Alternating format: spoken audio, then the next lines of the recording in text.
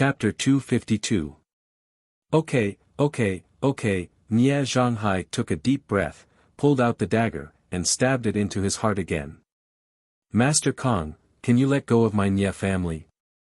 Nye Zhanghai spat out blood and smiled miserably. You're scaring me. Jiang Tian laughed and patted his chest. Then, he smiled meaningfully. When did I say I'll let go of your Nye family? I'm going to wipe out your Nye family and leave no one alive. You're going to watch them die one by one. What? You went back on your word. Nye Zhanghai glared at Jiang Tian with hatred. He staggered to his feet and fell to the ground again. Hearing this, Yi Gufeng, Dragon Fifth, Zhou Zhenghao, and the others' expressions changed drastically. They all shuddered. To be honest, although Jiang Tian was strong before, he would never kill the innocent. Today, however, he was a bit too ruthless.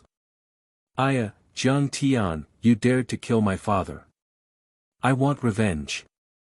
I want to kill you. In the crowd, a 7 or 8-year-old child suddenly stood up. His face was full of hatred and gloominess. He pointed at Jiang Tian and cursed. Very good, you've got guts.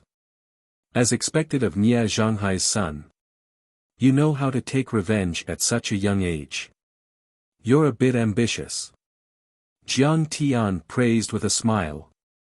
Uncle wanted to let you go, but I can't give you a chance now. Su Ruoqing frowned. She quickly stepped forward, grabbed the child, and threw him to the ground.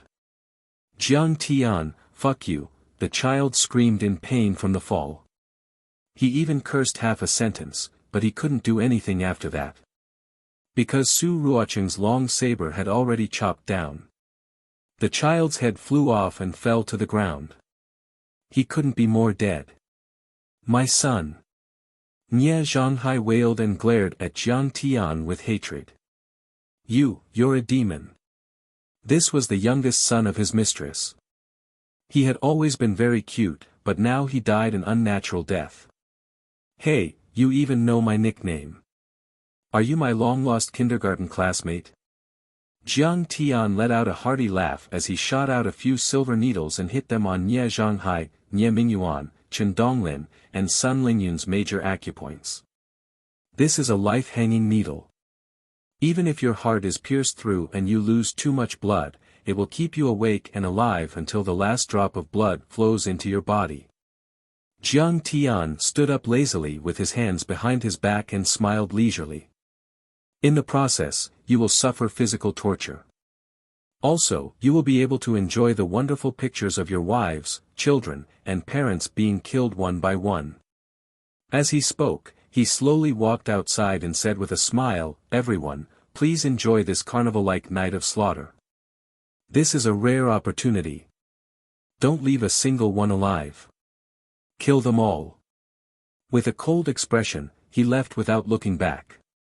Don't leave a single one alive, even Dragon the Fifth, Zhou Zhenghao, Bai Chou Fei, and the other ruthless members of the society shuddered. Truly ruthless enough. What kind of person was Jiang Tian? Taichu Immortal Venerable was a nickname given to those of the same path. Back then, he swept through the universe and killed countless people, dyeing the starry sky with blood. More often than not, he was called Taichu Old Demon and Starry Sky Butcher. It could be said that the ordinary people of the boundless universe were nothing more than ants and dust in his eyes. If he killed them, then he killed them. How could they cause the slightest ripple in his heart? So what if he slaughtered 3 families?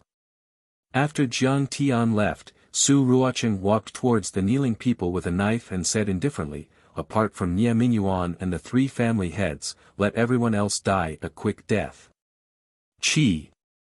She slashed down, and Nye Mingyuan's 18-year-old daughter fell into a pool of blood, her neck broken. Since Master Kong has given the order, then let's start. Zhou Zhenghao rubbed his fists with excitement in his eyes. Kill to your heart's content. There are dozens of people. Ha! Bai Chou Fei also took out a long knife and approached the crowd. He had often killed people over the years. If he didn't kill people, how could he get to the top and succeed? Looking at the 5,000 years of Wuxia's history, for those who were truly at the top, most of their grand ambitions had to be accomplished by killing people. As the saying goes, killing one is a crime, slaughtering 10,000 is a hero. Killing 10,000 is a hero among heroes. Everyone began to move, and the entire Nia family villa began to emit waves of heart-wrenching screams, the wailing of children and women, and the helpless begging for mercy. The slaughter began. Heads rolled and blood flowed like a river. The momentum of the three families was gone, and no one was spared. There were actually hundreds of people inside and outside the Nia family villa. Su Ruocheng had more than 100 fierce people from many clubs under the Banana Club. There were also the capable people that Dragon Fifth and Zhou Zhenghao had mobilized from Jiangbei and Bai Chou Fei from Lingnan's Flying Cloud Club.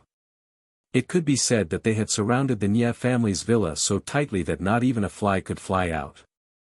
With so many experts attacking together, it was simply a one-sided massacre. They didn't encounter any decent resistance. Thanks to Nia Zhanghai's idea of escaping overnight, the Chen family and the Sun family were all gathered together, but they were defeated by Jiang Tian and the others. The slaughter lasted for half an hour. Finally, the screams and cries gradually subsided. Bai Chou Fei, who was dripping with blood, stepped out of a room with a long saber. He laughed heartily and said, "Damn, after so many years, this is the first time I've killed people to my heart's content. It's really fucking satisfying. Working for Master Kong is just so satisfying." Su Ruocheng's long saber was bent, and his eyes were full of excitement. "Alas, who told you to provoke Master Kong? Rest in peace, don't open your eyes. It's good to believe in Buddha like me. Your painful life is over. When you reincarnate as a human, you must remember to believe in Buddha." Tang Xiaozi twirled the Buddha beads, put his palms together, and chanted sutras for the dead. He nagged, his face full of compassion and piety. During this process, although Nia Zhanghai and the others were stabbed many times, and blood flowed like water, their consciousness was still clear. They painfully watched their loved ones fall one by one and leave this world. "Miss Ruocheng, what should we do next?" Yi Gufeng looked at the corpses all over the ground. The pungent smell of blood made him very uncomfortable. He frowned and looked at Su Ruocheng. "Mr. Yi, don't worry. Leave everything to me." Su Ruocheng smiled sweetly and clapped her hands. Then, several strong men came out with large barrels of gasoline and poured the inside and outside of the villa. Everyone left the villa. Su Ruocheng picked up a cigarette and her eyes twitched. She glanced at the beautiful villa and sneered, "Don't bully the young for being poor. I didn't expect that the three great families of Jinling would have such a miserable ending." After saying that, she gently flicked the cigarette in her hand. It drew an elegant arc and fell into the gasoline. Boom! There was a loud sound. The beautiful European-style manor suddenly burst into flames one after another, like fireworks in the night sky. So beautiful. Su Ruocheng was intoxicated with admiration. Wah! Suddenly, a figure came out of the flames. He was covered in flames and screamed at the top of his lungs. "Jiang Tian, I won't let you go. I won't let you go. I will take revenge." The person covered in flames was Nia Mingyuan. Everyone looked at Nia Mingyuan in silence, but no one came forward to help him put out the fire. He was covered in flames, rolling and flailing on the ground. The flames gradually died out. However, he gradually passed out on the lawn. He doesn't seem to be dead. Should we go and finish him off? Bai Choufei's eyes were bloodshot. He wanted to go forward with a long knife. Forget it. There is still a lot of gasoline left. It will burn you. Yi Gufeng reached out and stopped him. How long can he last with such a high fever? If we send him to the hospital now, even the gods can't save him. Su Ruocheng said with a disdainful smile. Just like that, everyone stood on the hillside outside the villa, smoking and chatting, watching the flames in the villa burn fiercely.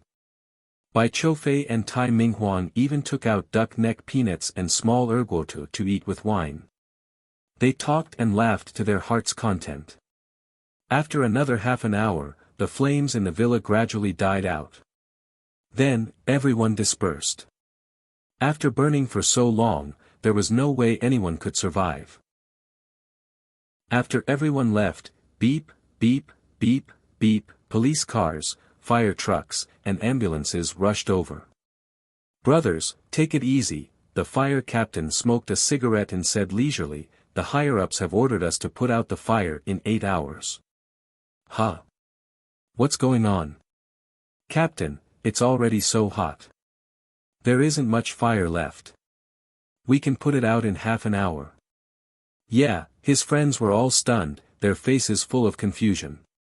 "Why do you care so much? Anyway, that's what the higher-ups said." The fire captain took out a set of poker cards and said with a smile, Come, let's play a few rounds of landlord. Come, let's play landlord." Everyone seemed to have understood something. They took off their fire helmets and enthusiastically participated in this activity that was beneficial to their physical and mental health. In the blink of an eye, the sky turned bright. Only then did the firefighters lazily walk into the villa and put out the fire. It only took them 10 minutes to drive back home. The next day, the Jinling Morning News reported that a villa in the western suburbs suddenly caught fire. 5 people died on the spot, and some were injured. This news only lasted for 5 seconds. Other than that, there were no other details. In the early morning of the day after the fire, clatter! A beautiful and slender figure stood outside the Nye family villa. The luggage in her hands suddenly fell to the ground. She stared blankly at the Nye manor, which was now in a complete mess. Her pretty face was filled with shock, and then, sparkling and translucent tears seeped out of her clear eyes. The once beautiful Nye clan, the once beautiful times, had now turned into a pile of dilapidated fences and dilapidated walls, ruins, and black soil. It had vanished into thin air. Mom, big brother, little Yuan, little Feng. The woman's beautiful face was pale. She was full of sorrow and her voice was trembling. Beside her, a tall and handsome young man supported her and asked with concern, "Shuaman, are you okay?" After hearing the news, Nye Shuaman, who had just finished her closed-door training, rushed over. It only took her a few hours to fly to the Nye residence. After leaving the airport, she rushed to the Nye residence without stopping. However, she was a step late. She couldn't accept the fact that the Nye residence was in ruins. No. How could this be? Nye Shuaman rushed into the villa as if she had gone crazy. In the ruins, she dug around and finally dug out a petite corpse. No. Nye Shuaman hugged the severely carbonized body. Her delicate body trembled. Tears rolled down her face as she screamed toward the sky.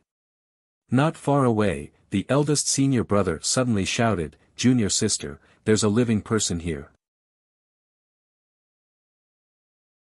Chapter 253. Nye Shuaman hurriedly ran over. She saw that the man was burned beyond recognition, and there was not a single piece of skin on his body that was intact. He looked like a cracked tree bark. He opened his mouth, but he could only make a meaningless sound. "Life-prolonging pill." Nye Shuaman hurriedly shouted. Senior brother Li Mubai did not hesitate to feed the man a precious pill that was filled with spiritual energy and fragrance. After a while, the dying man opened his mouth with difficulty. "Aunt, I'm Mingyuan. Mingyuan." Nye Shuaman cried out in surprise with tears in her eyes. She helplessly stroked his cheeks and body.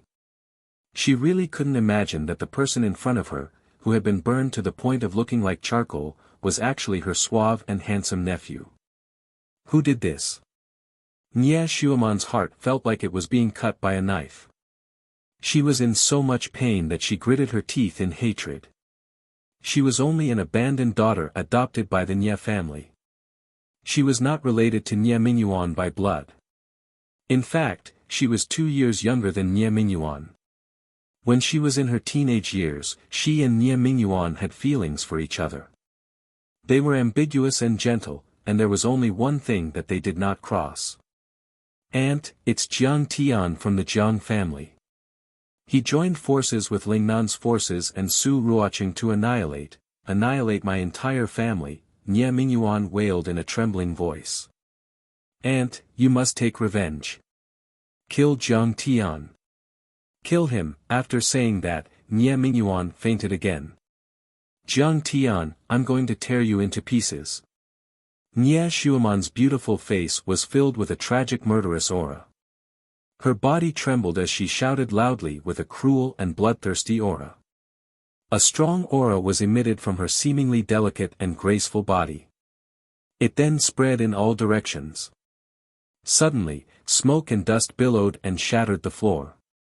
Shuaman, saving people is more important. Seeing the sharp murderous aura in Nie Shuaman's eyes, Li Mubai reminded her gently. Okay. Nie Shuaman nodded.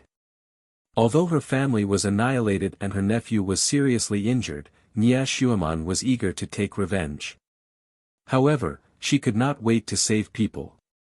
Nie Shuaman brought many life-saving medicines from Wudang sect.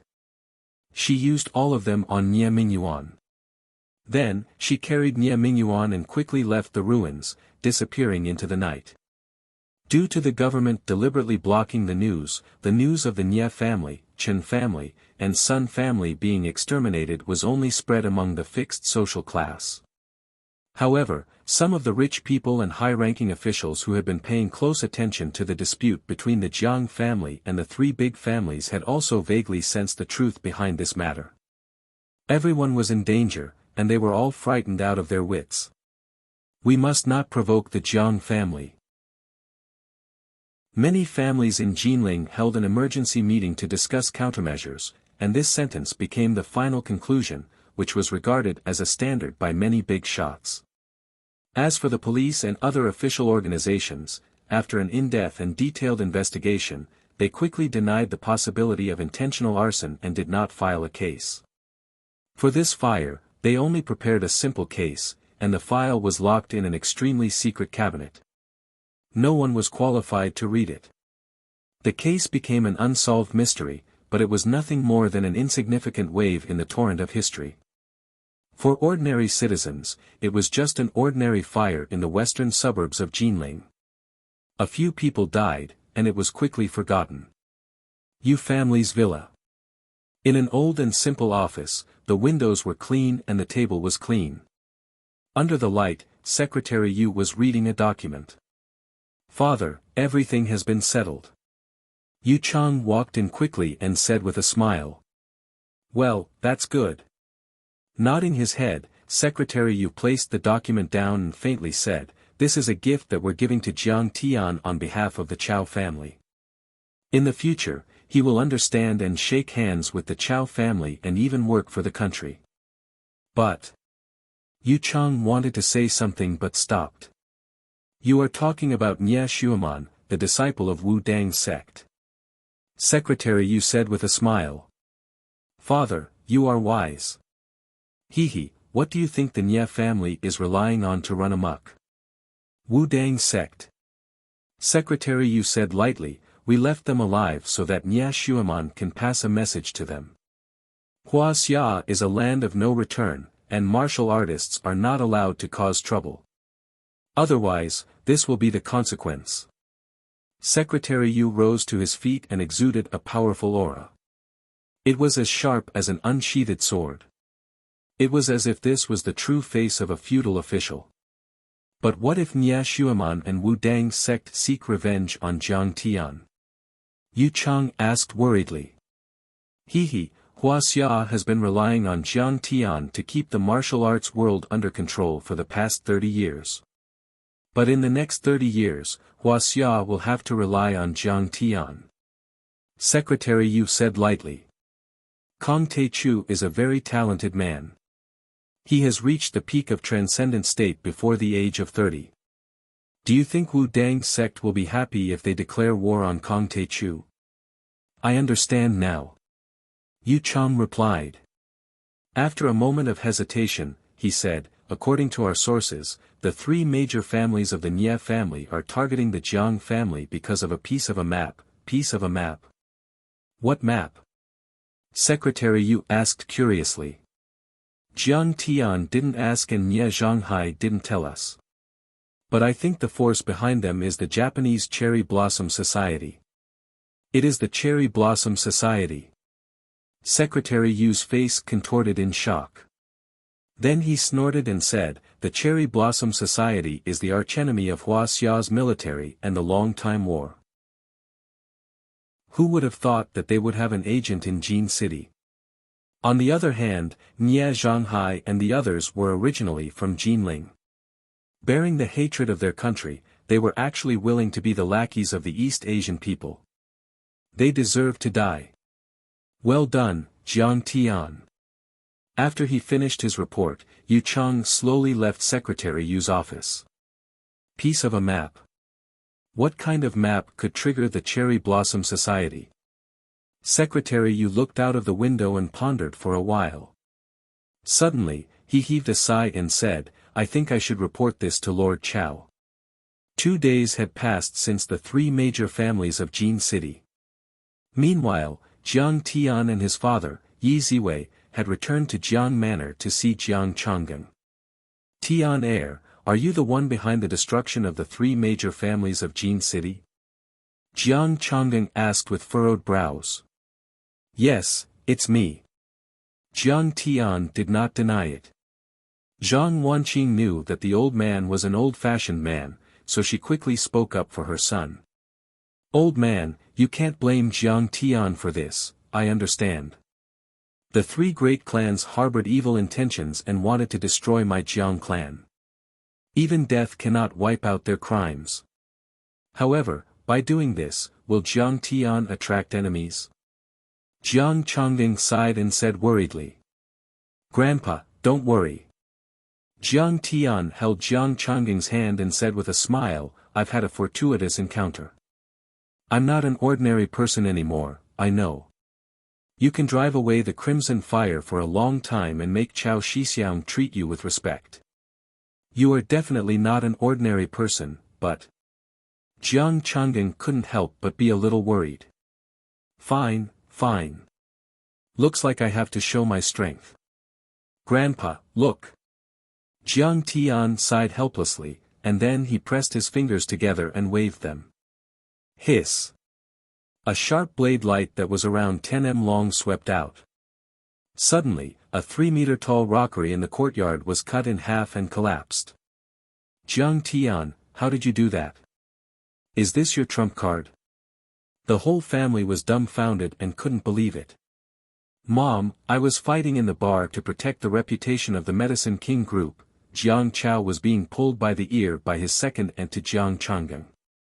He had broken the family rules and was sent to the police station a while ago. He begged for mercy. And it was the other party who started it. I've always been the first to talk, but the police didn't listen to my explanation and took me to the police station. You have to speak up for me in front of Grandpa. Don't let Grandpa hit me with a cane. While he was nagging, he suddenly saw Jiang Tian waving his finger and the rockery was cut in half. It was a shocking scene. Oh my God! Jiang Chao was so scared that he fell to the ground. His whole body was weak and he could not stand up. This time, if it were to land on his body, wouldn't he be chopped to death? How did he do it? He was about 10 meters away from the rockery. Is my son a god? Jiang Changgang, Jiang Zhixing and Yi Ziwei looked at Jiang Tian in shock as if they were looking at a stranger. Even when Jiang Tian drove the crimson fire at the old man's birthday banquet, they were not as shocked as when he chopped the rockery. Second aunt was also scared out of her wits. She stood at the door and bowed respectfully to Jiang Tian with a trembling voice, "Greetings, family head, old master." Jiang Chao was reckless in the fight, but he was protecting the family's reputation. He was exempted from punishment. "Go now." Jiang Tian waved his hand and said, "Thank you for your forgiveness." The second aunt and Jiang Chao knelt down together and then slowly walked away. After the two of them were gone, Jiang Tian looked at the old man and said lightly, "Old man, do you have confidence in me now?" "Jiang Tian, who exactly are you?" Jiang Changding's heart was filled with shock and disbelief. Jiang Jixing and Yi Ziwei also looked at Jiang Tian with puzzled faces. They also had the same question in their minds. "Grandpa, do you know about martial artists?" "I have heard of them." Jiang Changding suppressed the shock in his heart and said slowly, "It is said that martial arts and medicine are closely related. To practice martial arts, one needs to understand the theory of meridians, acupoints, and the human body. Doctors, especially the best doctors, are the most likely to come into contact with martial artists. After all, martial artists can also be injured or poisoned." Jiang Changding paused for a second and then said, "Although the Jiang family is not a martial arts family, I have met a couple of martial artists. I know that martial artists are divided into iron body, internal force, and transcendent state. It is said that the iron body is not afraid of cold weapons and internal force can kill through objects without leaving any trace. The transcendent state martial artists are known as grandmasters. They can refine qi into righteousness and condense qi into weapons. They can even hurt people with flying flowers and leaves. Wow! That is so powerful." Jiang Jixing, Yi Ziwei, and Jiang Jixing were stunned. They could not believe that there was such a terrifying and powerful being in this world. Suddenly, the old man said in shock, "Tian, are you one of the legendary martial artists? Or transcendent state?" "No, Grandpa, I'm practicing a different system called cultivation." Jiang Tian said lightly, "I am only in the middle and late stages of qi refining, but I am already comparable to a martial artist at the peak of the transcendent state." "What? You are already at the transcendent state?" "Our Jiang family actually produced a martial arts grandmaster." Jiang Changding was shocked. Then, he clapped his hands and laughed, "No wonder Chao Shixiang treated you with such respect." Jiang Jixing and Yi Ziwei were also proud. Chapter 254. Zhang Wanqing snorted and said proudly, "That Nie Zhanghai and the others think that the Jiang family is easy to bully. My son is actually a master. He's clearly courting death." Jiang Tian said leisurely, "The path of cultivation is deep and mysterious. It can be said that the highest level of a martial artist is only the basic stage of cultivation.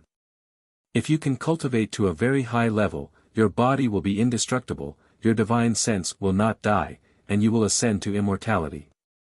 You can destroy mountains and rivers with one strike and throw cities with a raise of your hand." Jiang Tian took a sip of tea and said slowly, "You can even travel the universe, step into outer space, become a god, destroy a planet with a punch, destroy all living things with a snap of your fingers, until you can open up a universe that belongs to you. Cultivation is actually so magical. Oh my god, that's really a god.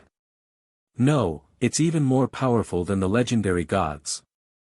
Jiang Changding and the others felt as if they were dreaming. They were dumbfounded and could not believe it. If they had not seen Jiang Tian's remarkable power with their own eyes, they would have thought that Jiang Tian was crazy and talking nonsense. But at this moment, they suddenly felt that if Jiang Tian had such ability, it was natural for him to destroy the three major families of Jinling. For such a peerless powerhouse, human lives were really like dust and ants, not worth mentioning. "Grandpa, Mom, Dad, Mom, Sister Ziwei, I gathered everyone today because I want to lead everyone into the path of cultivation."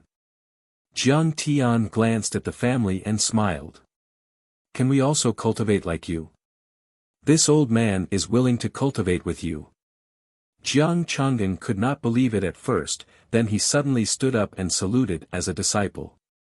Years ago, he had the 5 signs of decay and almost died, so he knew how precious life and health were. Even if he could not cultivate to the powerful realm that Jiang Tian said, it would be good to live a few more years healthily and not be tortured by illness. Grandpa, don't be so polite. I hope to accompany you forever. Jiang Tian was shocked and hurriedly returned the courtesy.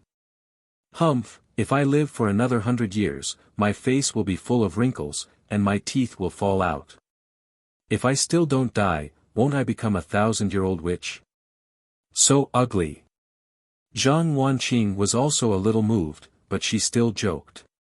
Mom, I know that you love beauty, but cultivators can rejuvenate themselves and keep their youth forever. They can realize the real reverse growth. Jiang Tian was speechless. His mother was still trying to look pretty at this moment. He laughed and said, when the time comes, you will look like a 16-year-old girl. You will be so beautiful. It's so much better than those cosmetics. This hit his mother's weak spot. She immediately said excitedly, then I'll cultivate too. Your mother is going to become a beautiful young lady, and I'm going to become an old man. What should I do? Who knows, your mother might even abandon me. I'll cultivate too. Jiang Zhixing chuckled. You bastard. What are you talking about? The child will laugh at you. In my heart, you will always be a handsome guy. Zhang Wanqing smiled and pinched her husband. Instantly, the whole family agreed. Jiang Tian said, I'll teach each of you a set of cultivator's skills later. Then, Jiang Tian changed the topic. He looked at Grandpa Jiang and said seriously, Grandpa, do you know that there is a mastermind behind the Nye family and the other 2 families? It's called the Japanese Cherry Blossom Society. The Japanese? Grandpa Jiang was surprised. How is that possible? Why would we provoke the Japanese? That's why I killed them. Jiang Tian took a sip of tea and said slowly, the 3 families don't just want to control the Medicine King group. They want to be the lackeys of the Cherry Blossom Society and exterminate the Jiang family. Their ultimate goal is to snatch a piece of the map. Piece of the map. It can't be that map, right? Jiang Chang'an frowned and pondered. Grandpa, what's the origin of that map? It's coveted by the Cherry Blossom Society. Jiang Tian asked. He had communicated with Tang Guizhou over the past 2 days and found out how powerful and terrifying the Cherry Blossom Society was. The Cherry Blossom Society was established during World War II. It was formed by Japanese kendo masters, ninjas, onmyojis, and other strange people who adhered to militarism. It could be said that there were many strong people and experts. Its president was like the imperial preceptor of Japan, on equal footing with the emperor. After nearly 100 years of development, the Cherry Blossom Society's strength grew day by day. They had terrifying influence in the military, political, and economic fields. They could influence national policies and instigate wars. Many tycoons like Matsushita and Sumitomo were proud to join the Cherry Blossom Society. Even their leaders had to be courteous when they met. In short, in terms of martial strength, the Cherry Blossom Society could compete with the long formation of Wuxia. However, in terms of influence in the secular world, the Cherry Blossom Society was even better, like the retired Emperor of Japan. This map fragment, it's a long story. Jiang Chang'an's eyes were deep as if he had fallen into the memories of the past. He said in a deep voice, during the Republic of China, your great-grandfather was a famous divine doctor. One day, he was treating patients at the Jinling Medicine King Clinic when a man dressed like a Taoist suddenly barged in. There were many spies chasing after him. Your grandfather saw that the pursuers were Japanese and knew that this should be an anti-Japanese hero, so he hit him and let him escape. He even treated his injuries. However, at that time, the world was in chaos. There was a shortage of medicine and in the end, this hero died. However, before he died, he still gave this map fragment to your great-grandfather. Moreover, this hero said before he died that this map fragment involves the secrets of the immortal ruins and the immortal land. He must keep it safe and must not let it fall into the hands of outsiders. Involves the secrets of the immortal ruins and the immortal land. Jiang Tian's eyes lit up and his heart was in turmoil. He said in a deep voice, "Grandpa, where is this map fragment now?" "This map fragment was given to the young lady of Yanjin as a betrothal gift for you." Jiang Chang'an shook his head and sighed. "Now that I think about it, this map fragment was the most important reason why that family wanted to marry us. At that time, they asked for the map fragment of the immortal ruins. I thought that our Jiang family was not a martial arts family and it would be a waste to keep it. I also wanted to find a good wife for you, so I agreed. Who would have thought that later on, he actually gave it to them." Jiang Tian's brows were tightly furrowed as he felt a sense of loss. When his master took him away from Earth, he had looked back at Earth and said that there was a wasteland in the depths of space near Earth. There were abundant cultivation resources. This should be the legendary immortal ruins. In his previous life, when his master took him away, he was already very powerful and had no interest in this immortal ruins. Therefore, he just looked at it for a while and took him away into the depths of the universe. But in this life, Jiang Tian's return had caused a series of butterfly effects. His master was likely not to come to Earth. Then he needed to set foot on the ancient Star Road, and the first stop on the ancient Star Road should be the immortal ruins. But he didn't expect that he couldn't find the map fragment even though he knew about the existence of the immortal ruins. It doesn't matter. Jiang Tian suddenly became spirited. His eyes shone brightly and his heart was filled with killing intent. The marriage contract has been annulled. The map fragment of the immortal ruins will naturally be returned to the Jiang family. Sooner or later, I will kill her family and ask for it back. If they obediently return it, I will let it go. If they don't, I will kill her family. Although he thought so in his heart, in order to not worry his family, Jiang Tian asked with a calm expression, he asked calmly, "Grandpa, is there a copy of the map fragment? I want to see." "There is a copy. Wait for me to get it." Jiang Chang'an went into the study. When he came out, he handed a piece of paper to Jiang Tian. These words and patterns.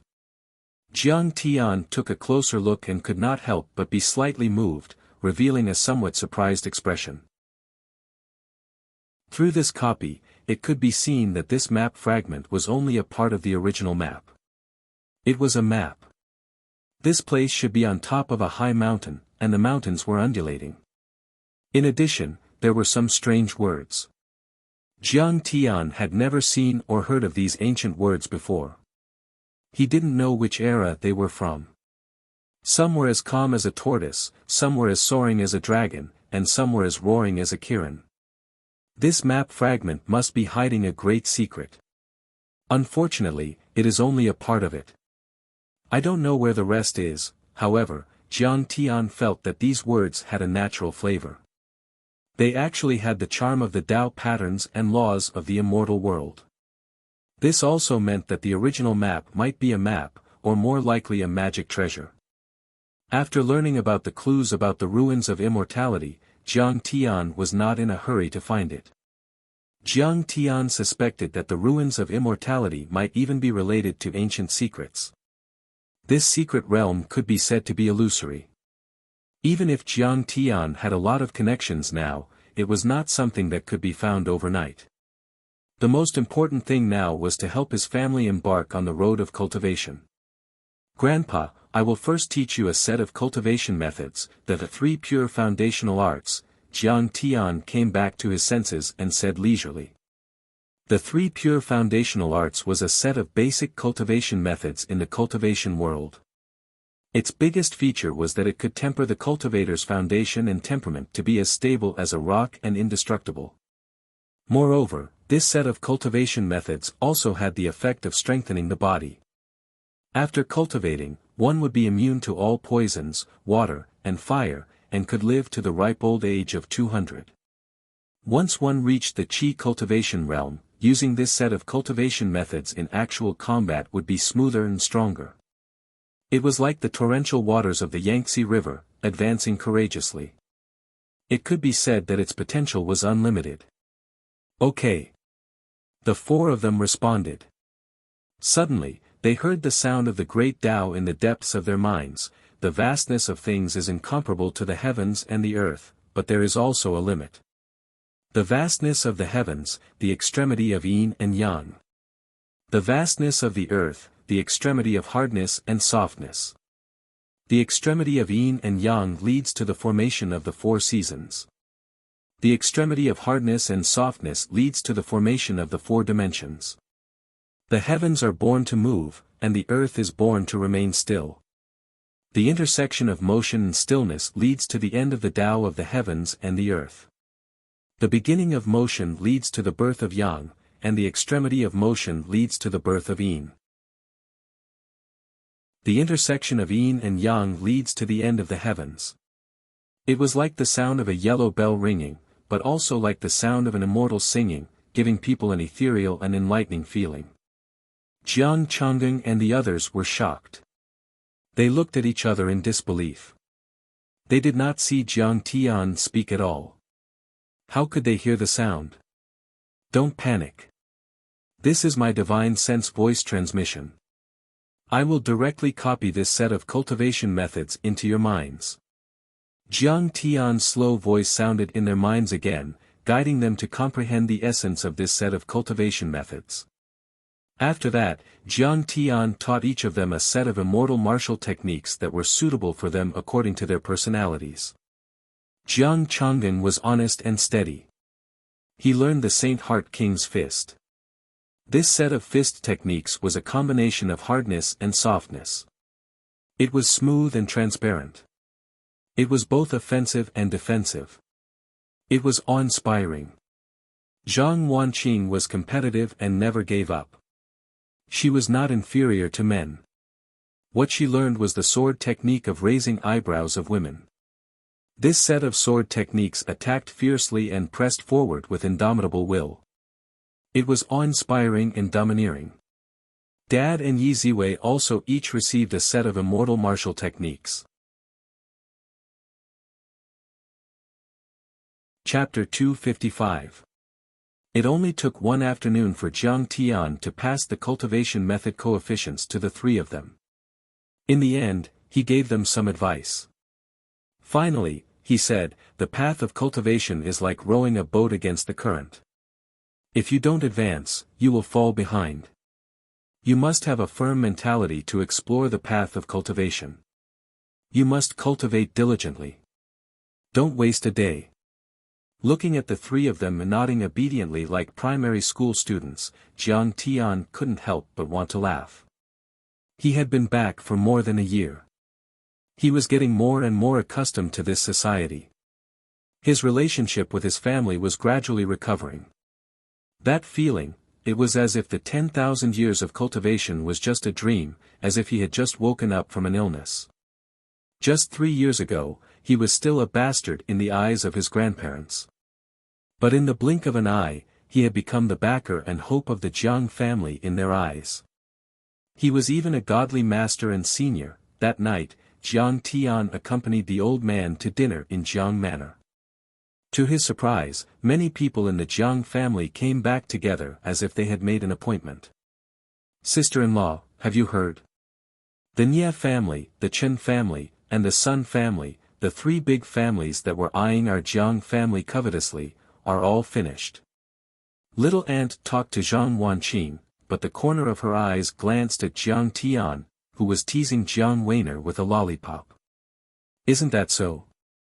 I heard that the three listed companies under their control were all secretly controlled by a private equity fund registered overseas. Big Aunt also said excitedly. I also heard that the people of the three big families were trying to run away, but they were all wiped out. Not a single person was left alive. Big Aunt said mysteriously, sister-in-law, I heard that it was little Tian's ability. Is it true? Yeah, I also heard that no one went to put out the fire. It burned for the whole night. Is it Elder Chow and the other officials who helped Jiang Tian? Everyone surrounded Zhang Wanqing and asked her all kinds of questions excitedly. It could be said that the destruction of the three big families was great news for the Jiang family. Everyone was shocked and ecstatic. Half a month ago, the Jiang family was still in a precarious situation under the combined suppression of the three major families in Jinling, Tianwei Pharmaceutical Company, and Hong Kong's White Knight Foundation. Who would have thought that the Jiang family would make a comeback in just half a month? The three major families of Jinling were completely finished. White Knight had retreated to Hong Kong, and the Chen family of Beijing had lost half of their lives. What? The three great clans have been annihilated. Jiang Bengxia looked at Jiang Tian's back. She covered her mouth and dared not speak. Cold sweat was pouring down her face. She had participated in the financial war against the three families, but she didn't know that there was a bloody massacre after the war. Jiang Chao looked at Jiang Tian as if he was looking at a god. His eyes were filled with fear and trepidation. This trash cousin of his had silently annihilated three great clans and caused a huge commotion, yet he had escaped unscathed. This ability was simply too powerful, just like a god. Don't spread this news carelessly. It's all nonsense. Suddenly, the old man walked out, glanced at everyone, and shouted angrily, "Whoever dares to say a word outside will be punished according to the family law." Everyone was silent. They didn't dare to say a word, nor did they dare to ask questions. Some people still didn't understand, but some smart people had already realized that this was done by Jiang Tian. However, it was too ruthless. If word got out, it wouldn't be good for the Jiang family or Jiang Tian. 3 days later, a piece of shocking news swept through the entire Jinling like a hurricane. Jiang Zhixing was transferred to a state-owned investment group in Su province as the chairman of the board. For a time, public opinion was in an uproar. It could be said that the officials had put in a lot of effort to promote Jiang Zhixing. They bypassed the strict promotion period in the officialdom and directly let him break through the encirclement of state-owned enterprises. The provincial investment group was a department-level unit. Generally speaking, after 3 years of service in the provincial investment group, one could become a deputy provincial cadre. Everyone understood that this war had been decided by the officials. House Jiang had won completely and beautifully. Everyone had a premonition that a radiant and powerful family was slowly rising in Jinling. Master Kang's name spread throughout Jinling, shocking everyone. When Jiang Tian appeared at Banana Club that night, Mu Yunqing, Meng Yao, and Tang Bao all looked at Jiang Tian in disbelief. Some time ago, when the three great clans joined forces to attack the Jiang family, everyone thought that the Jiang family was finished. However, they didn't expect House Jiang to turn the tables and win completely and beautifully. The three noble houses were finished, and Yaowang Group's market value had increased to hundreds of billions, becoming the #1 Chinese medicine company in Huaxia. House Jiang controlled 51% of the company's shares, which had reached a huge amount of assets of 50 billion. House Jiang was now at the peak of its power. In terms of assets, they were definitely in the top 3. Jiang Tian, on the other hand, had become the crown prince of House Jiang once again. Meng Yao and Mu Yunqing were so regretful that their intestines turned green. If they were given another chance to choose, they definitely wouldn't pass up on Jiang Tian. "Jiang Tian, how did you do it?" Meng Yao asked softly as she walked up, her face full of flattery. It was close to autumn, and Meng Yao was wearing black silk pants that ended at her ankles. Her white striped shirt was tucked into her pants, accentuating her slender waist and long legs. Between her pants and her white pointy heels, a patch of snowy skin could be seen. It was breathtakingly beautiful. It had been a while since they last met, and her wavy hair and makeup made her look even more mature. She had the charm of an urban workplace beauty. Master Jiang, Yao Wang's been so amazing lately. You have to take care of our business in the future. Tang Bao mustered up her courage and walked up, hugging Jiang Tian's arm and acting cute. Her smooth black hair fell over her shoulders, and she looked pure and innocent.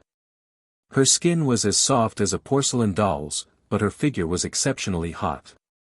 Even the V-neck couldn't cover her full breasts. Her body was also giving off a seductive fragrance, and her voice was like a lover's whisper.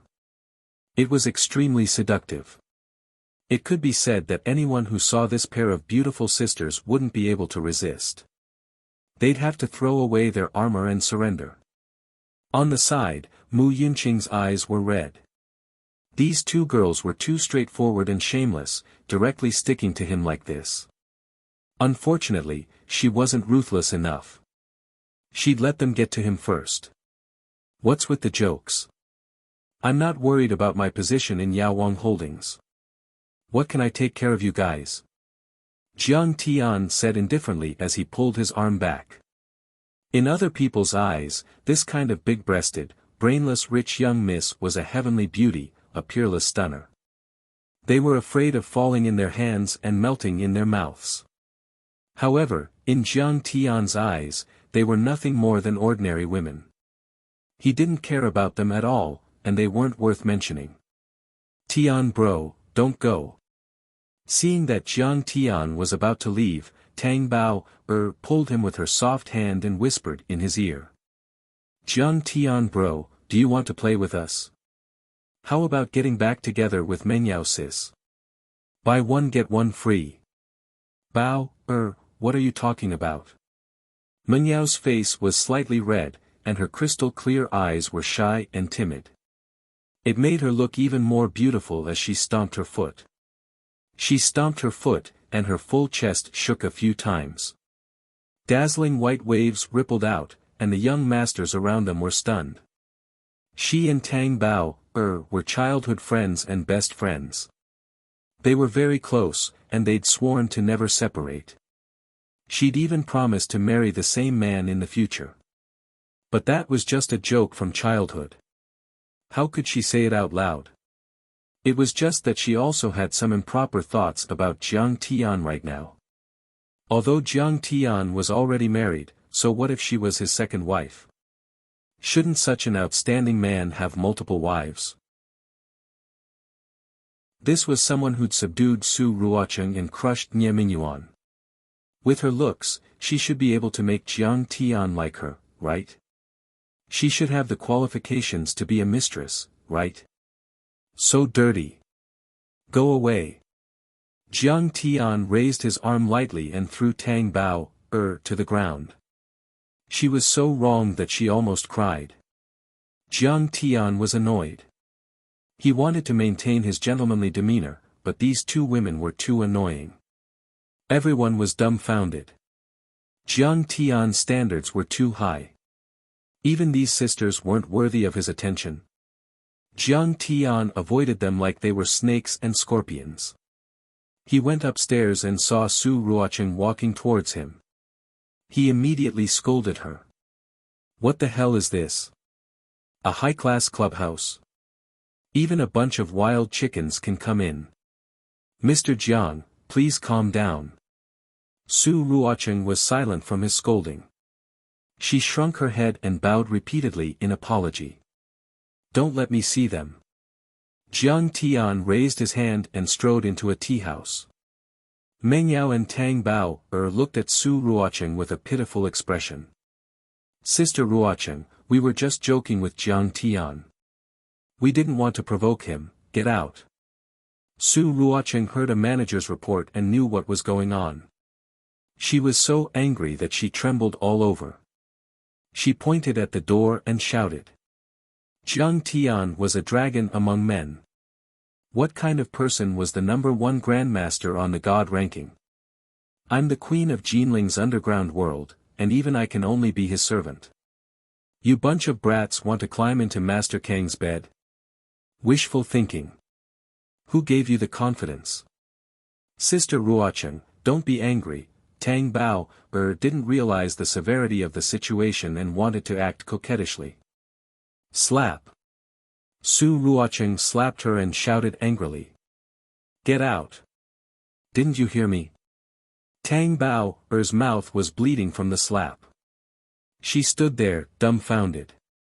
She didn't know if she should cry or not. Throw the two of them out. Su Ruocheng shouted. From now on, their names will be removed from Banana Clubhouse. They're not allowed to enter. If you dare to offend Master Kong again, I'll kill you. Meng Yao and Tang Bao were like withered leaves in the cold wind under Su Ruocheng's might. They trembled, their faces pale.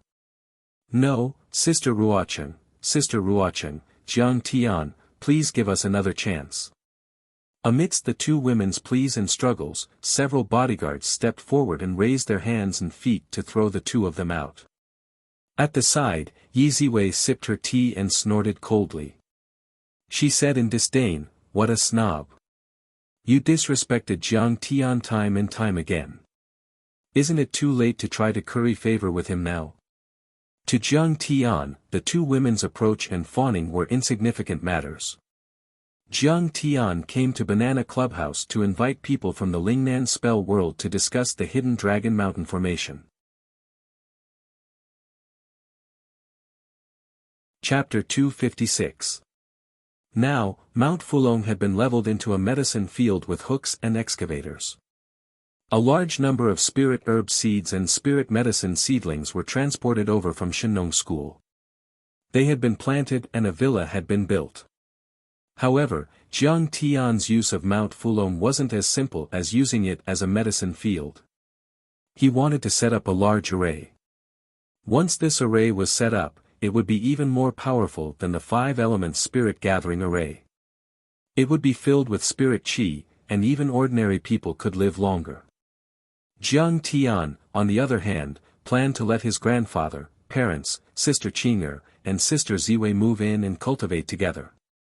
However, this array wasn't as simple as the 5-element spirit gathering array in No. 1 King's Mansion. Of course, the King's Mansion was not bad, but Xiu Lake was only 10 square kilometers of water, and Lion Peak was only a 100-meter hill. How much spirit qi could there be?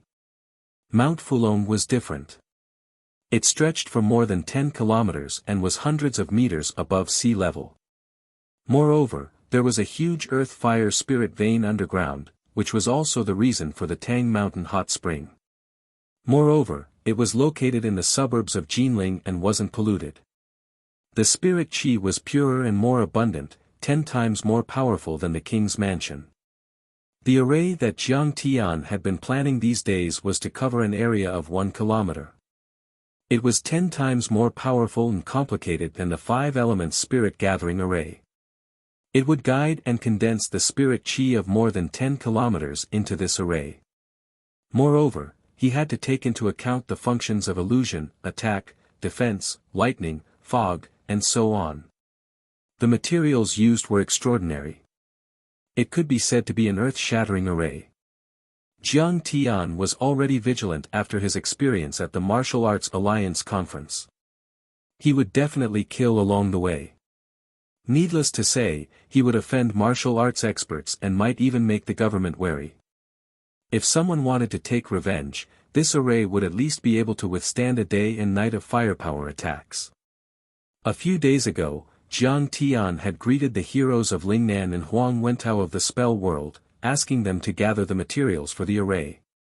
Today was the day he handed over to them. Mr. Jiang. Master Kong. When they saw Jiang Tian enter, Jianbei's representative Yi Gufeng, Jiannan's Bai Choufei, Tai Ming Huang, Tang Xiaozi, and many other powerful cultivators all stood up, bowing respectfully, appearing incomparably humble. Congratulations to Master Kong for shaking Jinling and wiping out the 3 great clans. Yeah, this battle was really beautiful.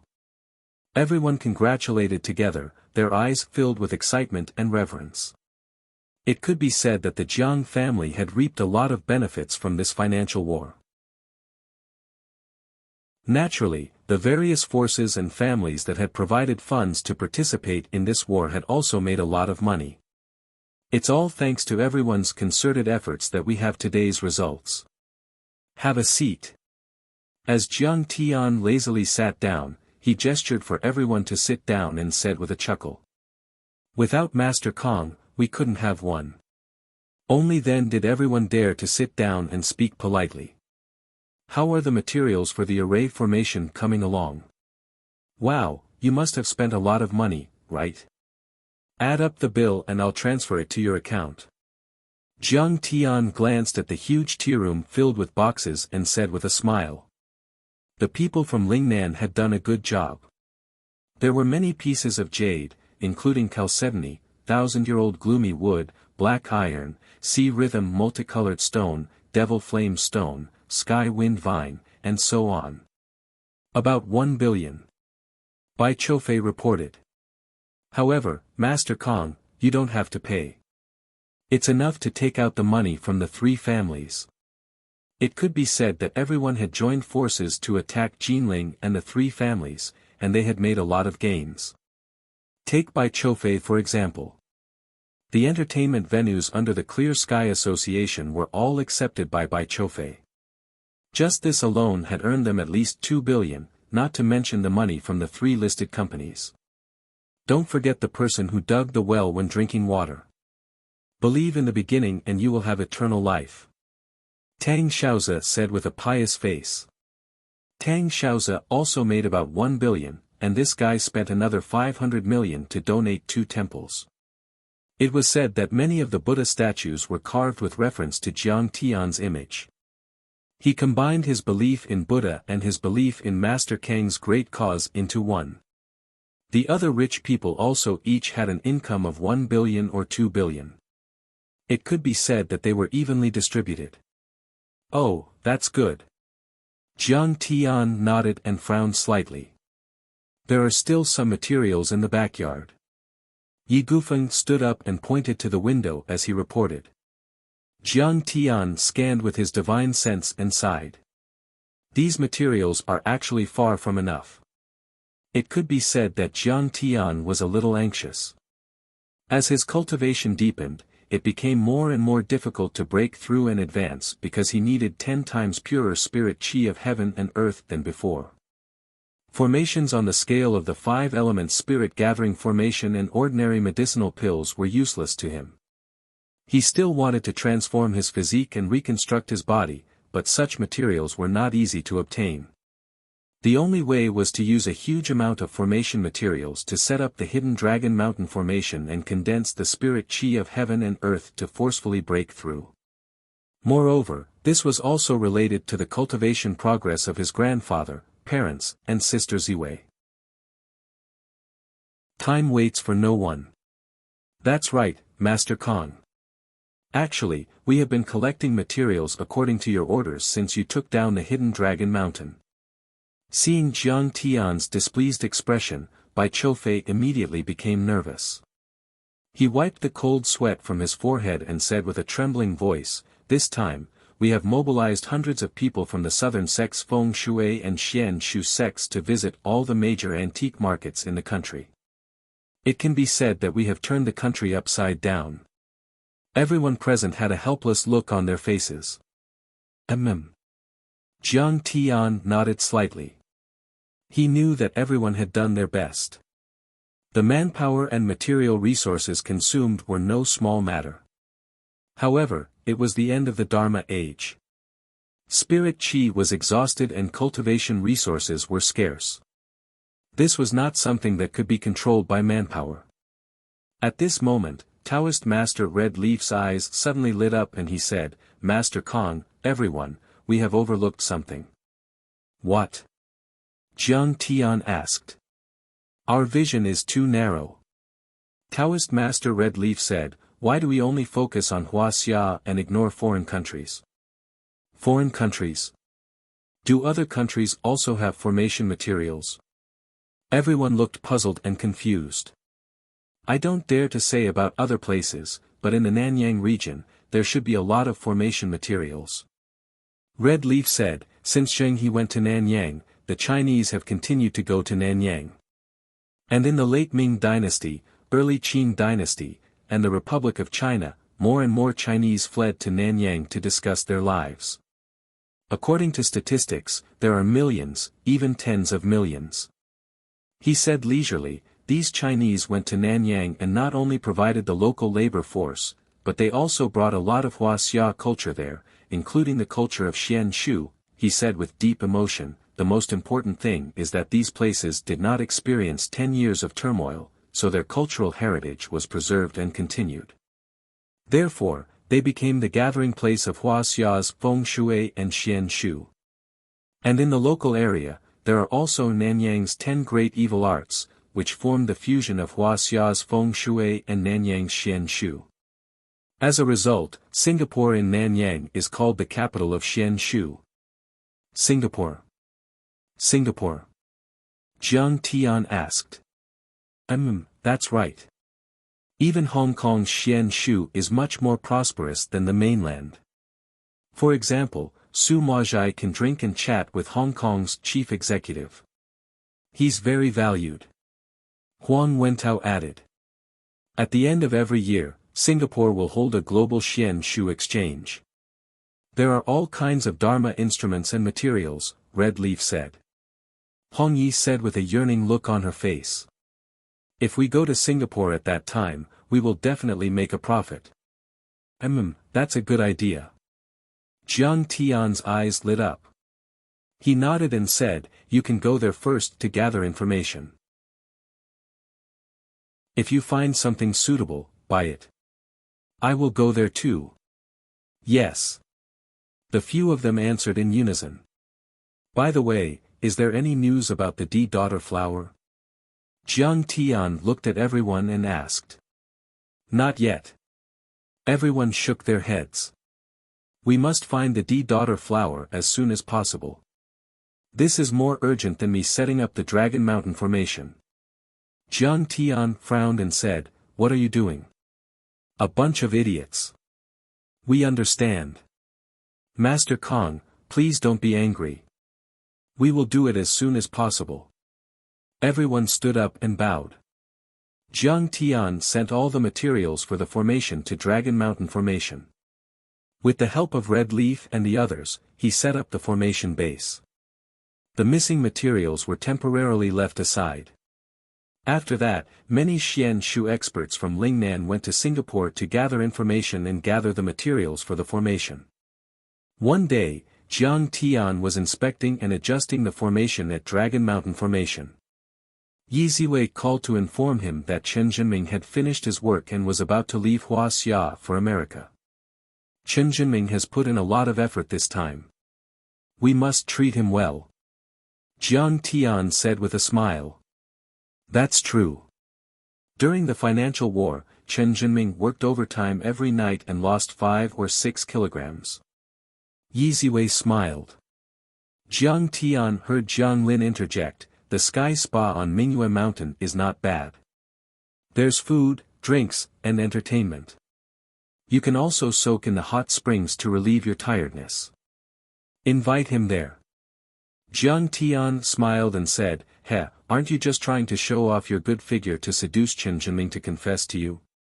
During this period, Jiang Tian had also noticed that Chen Jinming's feelings for Jiang Lin were not ordinary. Now that he was about to leave Jinling, if he did not confess now, when would he? Someone else might beat him to it. Bah, nothing good comes out of your mouth. On the other end of the phone, Jiang Lin blushed and spat. Very soon, the matter was settled. Jiang Tian suddenly had an idea and called Zhen Shuai.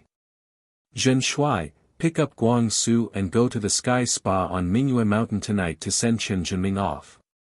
After all, the 4 of them had grown up together and were very close. It would be inappropriate to not tell them about Chen Jinming's return. Chen Jinming is back. This was the first time Zhen Shuai had heard the news. He was shocked and then said sourly, Jiang Tian, you're too mean. You didn't even say hello to me when he came back. Are you still my brother? After Jiang Tian beat up Nie Feng and scared Yu Chang, Chen Shui began to pay attention to and research Jiang Tian's news. Only then did he realize that Jiang Tian was already the crown prince of the Medicine King group. Later, when the Jiang family of Jinling defeated the three big families of Jinling, he was so shocked that he almost fell over. He was naturally happy that his brother was awesome, but now, he could feel the distance between him and Jiang Tian, and he felt a little uncomfortable. Jinming hasn't left the house since he came back. He's been working. Jiang Tian explained with a wry smile. Sky Spa on Mingyue Mountain. I'm familiar with it. Okay, I'll book a private room in a hotel first. I'll pick you up. Zhen Shui did not waste time and hung up the phone. In the evening, he brought Tan Guangxiu to the entrance of the villa on Fulong Mountain.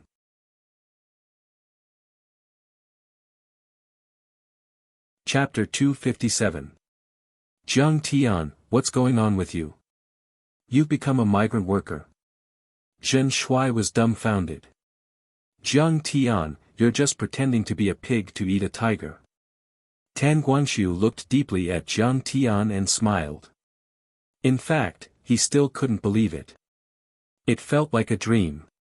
How powerful were the three great clans? Compared to them, the Jiang family was like a little white rabbit in front of three ferocious tigers and wolves. However, the Jiang family forcefully counterattacked and defeated the three great clans completely. And now, Jiang Tian was no longer that useless hedonistic son of a rich family. Instead, he was the crown prince of the Medicine King group.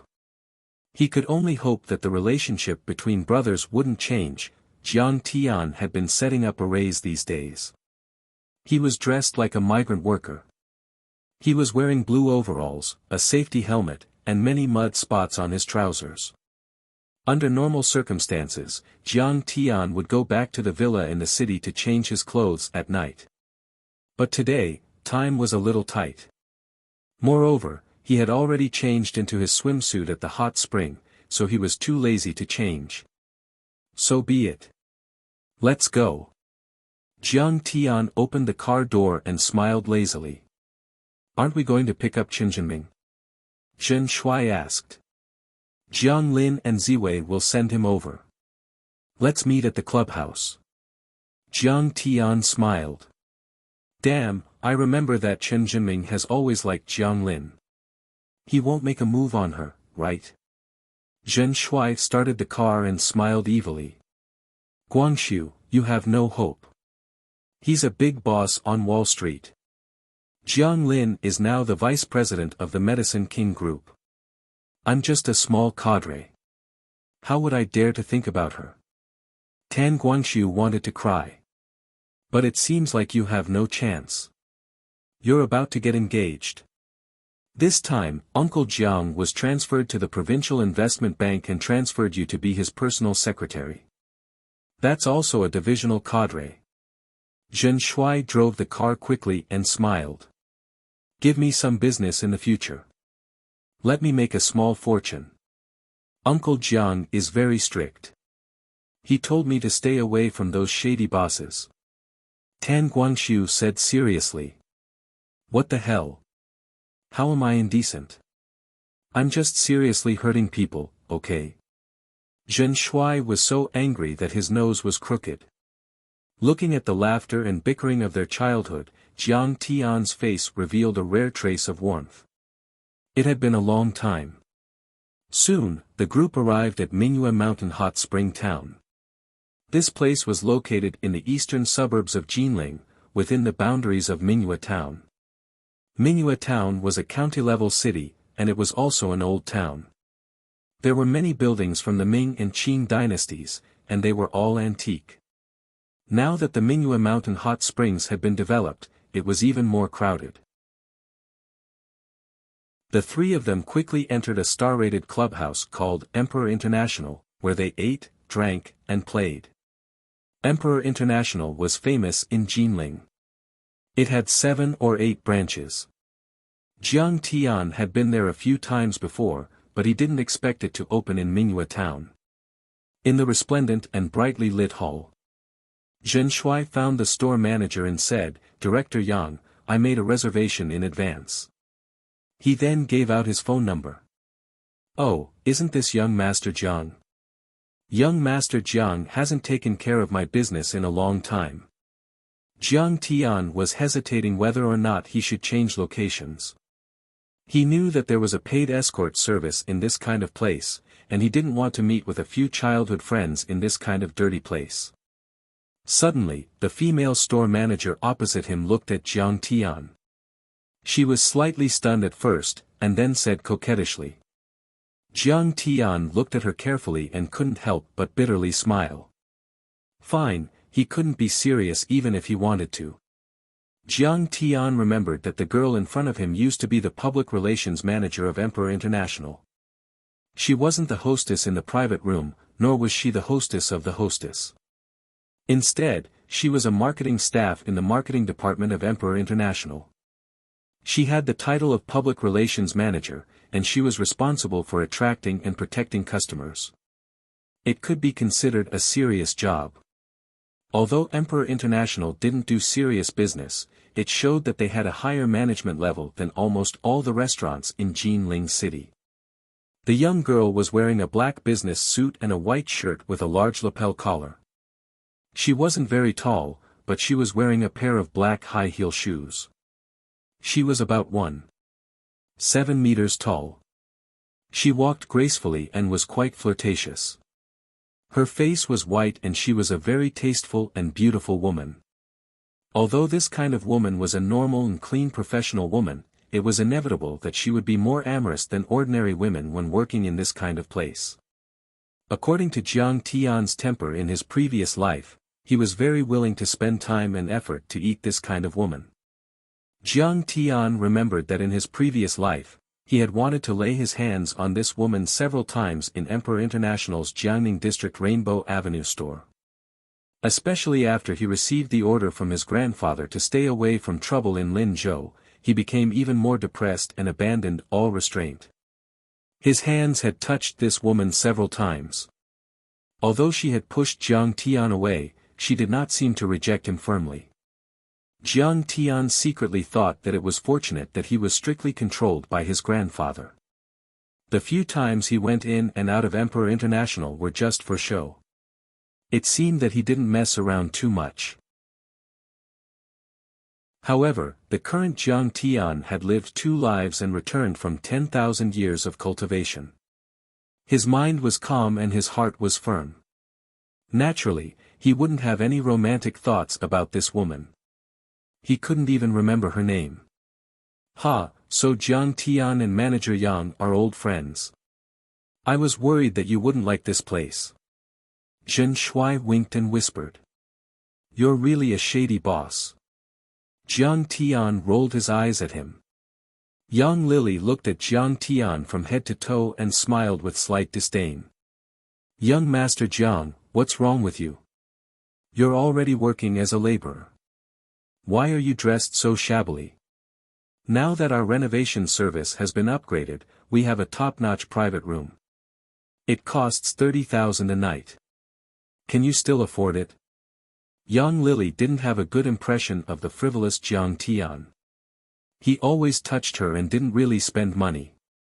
Now that she saw him dressed like a laborer, she looked down on him and couldn't help but express her dissatisfaction. Which private room? Jiang Tian frowned slightly, but didn't bother to answer her. He looked at Zhen Shuai and asked. Seeing that Jiang Tian was unhappy and Yang Lily's attitude wasn't good, Zhen Shuai didn't waste time and quickly said, the dreamy token, all right, let's go. Jiang Tian said faintly. Yang Lily saw that Jiang Tian ignored her and could not help feeling angry in her heart. She sneered and said, the dreamlike tokens box room fee is over 20,000. Can you afford it with your beggar-like appearance? If you can't afford it, I'll have to call the security to kick you out. She was sarcastic and unkind. The essence of a heartless bitch and a heartless actor was portrayed by her. Do I know you? If I have anything to say to you, I can only say that I'm sorry. My eyesight was too bad back then. Jiang Tian turned around and glanced at her. His eyes were indifferent. Look at your short figure. You're like the bark of a 3-inch tree. Young Lily was so angry that she almost fainted from Jiang Tian's words. She mocked, "Humph, don't act like you're some big shot. You're like a beggar, and you're not embarrassed to come here and eat." "I'll eat whatever I want." Jiang Tian stood with his hands behind his back. He coldly said, "You should know your own status. You're here to serve me. To put it bluntly, you're nothing more than a servant. Be careful or your boss will slap you if he finds out that you're disrespectful to a customer." "Serve you? You think you're worthy of being served by me?" Young Lily was so angry that she was stunned. Seeing Jiang Tian enter the private room under the guidance of the waiter, she couldn't help but snort and leave in a huff. Almost at the same time, another group of people entered the hall. Under the escort of a group of wealthy and respectable middle-aged men, a handsome and charming young man walked in with large strides. Young Lily's eyes immediately lit up. She walked over and bowed. Her face was full of joy as she said, "Young Master Bai, you've finally come. I'll have young Master Lei bring young Master Yu Chang and young Miss Su down to welcome you. Forget it, don't make a big fuss. Let's go up directly. I'm only here to discuss business." Bai Choufei said with a gentle smile. "All right, please follow me."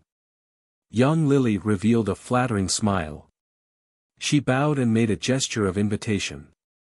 She obediently led the way in front. This was Bai Choufei, Yang Cheng's first-tier young master. It was rumored that he had recently become the godlike Master Kong. He had conquered many cities in Jinling and dominated a region.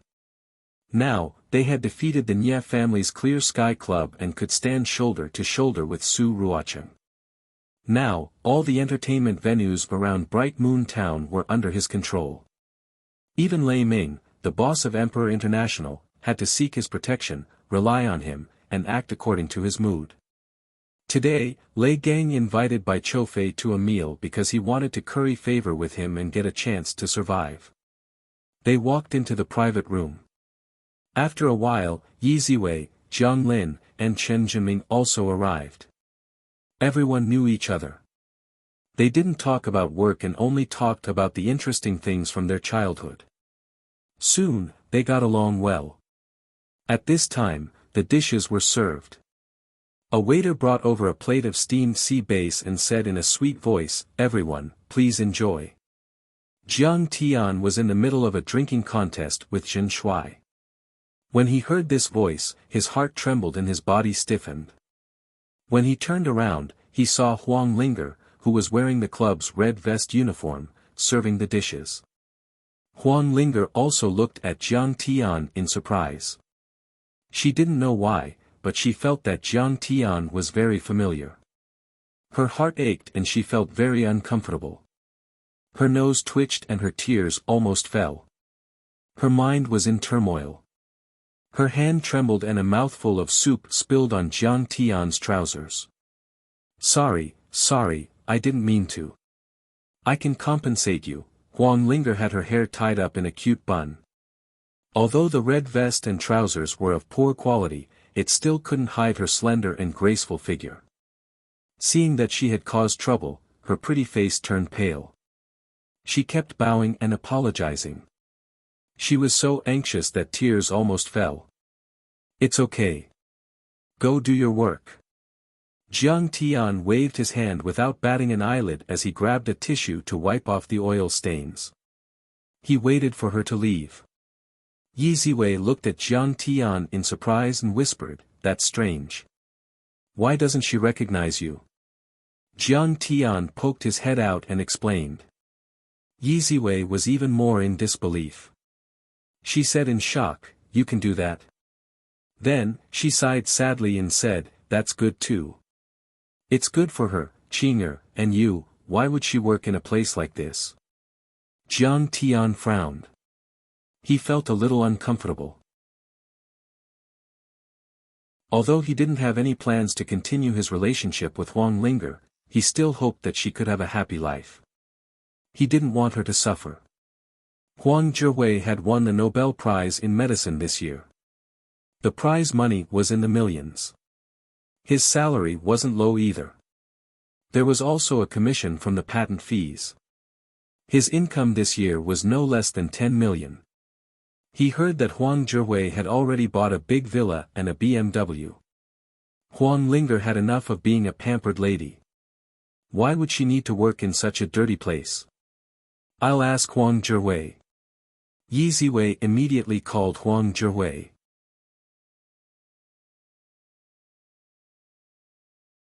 Chapter 258. Moments later, she hung up the phone and said softly, Huang Lin is really stubborn. She had received her graduation certificate from the pharmaceutical university in July. She had applied for a job at the Medicine King Group and the Fersky Laboratory, but she had asked her father not to look for anyone. She also did not mention her relationship with Professor Huang Zhihui, so no one knew. In the second round, she was eliminated. She's also an independent person. She didn't want to be a freeloader at home, so she insisted on coming out to work. Oh, I see, Jiang Tian nodded and said softly, how about this? Get the HR department to give her a call and ask her to stay by your side. I'll be more at ease then, sure. The herbal field in Mount Fulong is still lacking a person in charge. This girl seems to be a smart person, and she's also a pharmacist. Yi Ziwei nodded and said. She sympathized with Huang Lin. She heard from Huang Zhihui that even though Jiang Tian had erased her memory, she was still unable to fall for other guys. Countless young men pursued her, but she didn't care about them. When her parents urged her, she even got into a fight with Huang Zhihui and his wife. Perhaps it was because her parents urged her to get married that she came to Bright Moon Town to work and eat and live here. Yi Ziwei sighed in her heart. Meeting Jiang Tian was her fortune, but it was also her misfortune. Meeting Jiang Tian really ruined her life. Linger, come here. The moment Huang Lin came out of the room, she was called to a changing room on the 5th floor by the head waitress of the entertainment department. The head waitress threw her a low-cut princess dress and said, Linger, young Master Lei asked for your service. He's in the room on the 5th floor. Hurry over. Head waitress, I can't go. I'm a waitress in the restaurant. Huang Linger's heart clenched as she cried out with a pale face. This is Manager Yang's idea. The female manager wore an off-the-shoulder evening gown that revealed her cleavage. She was covered in dust as she impatiently knitted her brows and coldly said, if you don't go, then you can wait to be fired. I don't need you to fire me. I quit. Huang Lin took off her uniform and walked out of the door. What kind of attitude is this? The forewoman was also confused by her cold and stern refusal. For a moment, he didn't know whether he should persuade her or let her leave. He just stood there in a daze. Ling, I've invited you time and time again, but you're unmoved. You won't even give me this little face. Huang Lin walked to the door. Suddenly, a tall figure blocked Huang Linger's way and blocked her. Lei Gang walked into the dressing room with a gloomy face as he grinned, I heard that you sold yourself when you were in college, and now you're pretending to be pure in front of me? Do you think you are a princess? Get out of the way. Huang Lin angrily said, let me out. Lei Gang took out a sealed banknote from his small bag. There were at least tens of thousands of banknotes. Then he raised his hand and slapped Huang Linger's face. He proudly said, accompany me once and this 10,000 is yours. I have plenty of money. The new banknotes were as sharp as a knife. When they hit Huang Linger's face, they actually left a bloody mark on her face. What are you looking at? Get out of here. Lei Gang directly threw the banknotes at the forewoman's face. The forewoman didn't dare to let out a fart. She obediently walked out and closed the door. Lei Gang unbuckled his belt and approached Huang Lin. He sneered and said, "You refuse a toast only to be forced to drink a forfeit. See if I don't change 18 different postures to fuck you little bitch." Huang Linger covered her face and retreated step by step. Her eyes were filled with panic as she loudly said, "Don't come over. If you come over, I'll call for help. Save me. Help." However, the changing room was originally in a corner, and the music was deafening, so no one heard her voice. Outside the door, the forewoman walked to young Lily and said gloomily, "Do you want to persuade her? She doesn't want to get into the water. Can't young Master Lei do it when she has changed her mind? Can you persuade her?" Lei Gang's father, Lei Ming, is a martial artist. He is very famous in Jin City and no one dares to mess with him around Mingyue Mountain. Young Lily leaned against the wall and took a puff of her cigarette. She said indifferently, "It's fine if he doesn't do it. He just needs to throw some money at her and everything will be settled. This saves us the trouble of persuading Huang Linger to get into the water. This girl's ideological work is really not easy to do. You're right. This girl is too stubborn.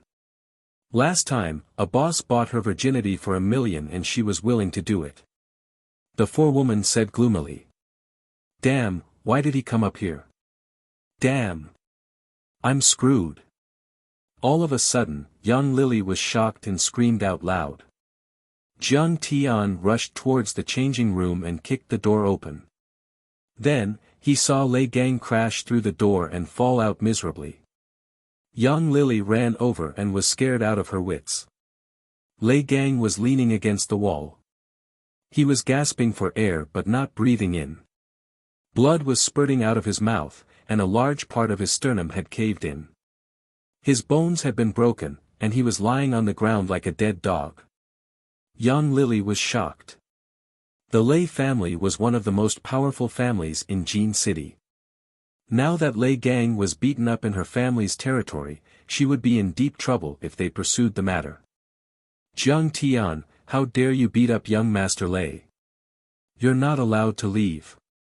Young Lily was so angry that she was trembling.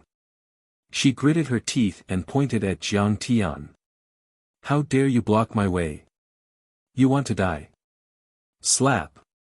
Jiang Tian did not say anything and gave her a big slap. She flew out of the room.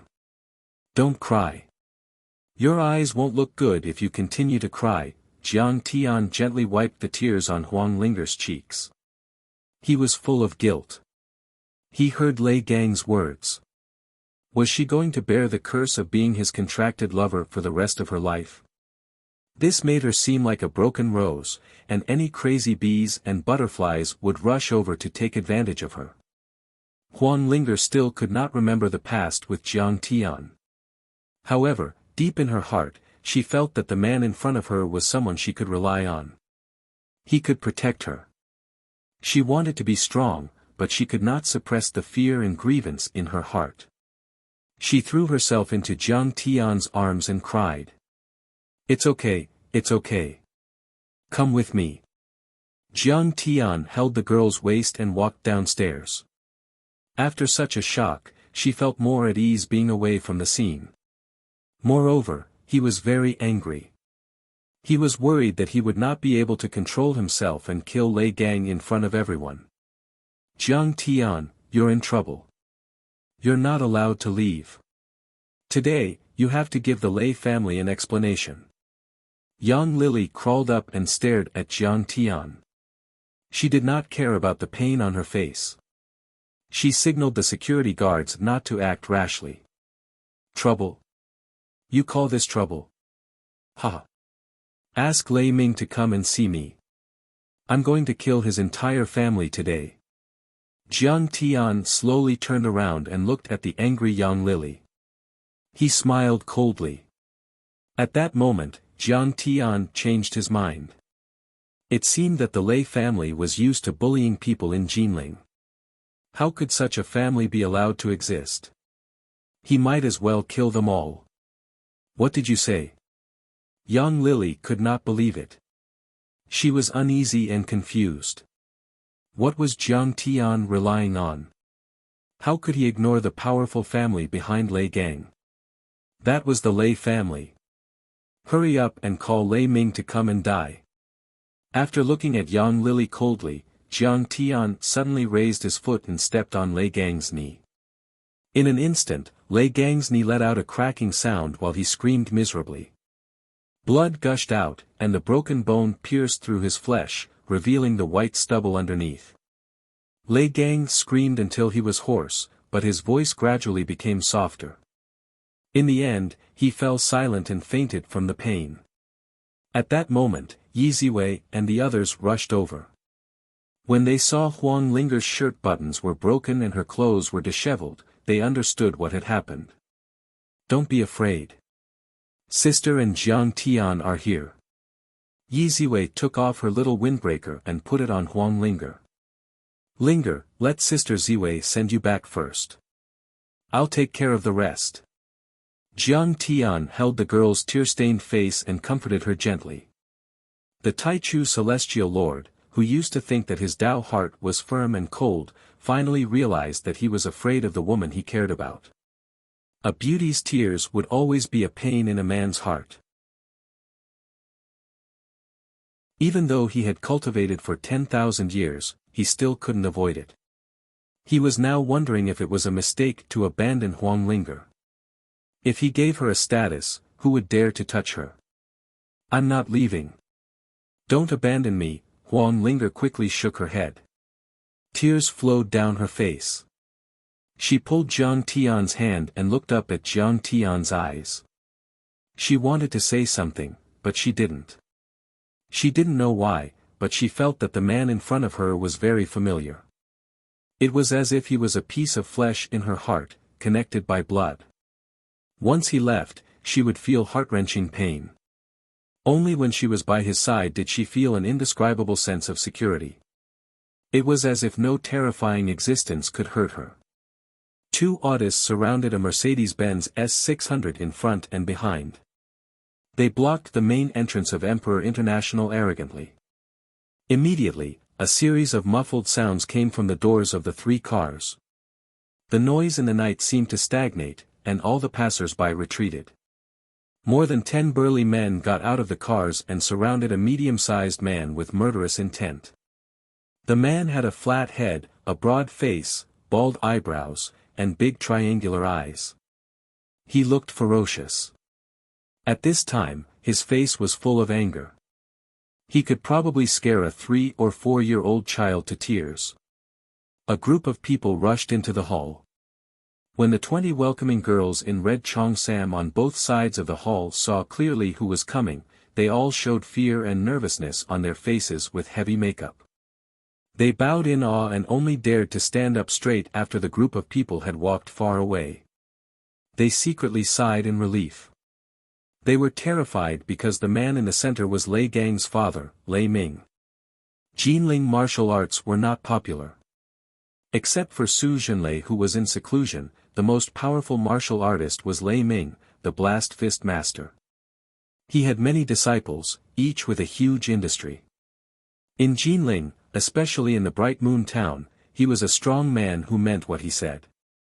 Moreover, he was also the boss of the Emperor Club. His assets were hundreds of millions. Usually, he used money to open the way to get to know high-ranking officials and nobles. Relying on his powerful skills and background, he bullied men and women and did all kinds of evil. The number of innocent women he harmed was at least 80 if not 100. The corridor facing the dressing room was almost like a long corridor in a European palace. It was carpeted and there were several pairs of large celadon vases on both sides. It was not narrow, but dozens of people gathered together to watch the fun, so the corridor was a little crowded. Messy but powerful footsteps came. People subconsciously looked back and then gasped. They stood on both sides of the corridor and tried their best to make way. They didn't dare to breathe. Lei Ming walked all the way. He was domineering and awe-inspiring, like a local emperor. The proud man walked to the end of the corridor and saw the miserable appearance of his only son. He was silent for a moment with a gloomy face. Suddenly, he turned to stare at Jiang Tian, gritted his teeth and smiled. "Boy, you dare to touch my son. You have guts."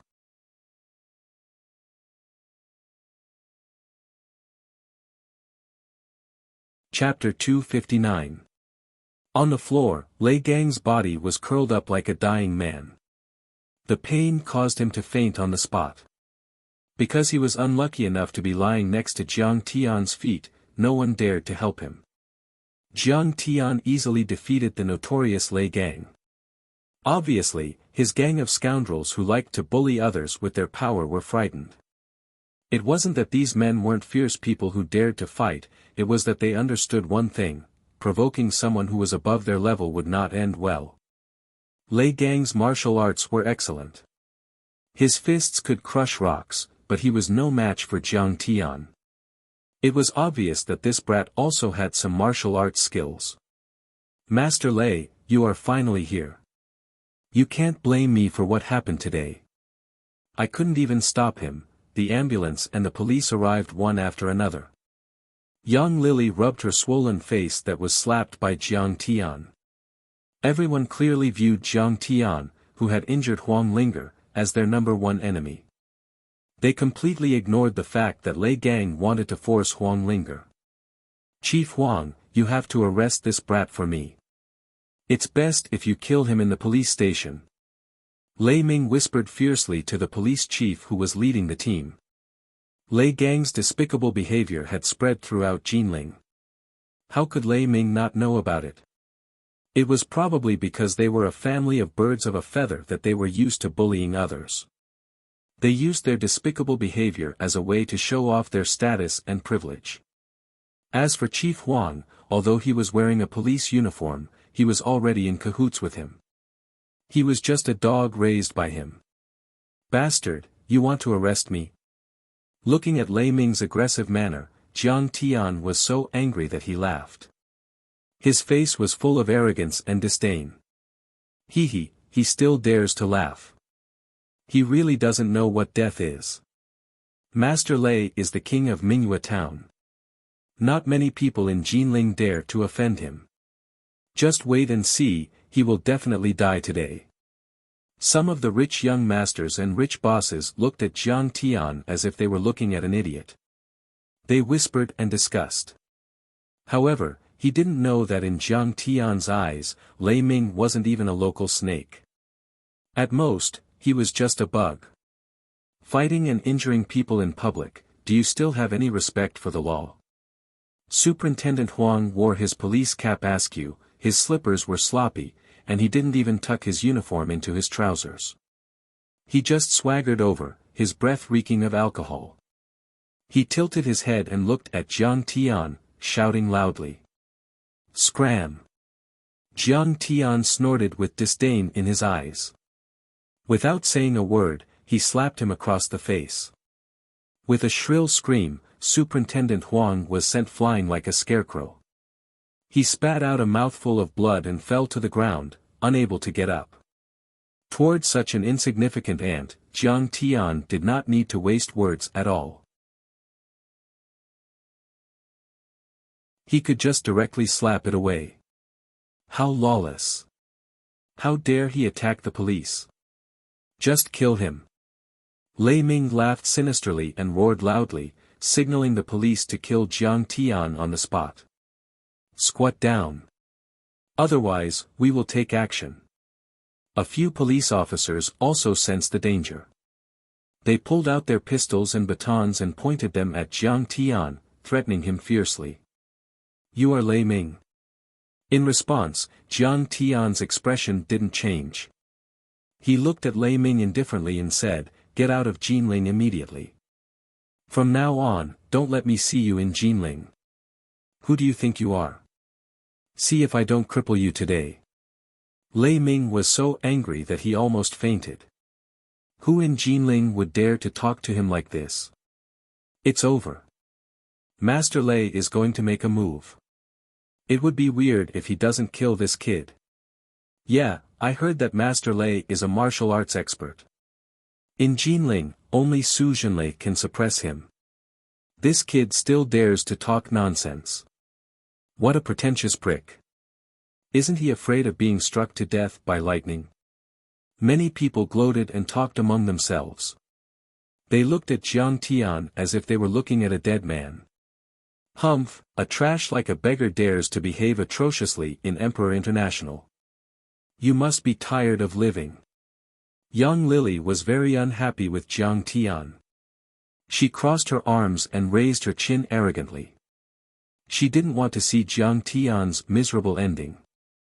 Sure enough, Lei Ming rolled up his sleeves and rushed toward Jiang Tian.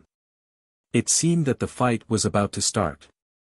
But at this moment, a domineering shout came, "Lei Ming, are you tired of living?" Everyone turned their heads to look and saw a group of young men with extraordinary bearings escorting an elegant man as they walked over quickly. The man in the lead was wearing a custom-made shirt and trousers from an old Italian tailor and pointed European-style leather shoes. He was tall and straight, with a handsome face. As he walked, he exuded a powerful aura, which could even suppress Lei Ming. In particular, he exuded a noble and domineering aura, as if he was a heavenly noble. This kind of aura could only be cultivated by a rich and powerful family. It couldn't be faked even if one wanted to. Oh, it's the young master of Yang City, Bai Choufei. The boss of Tiange Entertainment. I heard that Guo Jihua and Li Huiyan are artists under his banner. He even has a scandal with Guo Jihua. Even the young master of Jinling, Yu Chang, and the underground world's queen, Su Ruocheng, can only follow behind him. His strength is too great. At this moment, many girls present cast admiring gazes toward the man in the lead. Young Master Bai is really domineering. Since he's here, Jiang Tian will have to kneel down. Yang Lily also looked at Bai Choufei with a face full of adoration, her eyes burning. Women all longed for the protection of the strong. Unfortunately, at her level, she didn't have the qualifications and opportunity to climb into Bai Choufei's bed. Bai Choufei, who had a powerful aura, walked forward as if there was no one around him. The people who were originally blocking his way were frightened like birds by the twang of a bow. The scene of teasing little brats in gangster movies was vividly presented in front of everyone's eyes. Young Master Bai is here. The crowd immediately became restless. Countless people stretched their necks and widened their eyes, afraid to miss this rare scene. When Lei Ming saw him come over, he was so scared that his whole body trembled. He hurriedly took small steps forward, nodding and bowing as he said, "Young Master Bai, why didn't you tell me you were coming over to play? I could have accompanied you." It was said that martial artists had a transcendent status, but it also depended on the specific level. Sometimes, in front of money and power, it was difficult to avoid this custom. Now that Bai Choufei and Su Ruocheng had joined hands to control Jinling, Lei Ming only had a few big cats under him. They couldn't be compared to him at all. What was even more frightening was that Bai Choufei also cooperated with the legendary Master Kong to defeat the Nie family and the other two great families, becoming the right-hand man of the famous Master Kong of Jinling. Lei Ming was even more afraid of him and could only look up to him. Now, Lei Ming had already given up Bright Moon Town to Bai Choufei, only asking him to introduce him to Master Kong. At this moment, young Lily looked back at Jiang Tian, only to see that Jiang Tian was still calm and unruffled, his expression calm. Why? Could it be that he isn't scared? Or is it that he can't even reach Bai Choufei's level? She inwardly despised him, mocking and ridiculing him, but she was also extremely bewildered. However, the following scene quickly gave young Lily an answer. Bai Choufei and Yu Chang ignored the shocked gazes around them, quickly walking up to Jiang Tian. They bowed respectfully, shouting with the most respectful tone they had ever used in their lives, "Young Master Jiang. Master Kong." Their voices weren't loud or soft, but for the surrounding people, it was no different from a deafening muffled thunder, shaking them until they trembled in fear, their brains short-circuiting. Jiang. Master Kong. Lei Ming's entire body trembled, his expression suddenly changing, becoming as ugly could be, alternating between green and white, his expression extremely brilliant. Jiang Tian only expressionlessly nodded, his clear eyes filled with boundless arrogance, disinclined to even greet them. Meanwhile, Bai Qiufei and Yu Chang didn't have any complaints, tactfully standing behind Jiang Tian, willing to play supporting roles. Even the slowest person could figure out what was going on. Tonight's true main character, the true superior, was that youth who had been scolded by some people for acting pretentious and acting recklessly. It really was quite dramatic. Young Lily hurriedly covered her mouth, almost crying out in alarm. It could be said that she had just witnessed the most inconceivable scene in her 20-something years of life. Young Master Jiang. When this seemingly overflowing title came from the mouth of such a flashy and valiant man like Bai Qiufei, it condensed an incomparable shocking force. This was 1,000 times more shocking than Jiang Tian beating up Lei Ming's son in public. Even with young Lily's vast life experience, she couldn't imagine just how great of a background one had to be to make Bai Qiufei, this kind of top-class young master, act so lowly like an ox or a horse's lackey. Young Master Jiang, did someone provoke you? When Bai Qiufei came downstairs, he already saw Lei Ming and the others hooting at Jiang Tian. He narrowed his cold eyes, looking at the stupefied Lei Ming. Lei Ming shuddered, frozen in place, not knowing what to do. The group of attendants and several police officers behind him all withered. They couldn't imagine how serious the consequences of offending someone who could make Bai Qiufei and Yu Chang bow and scrape. Little Bai and Yu Chang, are you all blind? Jiang Tian's expression was displeased, disinclined to speak nonsense.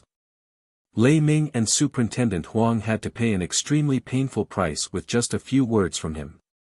This was the ability of a superior to call the clouds with a flip of the hand and the rain with a flip of the hand. Daring to provoke Master Kong, courting death.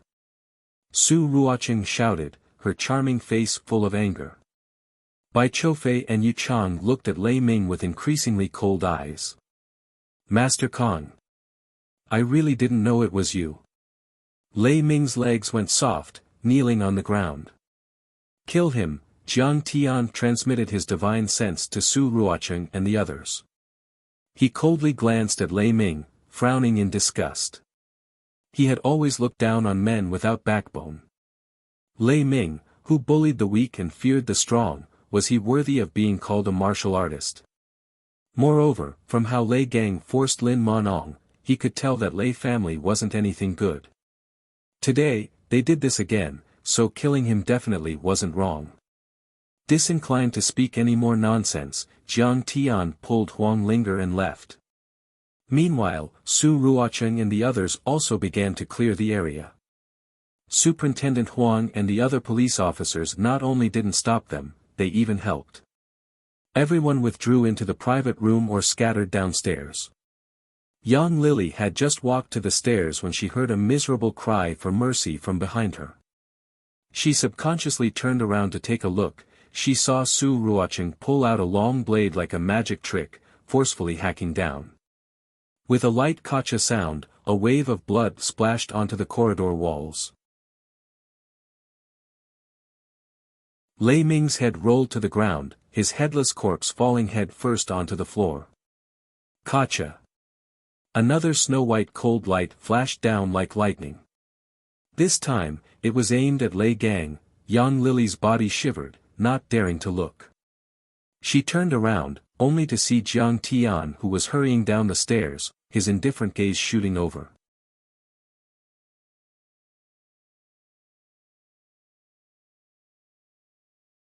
Chapter 260. At that moment, she felt as though she was being stared at by the Grim Reaper. Her entire body was cold, and her legs were like noodles. She couldn't even stand properly. She slipped and rolled down the stairs. Her head was bleeding, and she screamed.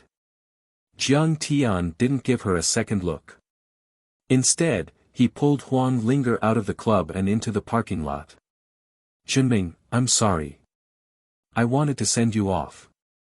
I didn't expect this to happen. Jiang Tian shook hands with Chen Jinming and apologized. We're brothers. You don't have to be so polite. Chen Jinming smiled, then looked at Jiang Tian seriously and said, Jiang Tian, thank you. You've brought me to a height that I can't imagine. You don't want me to be polite, but you're being polite again. That's your own ability. Jiang Tian patted him on the shoulder. But I'm sorry, I can't send you to the airport. Take care of your friend. She's scared out of her wits. Chen Jinming glanced at Wang Lin, then suddenly smiled proudly. Also, don't think too highly of yourself. I don't want you to send me off. Jiang Lin agreed to my pursuit. She'll send me off. Don't disturb us. What are you talking about? There's no time for us. Behind him, Jiang Lin was blushing. She pinched Chen Jinming, but her eyes were filled with tenderness and sweetness. She was very satisfied. I'm impressed by your ability to forget your friends. Jiang Tian gave him a thumbs up and praised him. Take care, brother. We'll work together again when we have time. I hope you have a baby soon. You have such a cheap mouth. Chen Jinming hugged Jiang Tian again, then walked away with Jiang Lin hand in hand. Looking at the two talking and laughing along the way, Jiang Tian suddenly felt a sense of satisfaction in his heart. This was great. Don't work here in the future. Jiang Tian looked at Huang Lin and opened the car door. Ah! Huang Lin was stunned. My name is Yi Ziwei, the president of the Medicine King Group. You can report to the Human Resources Department tomorrow. Yi Ziwei handed over a business card and said with a smile. I'm going to work at Yaowang Group tomorrow. Huang Lin was stunned at first, then she cheered and said happily, Wow, you're Yi Ziwei. I've heard Dad talk about you. I really admire you. No wonder he looked so familiar. I've watched your product launch many times. Get in the car. I'll send you back. Jiang Tian smiled. I came to your city and walked the path you took. I imagined how lonely you would be without me. Eason Chan's Long Time No See came through the campus broadcast system. The mellow background music and the soulful singing were particularly moving in the night. Two beautiful figures appeared in front of the library of the Jinling Pharmaceutical University, attracting the attention of many male students. Another person crashed into a tree. Is this the school that Jiang Tian studied at? One of them was about 25 or 26 years old. She was slim and wore a white windbreaker, black silk casual pants, and black high heels. Her black hair fell like a waterfall. Her skin was fair, and her eyes were bright and clear. She stared at the library building with a quiet and ethereal temperament. Sister, why didn't you tell brother-in-law that you came to Jinling? No one came to pick you up. My legs are tired from walking. The other girl looked similar to the former, but she was 2 or 3 years younger. She wore a red hoodie paired with low-waisted jeans and canvas shoes. She looked like a college student who had just graduated. She had an exquisite figure, but her beautiful eyes were lively. She was in high spirits as she looked around. It's a surprise for him. Also, I want to see the school that your brother-in-law studied at. Zhao Xueqing smiled. What's there to see? There's not a single handsome guy. Zhao Qianru curled her lips and then said dejectedly, also, compared to these young college students, I feel old. Zhao Xueqing was too lazy to care about her little emotions. She pulled a passing boy and said, Classmate, where is the Fairsky laboratory? Oh, it's in the administrative building of the School of Chinese Medicine. Being asked for directions by such a stunning beauty, the student was flattered. His voice trembled and he quickly said, I happen to be free. I'll take you there. Then I'll have to trouble you. Zhao Xueqing nodded slightly politely. She was so beautiful that the student's soul almost flew away. No trouble, no trouble. Are you here to apply for a job or to participate in an academic exchange? The boy hurriedly led the way in front, and then excitedly introduced, this laboratory is amazing. There's a Nobel Prize winner in medicine. Basically, the top pharmaceutical, biochemistry, and physics talents in Wuxia have been recruited. Is that so? Zhao Xueqing pursed her lips and smiled with gratification. She even felt a little proud. It seemed that Jiang Tian had really done well in the past 6 months. Of course. The boy said proudly, with just this laboratory, our school's pharmaceutical strength has ranked as the top medical school in Wuxia. Even the universities in Shuimu and Beijing are far behind. Soon, they arrived at the administrative building of the Chinese medicine school. This was also where the Fersky laboratory was located. Zhao Xueqing looked up at the brightly lit laboratory and a sweet smile appeared at the corner of her mouth. The boy introduced, the Medicine King Group relied on a few new drugs developed in this laboratory to fight back. Now, their market value has risen to 100 billion yuan. Amazing, then do you know the founder of this laboratory? Zhao Xueqing asked with a sweet smile. If I didn't know, would I still be in this school? The boy smiled and said, Professor Jiang Tian. Speaking of which, he's my senior.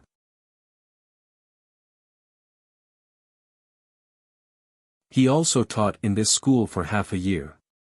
His academic level is very high. None of the professors and academic leaders are unconvinced by him. He shook his head a little regretfully and said, it's a pity that he's no longer teaching. Otherwise, I would definitely be his doctoral student. The boy said with a look of admiration, I heard that Professor Jiang was also a bad student. He studied in the second-level Rend College and skipped classes every day. Later, he became a self-taught genius and became our guest professor. I was inspired by him and worked hard to catch up with him. That's how I got admitted to Professor Huang Zhihui's graduate student. I'm not qualified to enter the laboratory now. They only want doctoral students. However, I'll definitely be able to enter in the future. Speaking of this, the boy waved his fist heavily and cheered for himself, if I join the laboratory, I might be able to see Professor Jiang Tian. See. This is the dormitory building where Professor Jiang Tian lived in back then. The boy pointed to a dormitory building on the left and said, the 4th floor, the 3rd dormitory from the left. It's now preserved by the school as a historical relic. Many people visit it every day. This is the place where he lived. Can you bring me up to have a look? Zhao Xueqing's mouth rippled with a faint smile. No problem. The dormitory isn't closed yet. The boy immediately regarded the 2 girls as Professor Jiang Tian's admirers and excitedly went upstairs. There was a sign hanging at the door that said, Professor Jiang Tian's dormitory. This is the bed where Professor Jiang Tian lived in back then. Everyone walked in. The boy pointed to a bed and said, you guys take your time. I have to go back to the dormitory.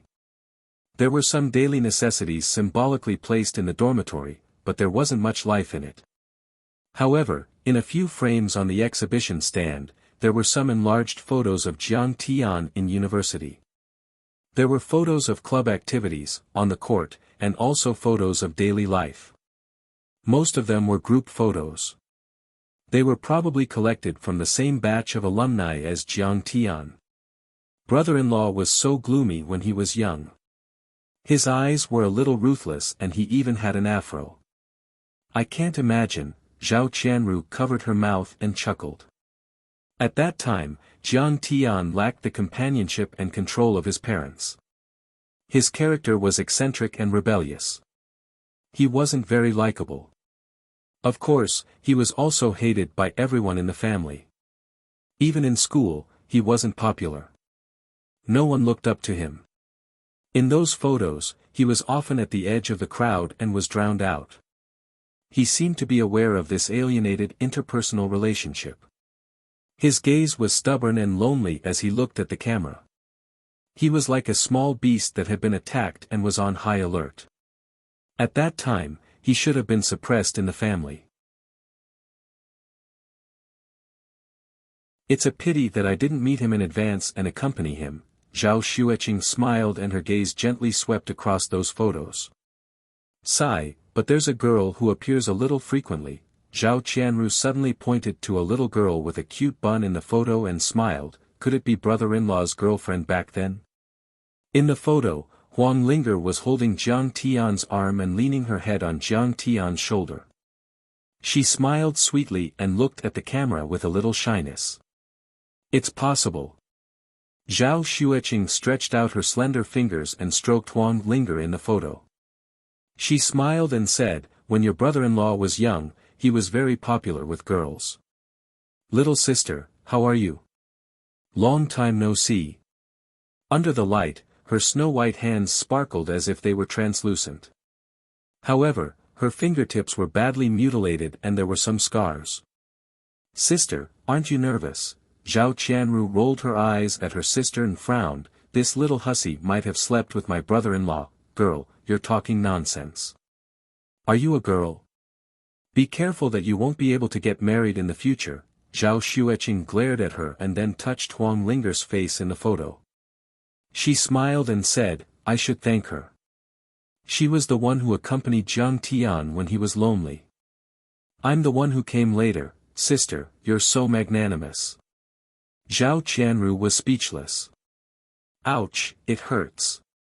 Suddenly, Zhao Xueqing cried out in pain. Sister, are your fingers hurting again? Zhao Qianru quickly took out the ointment and applied it on her sister. She said with heartache, you have to play that white ape bone zither every day in Lin Zhou and your fingers are bleeding.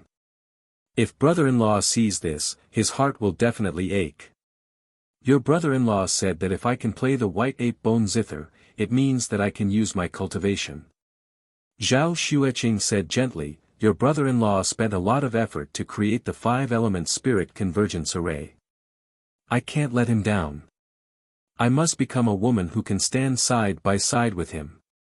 Not a delicate flower in a greenhouse who is protected by him. Alright, let's go to the classroom and take a look at the place where brother-in-law taught back then. Zhao Qianru said in her heart that her sister was really infatuated with brother-in-law. She pulled her sister out of the door.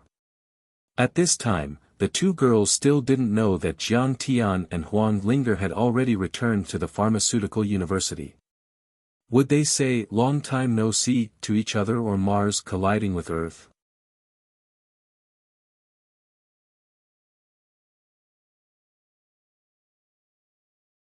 Chapter 261.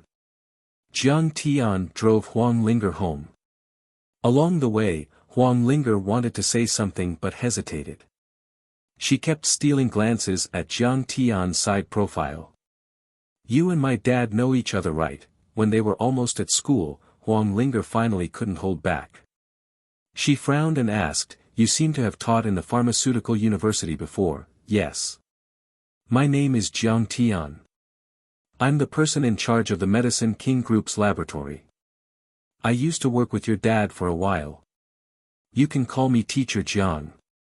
I know it's you. However, I seem to have met you even earlier than that. It seems like we are very familiar with each other. Huang Linger lowered her head and frowned. She said with a distressed face, but I don't seem to remember it.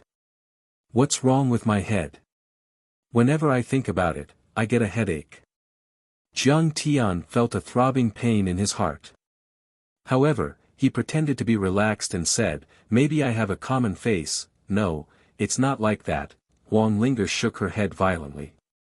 Then, she lowered her head and covered her face with her hands. She said with a trembling voice, it's not like that. Something must have happened between us. But I really can't remember, don't think too much. Jiang Tian sighed helplessly. It seemed that her memory was too deep. Even his divine sense couldn't be completely erased. In the future, he had to stay away from her. Otherwise, she might remember it. However, today's incident was really sudden. He had to appear. Maybe I remembered wrongly, Huang Linger sighed in distress. She looked at the blurred lights outside the window and gradually calmed down. Jiang Tian parked the car at the school gate. He bypassed the library and walked toward the staff residence on the side of the campus. It was already 11 o'clock at night. The campus was very quiet. Leaves fell from the trees from time to time. The street lamps sprinkled bright yellow light, enveloping the two people walking silently. Put it on. Seeing that she seemed a little cold, Jiang Tian took off his short windbreaker and put it on her shoulders. Thank you, Professor Jiang. Wang Lin smiled sweetly. You're welcome. Teacher Jiang, you don't have to send me off. Thank you for today. At the entrance of the residence, Wang Lin turned around, looked at Jiang Tian, and bowed deeply. It's okay. I'm your dad's friend. Jiang Tian smiled stiffly. Wang Lin returned the coat to Jiang Tian. She wanted to say something but hesitated.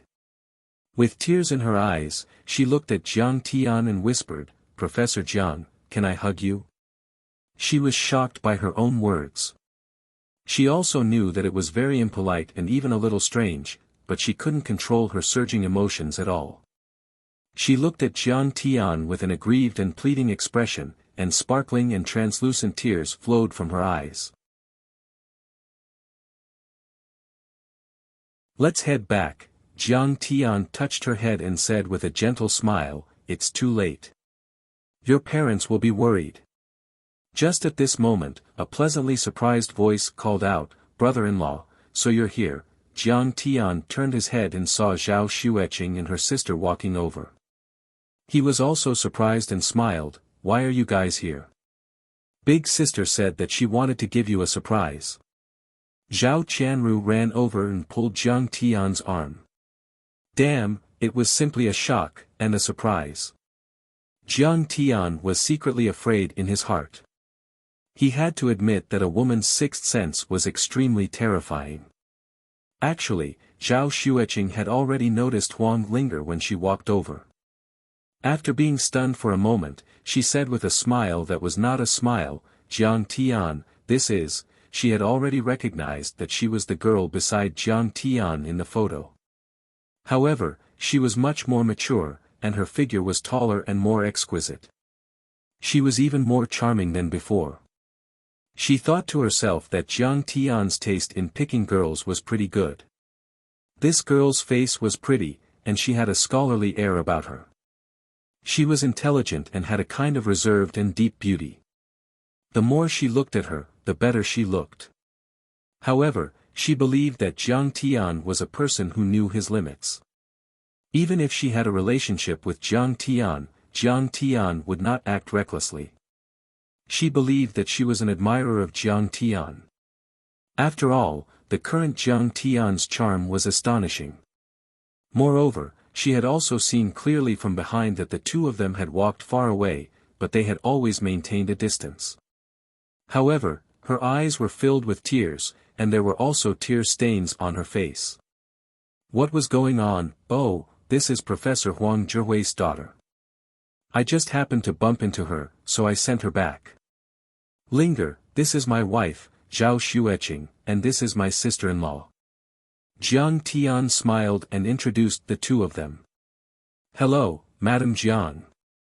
Huang Linger quickly bowed, and her face was already blushing. She was secretly surprised. How could Teacher Jiang's wife be so beautiful? Her figure and appearance were first-rate, especially her temperament. She was ethereal, like a fairy. She was much better than those female celebrities on TV. Only a woman like this could be worthy of Jiang Tian. She sighed in her heart, but also felt a little embarrassed and ashamed. She had actually asked for a hug from Jiang Tian. Fortunately, Jiang Tian did not hug her. If she had seen it, it would be hard to explain. Alright, you can go back. Jiang Tian smiled faintly and waved his hand, letting Huang Linger go first. Goodbye, Teacher Jiang, goodbye, Madame Jiang. Huang Linger bowed again, and then turned to leave. Zhao Xueqing and her sister and Jiang Tian walked toward the school gate. They did not drive, and they wanted to take Jiang Tian's car home. This little girl is quite lively. Jiang Tian, do you have any thoughts? Zhao Xueqing raised her eyebrows, and her clear eyes looked at Jiang Tian. What nonsense are you talking about? We're really just friends. Jiang Tian was shocked, and then he quickly changed the topic. Why are you suddenly here? I've already absorbed most of the spiritual energy from the 5 elements spirit gathering formation. I'm here to make a surprise attack and see if you're hiding a mistress in your golden house. Zhao Xueqing looked at Jiang Tian mockingly, and smiled faintly. Absolutely not, I've always kept my chastity for you, okay? Jiang Tian wanted to swear. His heart trembled. Damn, Qing'er. She's not that easy to fool, she can't even change the topic. What happened to your hand? Suddenly, he noticed that Zhao Xueqing was wearing gloves, and the weather was not cold at all, so he asked suspiciously. Nothing. Some time ago, I was cooking, and my hand hurt. Zhao Xueqing avoided the topic. What? She didn't listen to my advice and insisted on talking about the white ape zither. Let me see. Jiang Tian grabbed her wrist and took off her gloves. He saw that the 5 fingertips were bleeding, and there were wounds all over. Even the fingernails were broken, revealing the pink flesh. It's okay, it's just a small injury. Seeing that Jiang Tian's eyes were red, Zhao Xueqing comforted in a gentle voice, it'll be fine in 2 days. Sigh, don't play anymore, I'll help you find the D-daughter flower as soon as possible. Jiang Tian sighed, and then said firmly. Little sister Qing'er, you're here. After returning to the mansion, Yi Ziwei was also very surprised to see that Zhao Xueqing had come, and she held on to her little hand and asked a lot of questions. Big sister Ziwei, I'll be able to finish absorbing the spell formation set up by Jiang Tian in 10 days. Zhao Xueqing smiled. In the future, I'll be able to live in Jinling and accompany mom, dad, and big sister Qing'er every day. Hee, that's great, dad, mom, and dad are all anxious to have grandchildren. Yi Ziwei smiled teasingly. You guys talk, I'm going to take a shower. Jiang Tian's face darkened, and he hurriedly dashed into the bedroom. Why don't you go take a shower with Jiang Tian? Yi Ziwei giggled. No, you should go. Zhao Xueqing teased. Heh, I don't care about him. Yi Ziwei smiled. When I came to the Jiang family, he was only 6 or 7 years old, I've seen his but countless times. The 3 women let out a burst of bell-like laughter, and Zhao Xueqing was overjoyed. Forget it, I'll take a shower with you later, big sister Ziwei, and I want to sleep with you tonight. Then Jiang Tian will hate me to death. You guys are like newlyweds. Yi Ziwei teased. In fact, she already had some understanding in her heart. Jiang Tian sent Huang Linger back and came back with Zhao Xueqing, so Zhao Xueqing must have met Huang Linger and wanted to ask her about it. Soon, the 3 women finished washing up, and the Zhao Xueqing sisters hugged Yi Ziwei as they slept on a large bed, chatting casually. In the end, it was the godly assistant Zhao Qianru who couldn't hold back her curiosity and asked, Big sister Ziwei, do you know Huang Linger? I think she's a little abnormal with brother-in-law. Qianru, why are you bringing this up? Zhao Xueqing frowned and rolled her eyes at her. She seems to be my brother-in-law's ex-girlfriend, right? Zhao Qianru smiled shamelessly. Yi Ziwei turned over and sat up. She picked up a box of women's cigarettes from the bedside table and lit one up.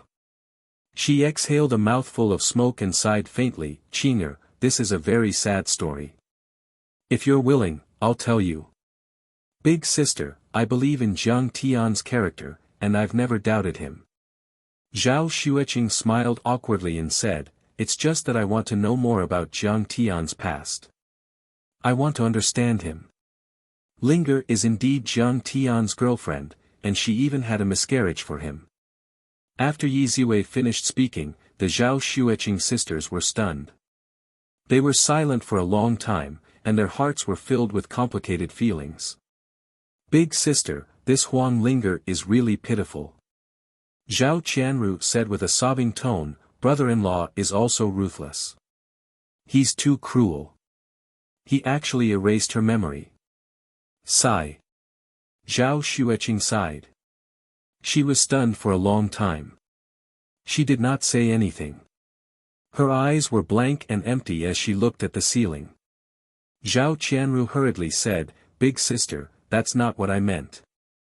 I don't support brother-in-law marrying another concubine. If she wants to fight for favor, I will definitely stand on your side and beat her up. She doesn't even remember Jiang Tian now. What's the point of fighting for favor? Yi Ziwei exhaled a mouthful of smoke and shook her head with a bitter smile. Jiang Tian is really too good to me. His heart must be tormented. Zhao Xueqing's eyes turned red. She wiped her tears and said, actually, Linger has also done a lot for him, right? He is a person who values friendship. How guilty and tormented he must be in his heart. The problem is that she can have anything else, but what she wants is love. Jiang Tian already has you, so how can he give it to her? Yi Ziwei said. Big sister, as long as a man has some ability, which one of them is not a womanizer and has 3 wives and 4 concubines? Zhao Xueqing smiled and said, Jiang Tian is so outstanding. Actually, a cripple like me is not worthy of him. If there are other women who like him and can accompany him and assist him, if he is also interested, I will not stop him. Stop, stop. Yi Ziwei hurriedly waved her hand and said, Qing'er, don't go astray. It's not easy for you to be in such a state. How can you give Jiang Tian to someone else? And, I'm not giving Jiang Tian away. It's just that when it comes to matters of the heart, who can say for sure? Let nature take its course. Zhao Xueqing thought of Huang Linger's tear-filled face and her heart throbbed with pain and sadness.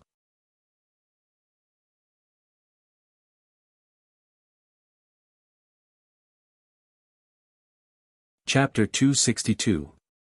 The next day, when Jiang Tian woke up, he saw that Zhao Xueqing had already made breakfast. He couldn't help but be furious. He pointed at Zhao Xueqing and said, Qianru, what are you doing? You lazy bum, can your sister's hand get wet? How can I stop him? Sister woke up at 5 in the morning and I'm still sleeping. How can I stop him? Zhao Qianru was depressed to death. This was an unexpected disaster.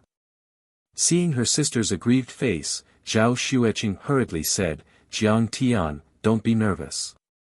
I used your ointment on my hand and it's already healed. Jiang Tian's black jade ointment had an astonishing recovery ability. Ordinary external injuries could be healed overnight, not to mention that Qing'er used a special one. That won't do. You should rest for a few days. Jiang Tian sat down to eat. He frowned and nagged, why did you wake up so early? You don't have to go to work, hubby, I booked an 8 o'clock flight in the morning. I'm going back to Linzhou immediately. Zhao Xueqing said gently. Why are you in such a hurry? Jiang Tian was puzzled. Then, he pulled Qing'er's hand and said reluctantly, Qing'er, are you going to stay here for a few days? Beside him, Yi Ziwei also said anxiously, that's right. Dad and Mom will come to see you soon. If 2 people love each other for a long time, why would they be together day and night? Zhao Xueqing looked at Jiang Tian with her beautiful eyes and said softly, hubby, actually, I also want to accompany you for a few more days. But you treat me so well, how can I let you down? I have to cultivate as soon as possible and make full use of the 5-element spirit convergence array. After absorbing it, I'll accompany you. Then, Zhao Xueqing looked at Yi Ziwei apologetically and said, Sister Ziwei, apologize to Dad and Mom on my behalf. Forgive Qing'er for being unfilial. I want to use the array as soon as possible and then accompany Dad and Mom. Alright then. Yi Ziwei had nothing else to say. She could only nod her head. While they were eating breakfast, the doorbell rang. Yi Ziwei asked a few questions through the access control, and then asked in astonishment, Jiang Tian, Hua Qing Tian, Zhao Yuankuan and Wei Feilong, 3 people are here to see you. Do you want to see them or not? Why are they here? Jiang Tian wiped his mouth and stood up, saying, let them in. A moment later, the 3 of them came to the living room together. They first cupped their fists and bowed respectfully. Junior greets Master Kong. Their expressions were respectful, and their eyes were filled with admiration. They were behaving like disciples. You're too polite. In terms of martial arts, the 3 of you are my seniors. Please take a seat. Jiang Tian said politely. However, he was slightly surprised. These 3 people's clothes were ragged, and their faces were full of frostbite and sunburn. The soles of their shoes were worn through, and their faces were full of fatigue. If he had not seen them before, he would have thought that they were 3 beggars. After the guests and the host were seated, Yi Ziwei served tea. Jiang Tian said, everyone, it's been more than half a year since we parted at Poyang Lake last year. I've missed the 3 of you very much. We've also missed Master Kang's elegance all the time. Hua Qing Tian said with a smile. Wei Feilong looked at Zhao Xueqing and said, Master Kong, this is Madame Xian, right? She's really like a celestial being, a dragon among men. Junior greets the 3 seniors. Zhao Xueqing bowed. Her movements were proper and elegant, as if she was a lady of the Republic of China. Jiang Tian suddenly looked at Zhao Yuankuan and said, Brother Zhao, what's wrong with your leg? You seem to be seriously injured. Zhao Yuankuan was originally a strong man and a martial arts grandmaster, but now he was limping. Jiang Tian scanned him with his divine sense and found that he was seriously injured. But in Huaxia, the number of people who could hurt Zhao Yuankuan could probably be counted on one hand. Zhao Yuankuan chuckled and said, it's a small matter. Let's talk business first. Hee, the 3 of us don't visit a temple without a reason. This time, we've come to visit Master Kong because we have good news to report to Master Kong. Hua Qingtian's eyes turned cold, and he went straight to the point and said, Master Kong, there's news about the Princess Flower. As soon as these words came out, the entire place became silent. No one could make a sound. Really? Jiang Tian was in disbelief. His heart almost jumped out of his throat, and his hands were trembling with excitement. Hua Qing Tian took out a photo from his pocket and handed it to Jiang Tian, saying, Master Kong, please take a look. It's the Princess Flower, and it's 500 years old. It's about to mature. Where is it? Jiang Tian was even more shocked. In the photo, snowy peaks towered in the distance, and thousands of miles were sealed in ice. It was like a jade dragon soaring in the sky, and goose feather snowflakes fluttered in the air. But nearby, there was a red flower half the height of a person. It bloomed in the cold, like a fire phoenix dancing in the air. The location of the photo should be high in the cold, and the surrounding mountains were steep and endless, covered in white snow. What was even more shocking was that although the environment was cold, the flower was surrounded by luxuriant grass, flowers, trees, butterflies, and bees. A stream flowed by, forming an oasis that was like spring all year round. It's really the Princess Flower. We didn't work for nothing. Wei Feilong and Zhao Yuankuan slapped their thighs and smiled with relief. Finally found it, I finally have a pity to cultivate. Zhao Xueqing's mind was agitated, and she cried tears of joy. Her beautiful eyes seeped out big drops of tears, and her body went soft, almost falling. Reporting to Master Kong, this princess flower grows on the north slope of Mount Everest. Hua Qingtian smiled and said, Master Kang's matter, in the eyes of us martial artists, is a big matter. After parting at Poyang Lake last year, the three of us tried everything to find this princess flower. According to the information provided by Master Kong, this flower likes cold places, but it also emits a scorching aura. So, the three of us led many disciples into the highlands, climbed the snowy mountains, and visited the famous mountains and rivers. Finally, we found this princess flower. Huaxia was vast, and there were thousands of mountains and forests. It was easier said than done to find a small princess flower in these thousands of snowy mountains. It was no exaggeration to say that it was like looking for a needle in a haystack. There was no need for Hua Qingtian to describe in detail. Jiang Tian already knew how big of a project it was. Hua Qingtian smiled bitterly and said, that day, the three of us climbed Mount Everest and finally found the princess flower. Just as we were about to pluck it, a monk came and attacked us. Sigh, that old monk was so strong. My skills were not as good as his and I was actually hit by him. My leg has been damaged ever since. Zhao Yuankuan sighed and shook his head. We knew we were no match for him, so we could only retreat. We did not bring the princess flower back. We have made a fool of ourselves in front of Master Kong. If I made a fool of Brother Zhao, would I still be human? I owe you a big favor. Jiang Tian stood up, cupped his fists and bowed deeply.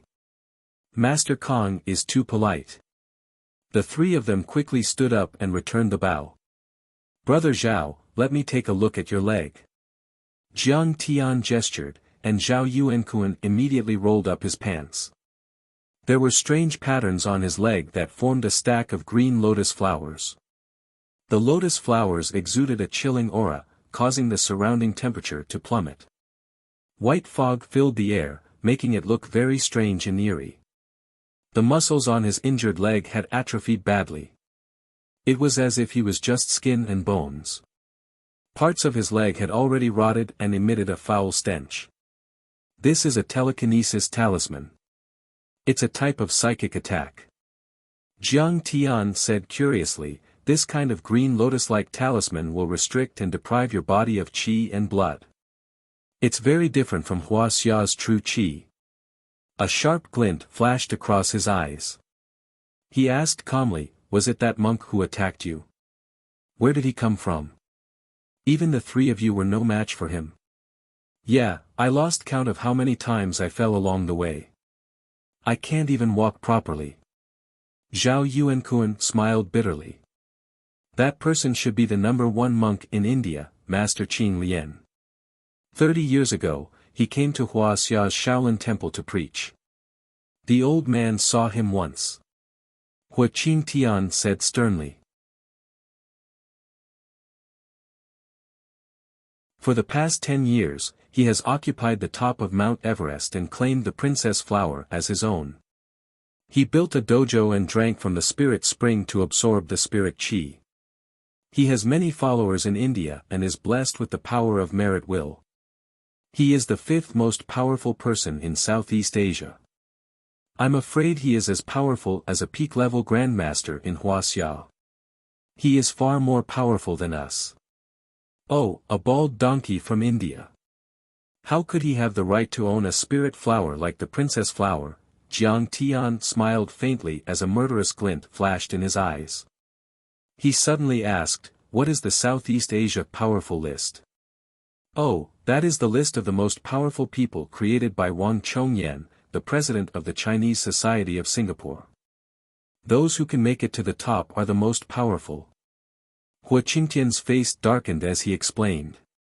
Those who make it to the top 30 are as powerful as the grandmasters in Huaxia. I see. Jiang Tian nodded. Master Kong, can you undo the talisman on Brother Zhao's leg? Wei Feilong asked worriedly. Don't worry about it. Jiang Tian smiled faintly. He formed hand seals with both hands and activated his divine ability, striking towards Zhao Yuankuan's injured leg. Fire Element Dharma Spell. Warm Fire Nurturing Talisman.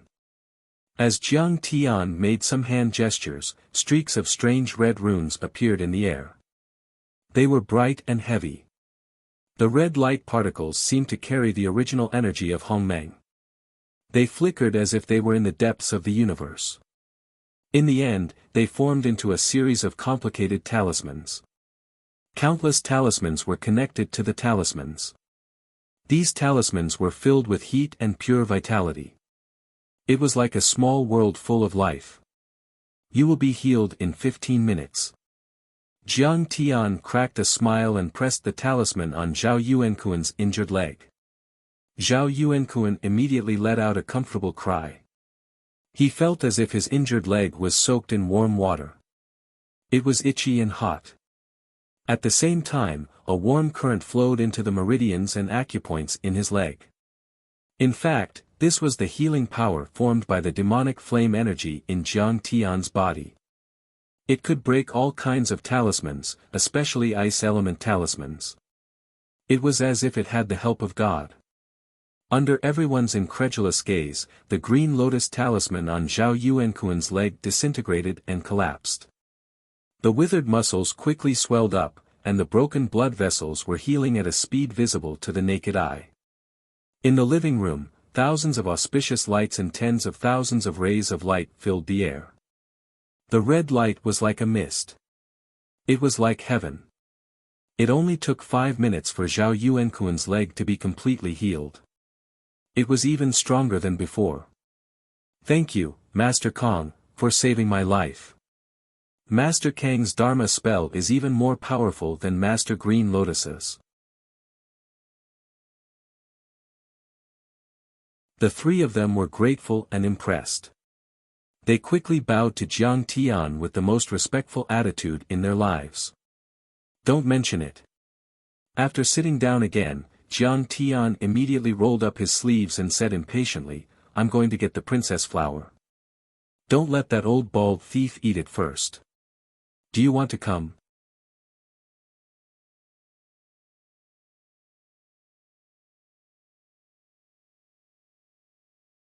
Chapter 263. Master Kong, don't worry.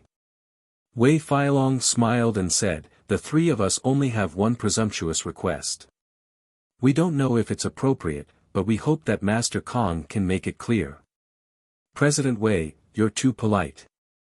There's no harm in asking, Jiang Tian said with a smile. It could be said that he had always kept a respectful distance from the martial arts world in Wuxia. As long as they didn't provoke him, he would mind his own business. But at this moment, in order to help him find the D-daughter flower, these three gurus had gone through a lot of hardships. They had visited many famous mountains and rivers in half a year, and their mountaineering shoes were worn out. Even though Jiang Tian's state of mind was as stable as a rock, he was still somewhat moved. The distance between Jiang Tian and them suddenly narrowed a lot. He had already regarded them as his own people. Otherwise, he wouldn't have bothered to treat Zhao Yuankuan's injury. Wei Feilong was also a man of wisdom.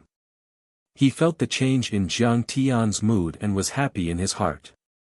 He said, we plan to set up a heavenly alliance with Master Kong as the core. Anyone who follows Master Kong and receives guidance from Master Kong will be a member.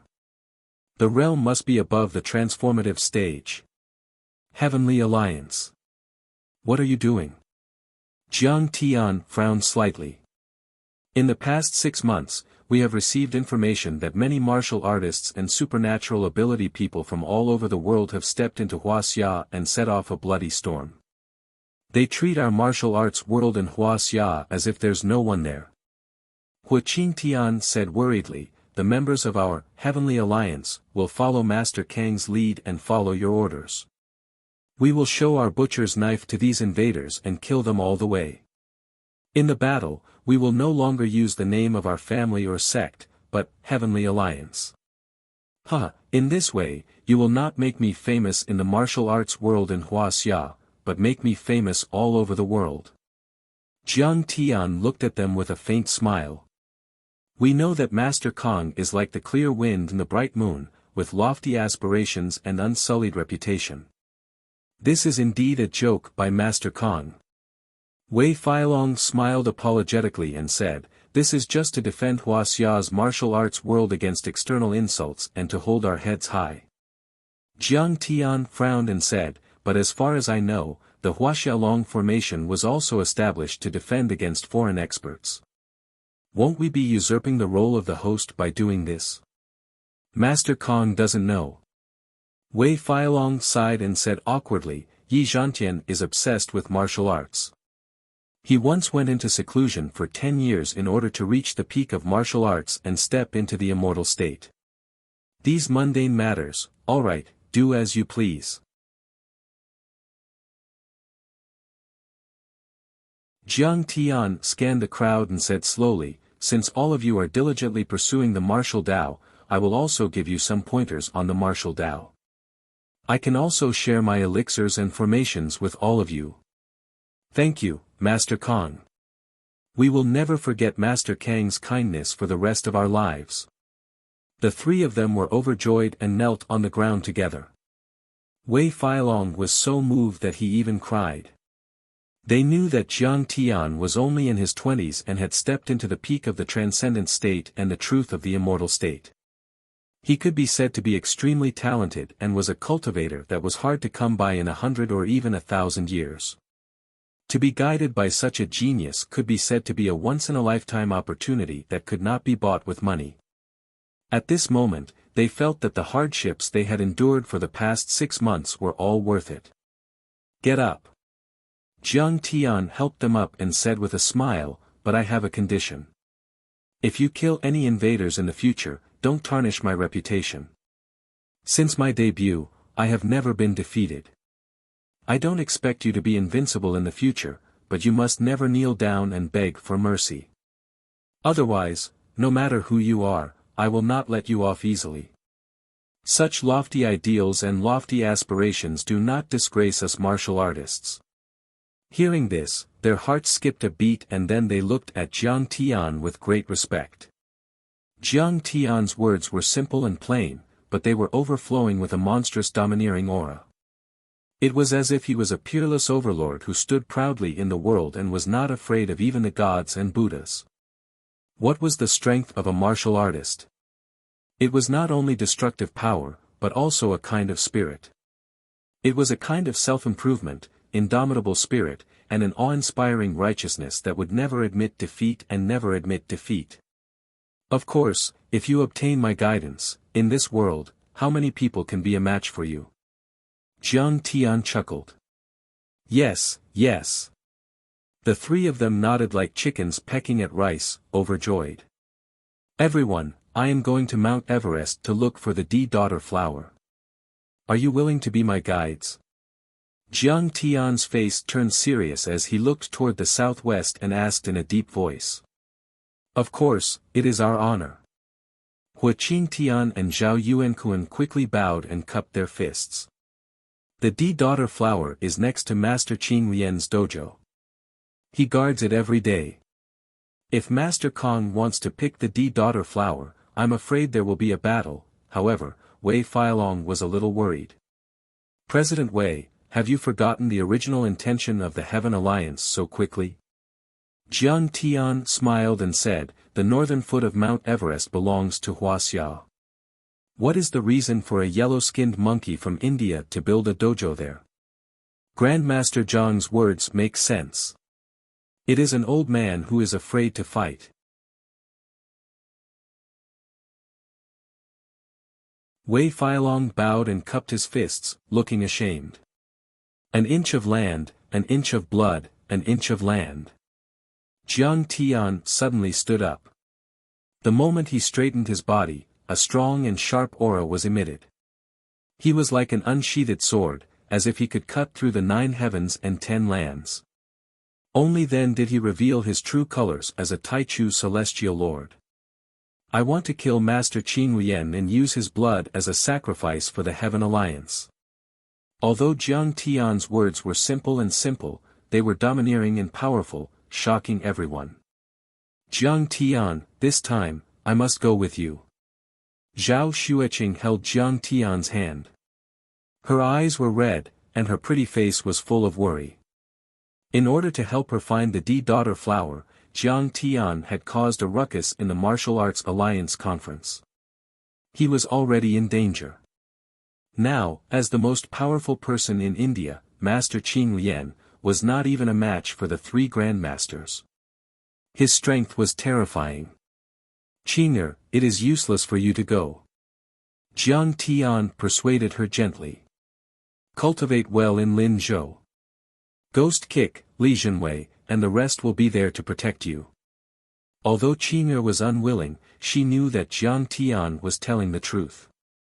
She would only be a burden to Jiang Tian if she went there. She thought for a long time and said reluctantly, "I will listen to you. But you have to promise that you will not be hurt and that you will return safely."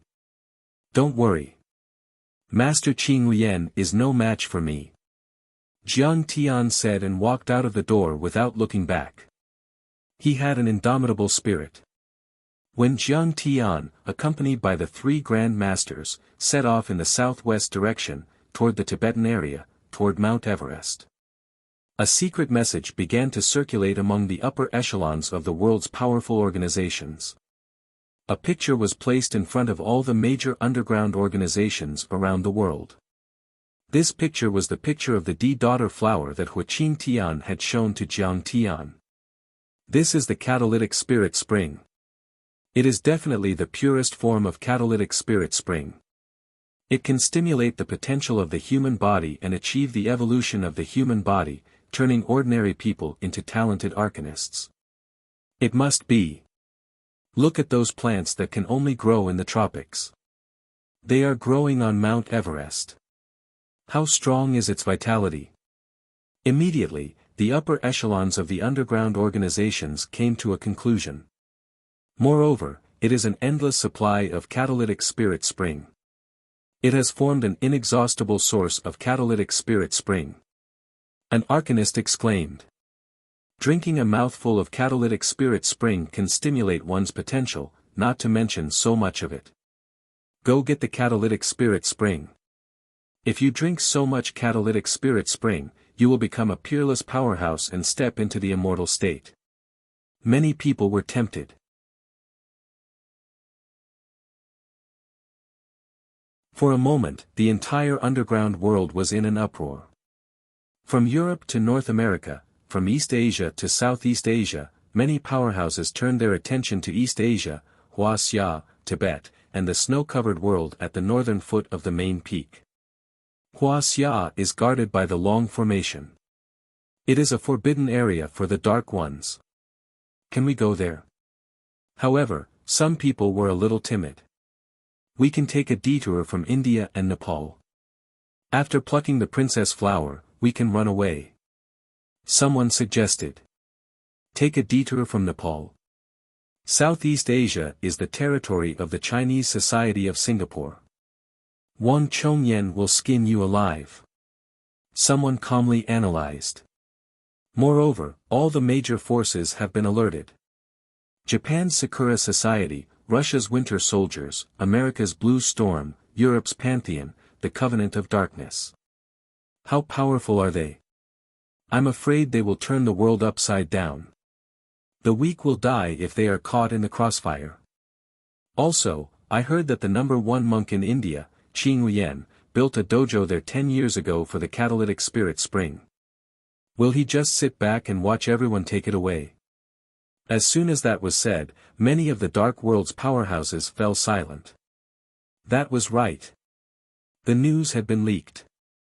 The catalytic spirit spring could be said to be the favorite of all the major organizations in the world.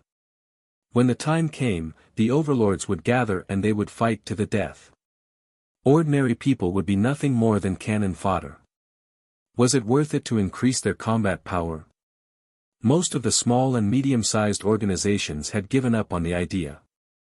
However, some of the super forces were unwilling to give up. The International Spell Conference is going to be held in Singapore. Unfortunately, the Divine Herb and the Catalytic Spirit Spring have appeared. In the past year, the Chinese Society of Singapore has lost a few elites. Master Kuman Thong, Baon of the Heavens, ancient Muay Thai expert Meng Kong, and many others.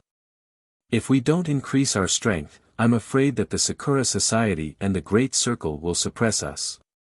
This is a once-in-a-lifetime opportunity. We can't miss it.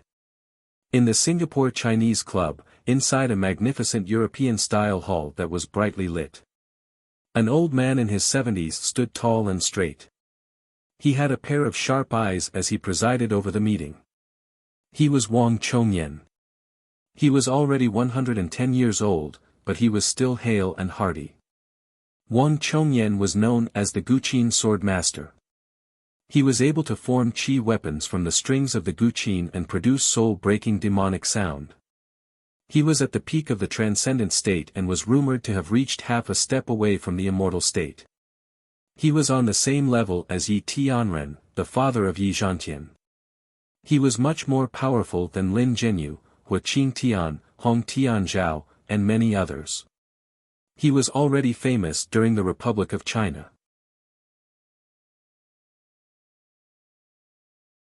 He had formed the Blue Cloth Society and was on the same level as Huang Jinrong and Du Yuesheng. Later, before the Battle of the River Crossing, he lost to Yi Tianren. Knowing that the situation was hopeless, he left Wuxia and went to Singapore from Nanyang. He changed the Blue Cloth Society into the Chinese Society of Singapore. There were Wuxia spellcasters, martial artists, and Nanyang sorcery masters.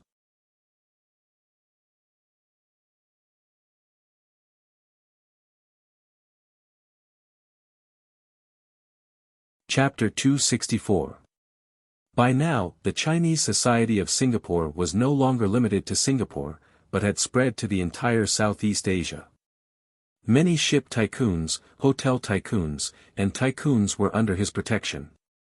In Singapore, even the Prime Minister had to show him respect.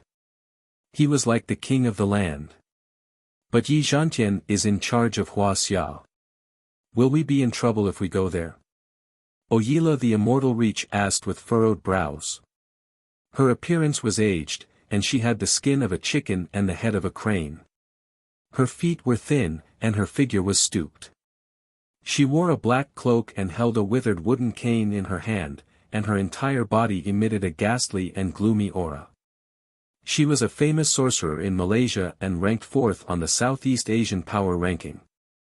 She was an expert in black magic and was an expert in black magic. Legend had it that she could kill someone from 100 miles away. In Malaysia, she was like the Grand Preceptor and had many followers. Wang Chongyan's face darkened as he heard her words. He sneered and said, Yi Zhantian is nothing. If not for his father Yi Tianren's Dharma artifact, he would not have been able to defeat me.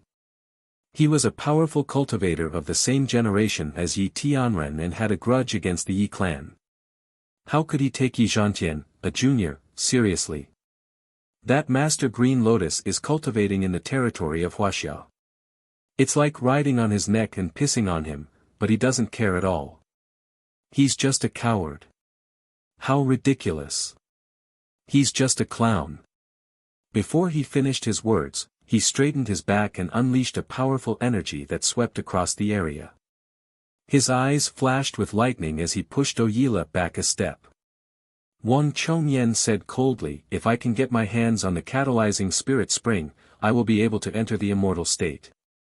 By then, even if that old bastard Yi Tianren comes out of seclusion, I'll be able to kill him with a snap of my fingers. As for that little kid Jiang Taichu who rose to prominence recently, he's even less of a match. Celestial Yi. Could it be that he's not dead yet? A tall and burly man asked in a low voice. Oyila looked at him with a hint of fear in her eyes. Although the man was sitting, his head was almost touching the ceiling.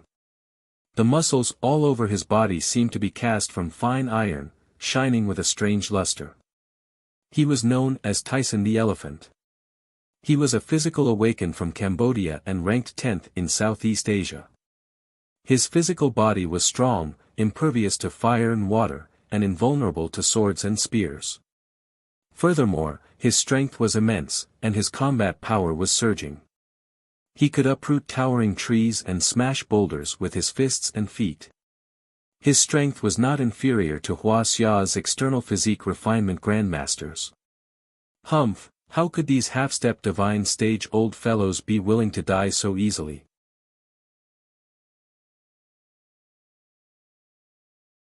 It's just that he's afraid of nuclear weapons, so he's been training in seclusion.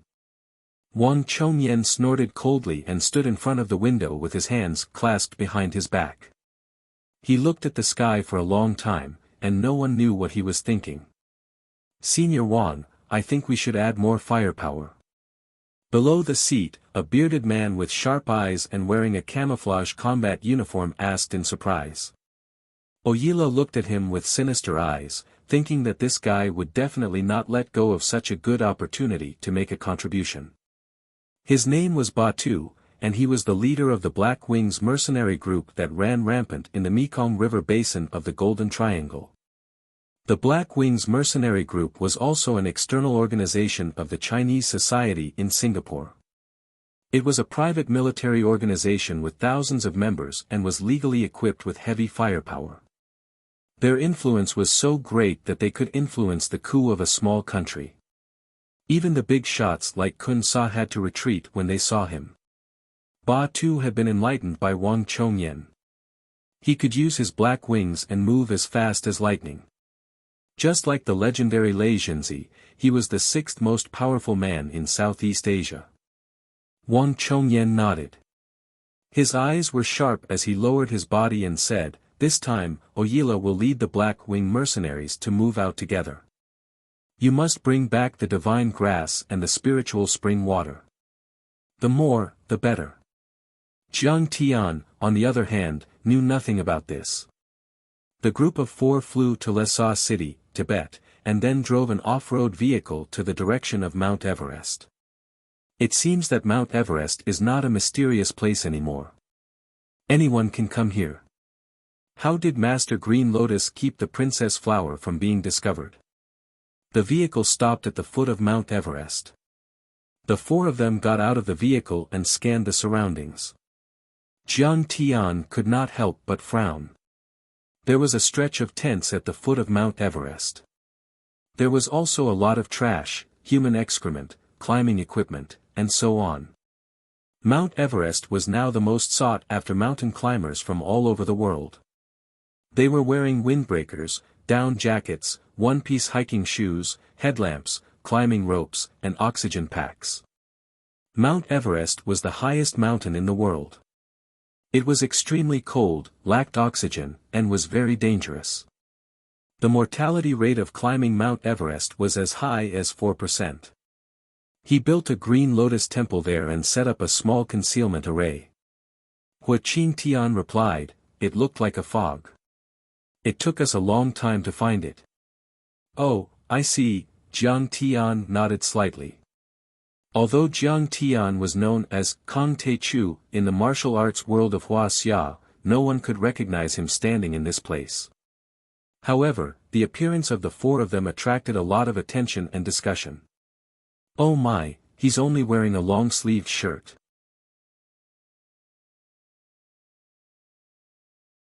Isn't he afraid of freezing to death? He didn't bring any equipment. Does he want to suffocate to death from lack of oxygen? Four idiots. They're here to die." This place was already 2,000 meters above sea level, and the temperature was very low, reaching below zero. Even a drop of water would turn into ice. However, Jiang Tian was only wearing a thin cotton shirt, and the three master-level masters were only wearing normal mountaineering clothes, which were relatively thin. For a moment, the climbers looked at Jiang Tian as if he was an idiot. Their eyes were full of mockery and ridicule. Isn't that Zhang Yilan's cousin, Jiang Tian?" Suddenly, a girl sitting on a rock and cooking rice in a pressure cooker saw Jiang Tian. She was slightly stunned and murmured subconsciously. Behind him sat an old man who was about 60 years old. He looked a little weak and was wearing an oxygen mask to take in oxygen. Jiang Tian turned his head subconsciously and glanced at the girl. Her voice was very low, but how could she avoid Jiang Tian's divine sense? Jiang Tian also found the girl a little familiar, but he couldn't figure out her identity at the moment. Seeing Jiang Tian looking at her, the girl was more certain of Jiang Tian's identity. She walked quickly and said with a smile, "Jiang Tian, I'm Gu Qingqing, Zhang Yilin's classmate. I went to Lin Zhou to find you before. Are you feeling better?" "Oh, it's you." Jiang Tian patted his head and smiled as if he had suddenly realized something. "Why are you here?" Zhang Yilin was the daughter of the fourth uncle of the Zhang family in Yanjing. He had always been close to her. When she was a child, she was seriously ill and had been taken care of by Jiang Zhixing for a few years. However, when she recovered, she returned to the Zhang family. Now, she should still be studying at Yanjing University. Zhang Yilin had been very close to Jiang Tian since she was a child. It could be said that in the cold and heartless Zhang family, only Zhang Yilin and his fourth uncle's family had brought him a little warmth. After Jiang Tian caused trouble and left Lin Zhou, she had asked Gu Qingqing to go to Lin Zhou several times and left tens of thousands of yuan. At that time, Jiang Tian had already been poisoned by Wu Chaohui, so he had a very vague memory of Gu Qingqing. "Oh, my dad and I are doing an archaeological project to find a relic. What about you? Are you here to travel and climb mountains?" Gu Qingqing was in her 20s. She was petite and had delicate facial features. Her skin was white and clear, and she looked a little immature and childish. She looked at Jiang Tian in surprise. She felt that Jiang Tian seemed to have recovered from his mental illness. However, it didn't seem right to come to Mount Everest wearing these clothes without any equipment. Yes. I'm just looking around." Jiang Tian nodded. He thought to himself, how can I have time to travel?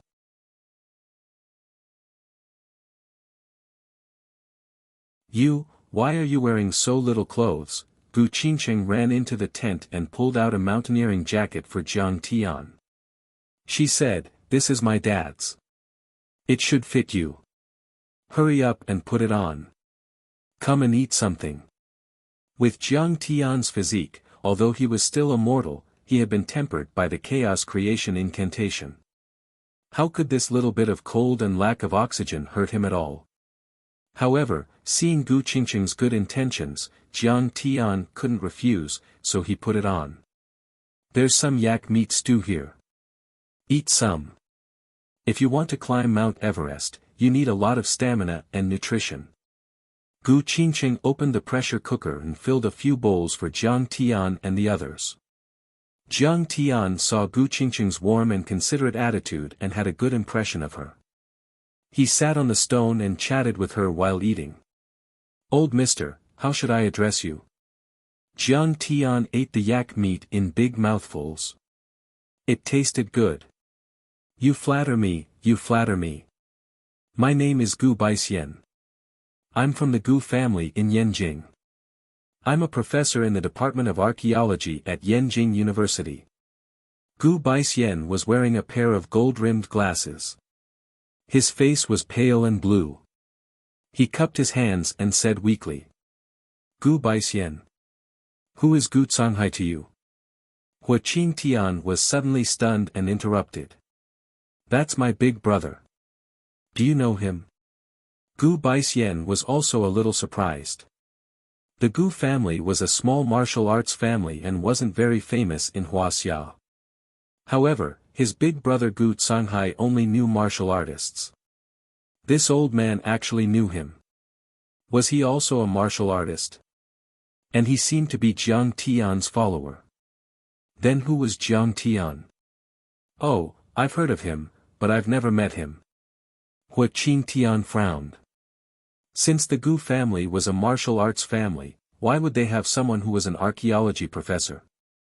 Moreover, this person's aura was weak, and he didn't seem to have any martial arts cultivation. It was really strange. "Old Mr. Gu, your body seems to be a little weak. Jiang Tian looked at Gu Baixian, who was wrapped in a sleeping bag and leaning against a stone, and said with a smile. Yes, I'm old and useless. I've been an archaeologist all my life and have explored all kinds of famous mountains, rivers, and underground caves. I've been to Mount Everest 5 or 6 times. I didn't expect that I would almost die before I even reached the foot of the mountain. Gu Baixian said with a bitter smile, panting.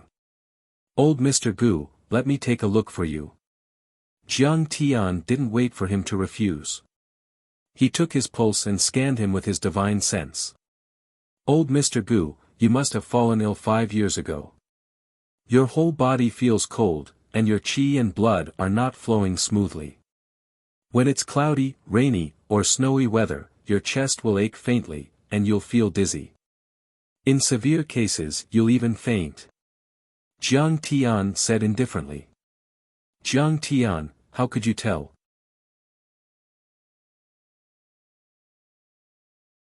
Your medical skills are simply amazing. Gu Qingqing hugged Jiang Tian's arm with a face full of surprise.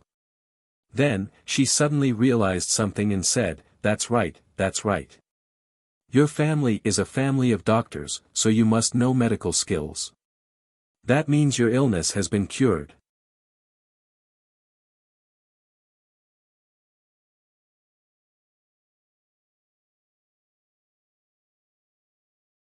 Chapter 265. Ahem, you're taking advantage of me. Feeling the softness in his arm, Jiang Tian coughed awkwardly. Gu Qingqing blushed and quickly let go of Jiang Tian's arm. Gu Baixian already knew that Jiang Tian was not an ordinary person. His eyes flashed with surprise, and then he asked in a low voice, Jiang Tian, can you cure my illness? Of course. Jiang Tian knew that someone had injected a cold genuine qi seal into Gu Baixian's body. It sealed several acupoints and meridians of his Shanzhong acupoint.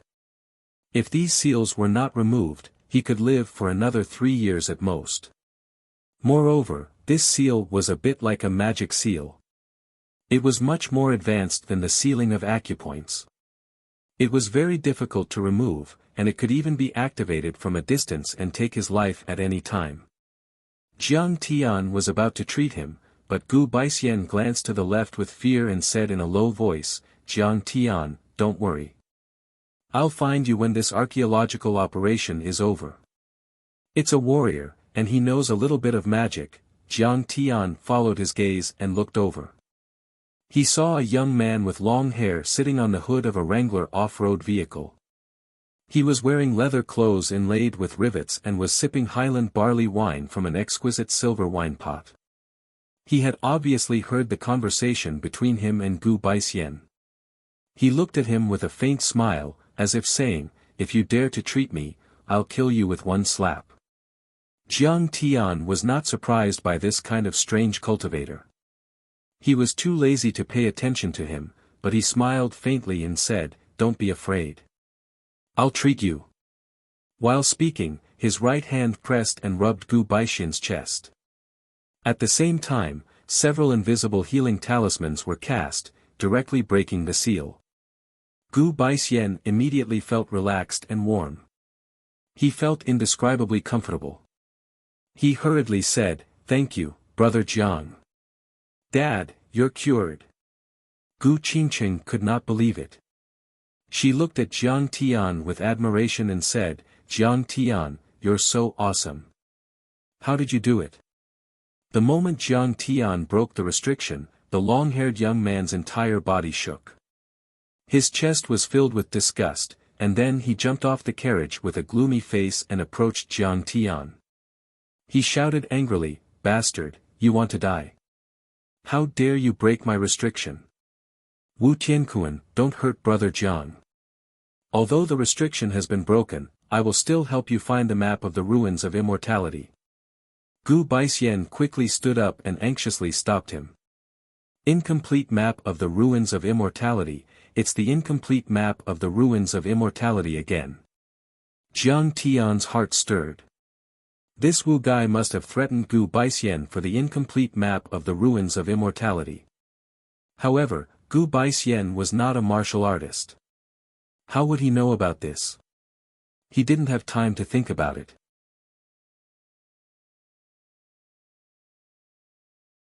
He slowly stood up and said with a smile, "My family has been practicing medicine for generations. It's my responsibility to save lives and heal the injured. Did I offend you? If you scram now, I'll spare your life." He had already seen through this kid's cultivation. Although he was a cultivator of both magic and martial arts, his martial arts were only at the peak of internal force, and his spells were only at the entry level. This kind of strength could allow him to do whatever he wanted in the secular world, but in Jiang Tian's eyes, it was nothing. "Humph, you're crazy. How dare you break my restriction and tell me to scram? Do you know that I'm from the Wu family?" Wu Tiankuan smiled proudly and said, "In the Yungue Tibetan area, the Wu family is the overlord. If you provoke me, you'll die very quickly."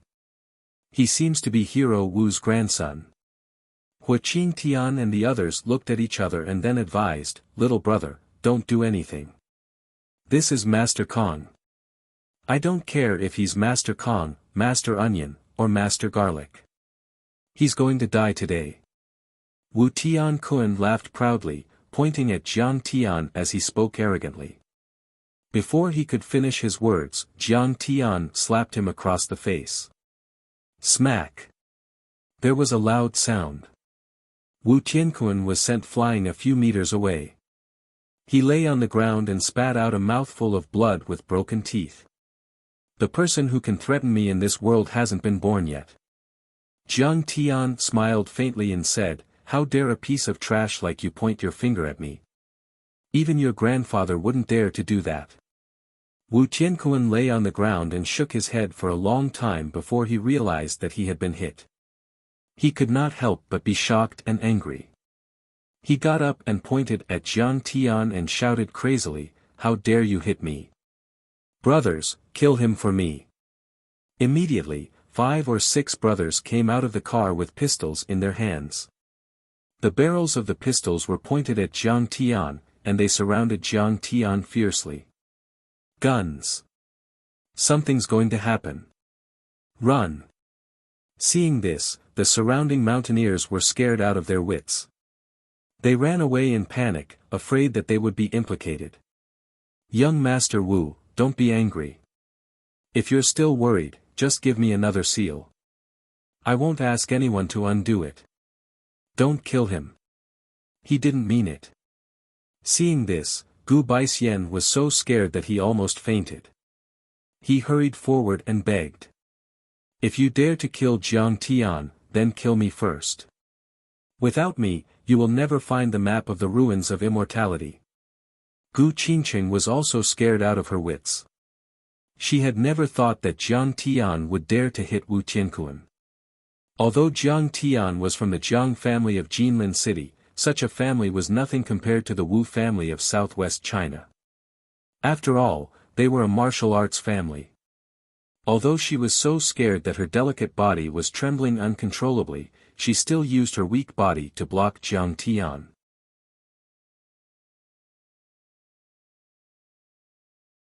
Seeing this, Jiang Tian was slightly moved.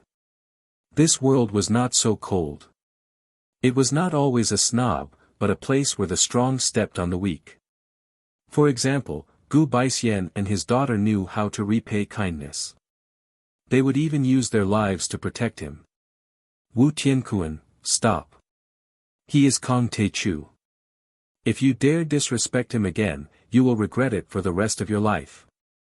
Wei Feilong yelled. He had always been kind to others and did not want to kill each other in the martial arts world.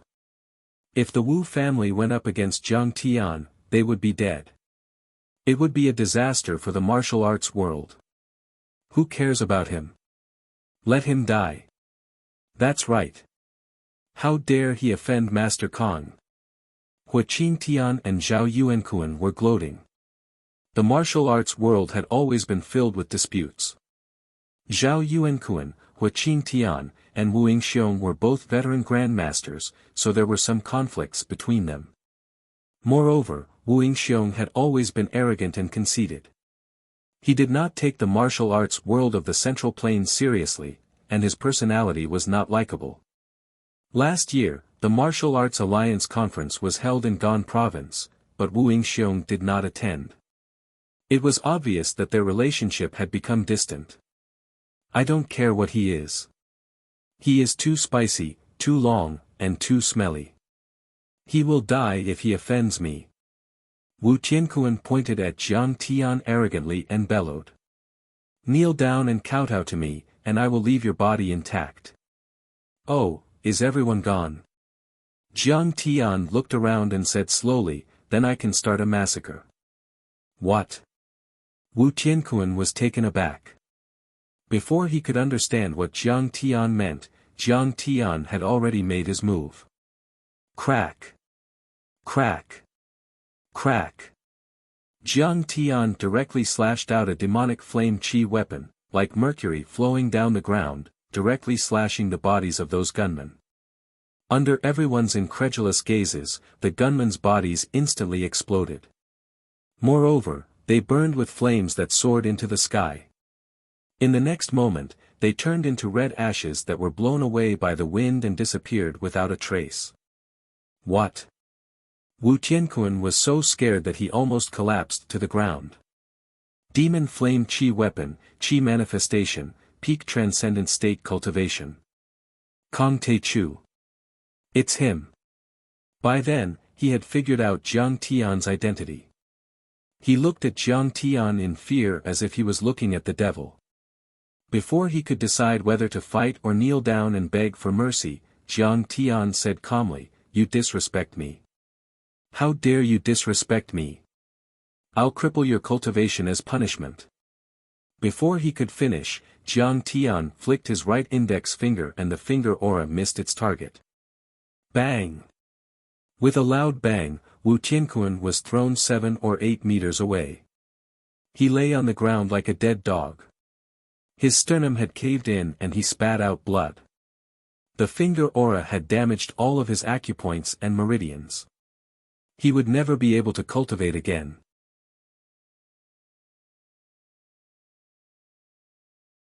However, he did not dare to act rashly.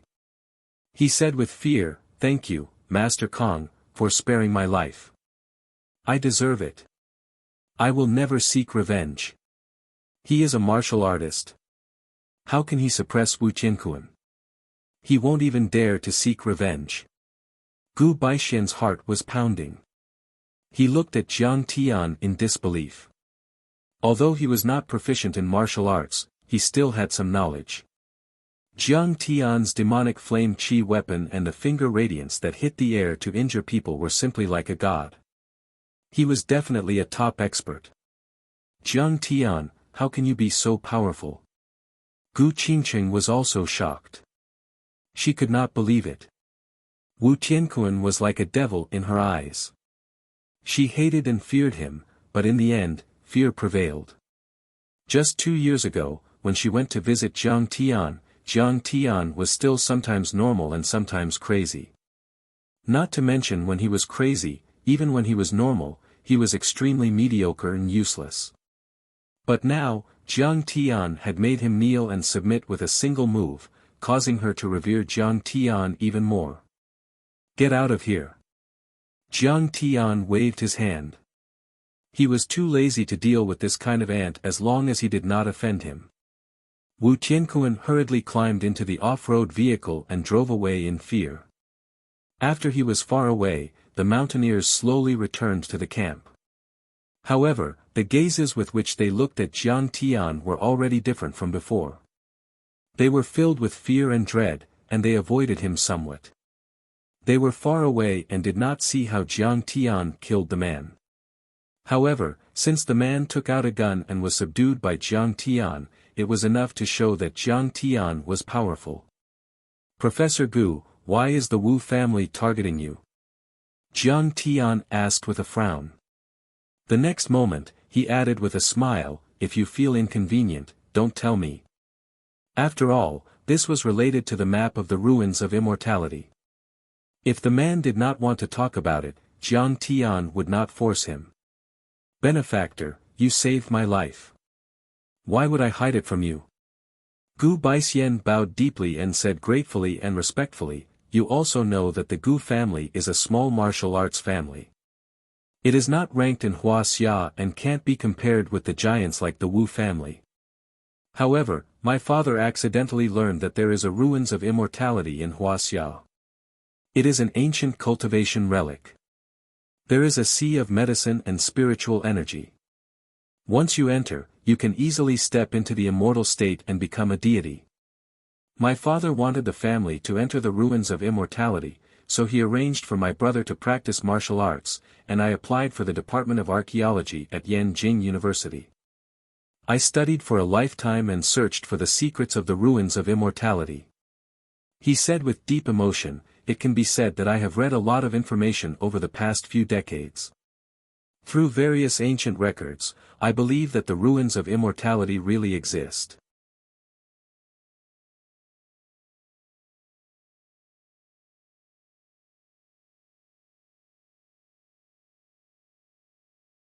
Chapter 266. This should be a small independent space, or a parallel space, which was isolated from the secular world by a super-large magic array in the antiquity times. Just like the Peach Blossom Spring recorded in the Book of Peach Blossom Spring, the place where people from Wuling entered should be a small immortal ruins. In response, Jiang Tian nodded slightly. After all, in the outer space, many immortal emperors and immortal venerables would create their own small worlds. This was nothing. It was even possible to create a universe after becoming a Hongmeng god.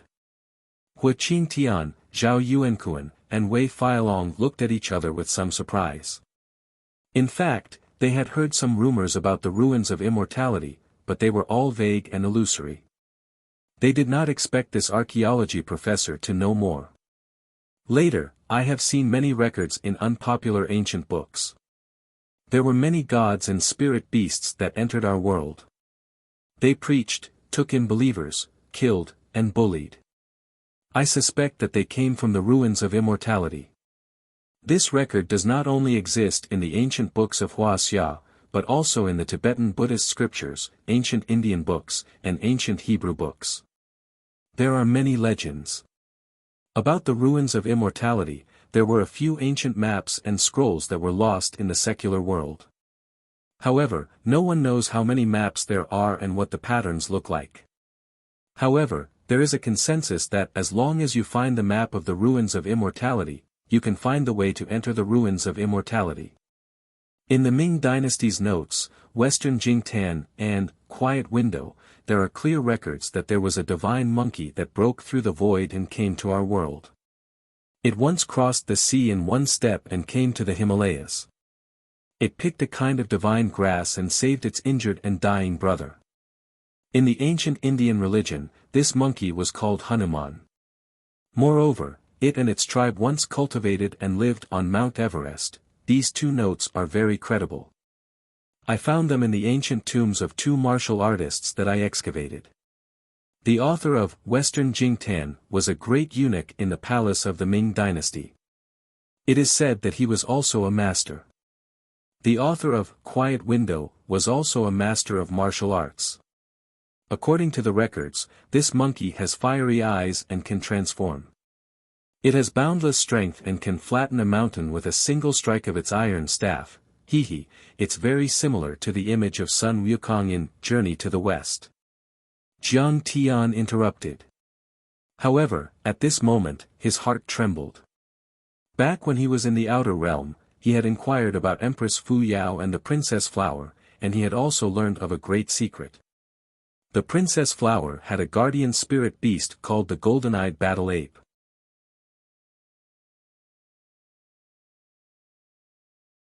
The golden-eyed battle ape clan needed to absorb the extreme yang energy within the Princess Flower, while the Princess Flower liked to eat the feces of the golden-eyed fire monkeys. Could this so-called divine monkey be the same as the golden-eyed battle ape from the outer realms? That's very likely. Perhaps Wu Qingzhen heard or saw the legend of this monkey, so he began to create literary works. Gu Baixian did not think that Jiang Tian was joking. He nodded and said, after much research, we came to the conclusion that it had lived on Mount Everest and might have even died here. So, we came here many times to search. Finally, Qing Cheng and I found a cave with the skeleton of an ape inside. However, we didn't find the legendary incomplete map of the ruins of immortality. Because I was engaged in this research, I also visited many cultivators and eccentrics. After a while, Wu Yingxiong found out about it. He captured me and interrogated me about the secret of the ruins of immortality. He wanted me to lead them to the cave. Gu Baixian sighed.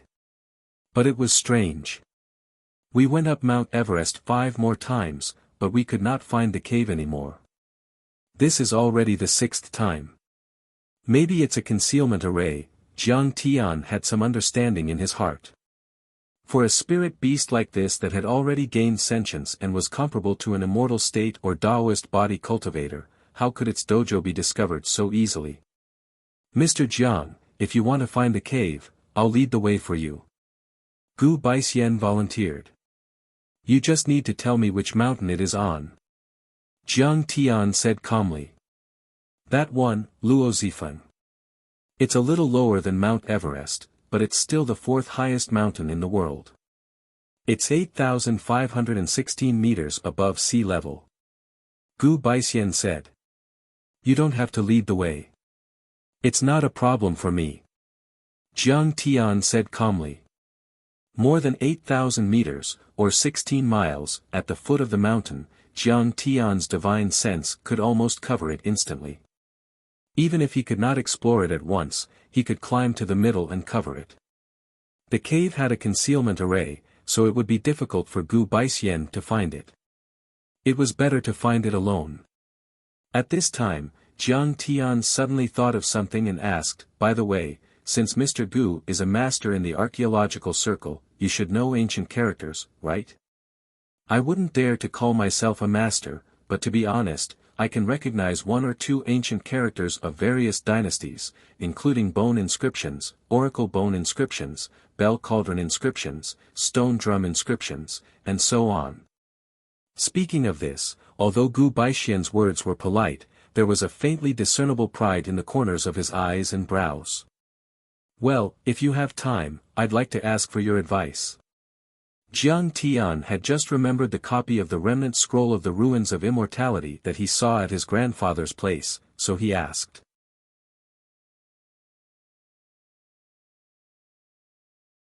He wondered if Gu Baixian could recognize the strange characters on the remnant map. But he came in a hurry and did not bring it with him. It would be great if he had a portable storage device. Whether it was a storage ring or a 100 treasures pouch, it would be more convenient to carry anything. Old Gu, you're not feeling well. Go back first. Jiang Tian pondered for a moment.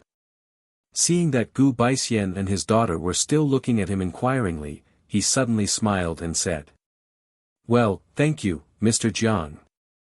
Gu Baixian thanked him verbally, but there was a hint of reluctance on his face. He wanted to say something but stopped. Jiang Tian immediately understood and said indifferently, Brother Zhao, escort Gu Baixian back to Yanjing. If anyone dares to hurt him, kill them without mercy. Yes. Zhao Yuankuan stood up and replied. Brother Wei, say hello to Wu Yingxiong. If he dares to harass Professor Gu again, I'll kill his whole family. Jiang Tian said indifferently. Wei Feilong hurriedly replied, no problem. Thank you, Mr. Jiang. You're my savior. Gu Baixian held Jiang Tian's hand with tears in his eyes. It could be said that Jiang Tian was being a good person to the end and helping him to the east. For him, he did not hesitate to offend the martial arts Wu family. What kind of kindness was this? Oh right. Jiang Tian asked again, do you have any fruits here? Peaches would be best. Also, give me some yak meat. What a coincidence, I do have some peaches. What do you want them for? Gu Qingqing's face was filled with confusion. Then, she suddenly realized something and said, "Oh right, you didn't bring any food, right? Since we're leaving, I'll leave these for you." After handing over the items, Gu Baixian and his daughter said goodbye and were about to return home.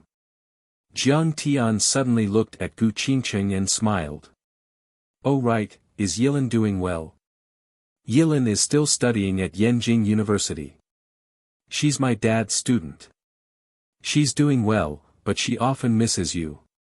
Gu Qingqing looked at Jiang Tian reluctantly. She mustered up her courage and said, "Jiang Tian, you must come to Yanjing when you have time. See Yilin and me." "Yanjing. I'll definitely go." Jiang Tian sensed the longing in her eyes but did not take it to heart.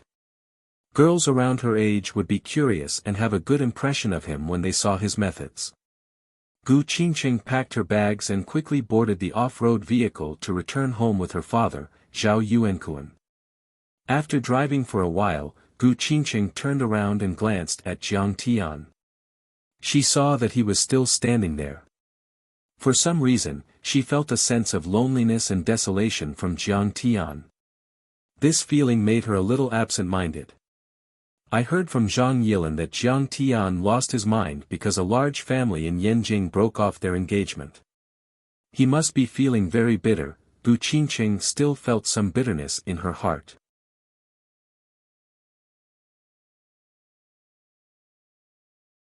However, she immediately curled her lips and snorted coldly.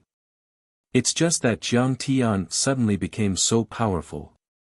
I wonder if that blind young miss would cry from regret if she knew. After Jiang Tian saw them off, he immediately said to Huaqing Tian and Zhao Yuankuan, "Let's go. Let's go take a look at the situation of the Princess Flower." Master Kong, let's go."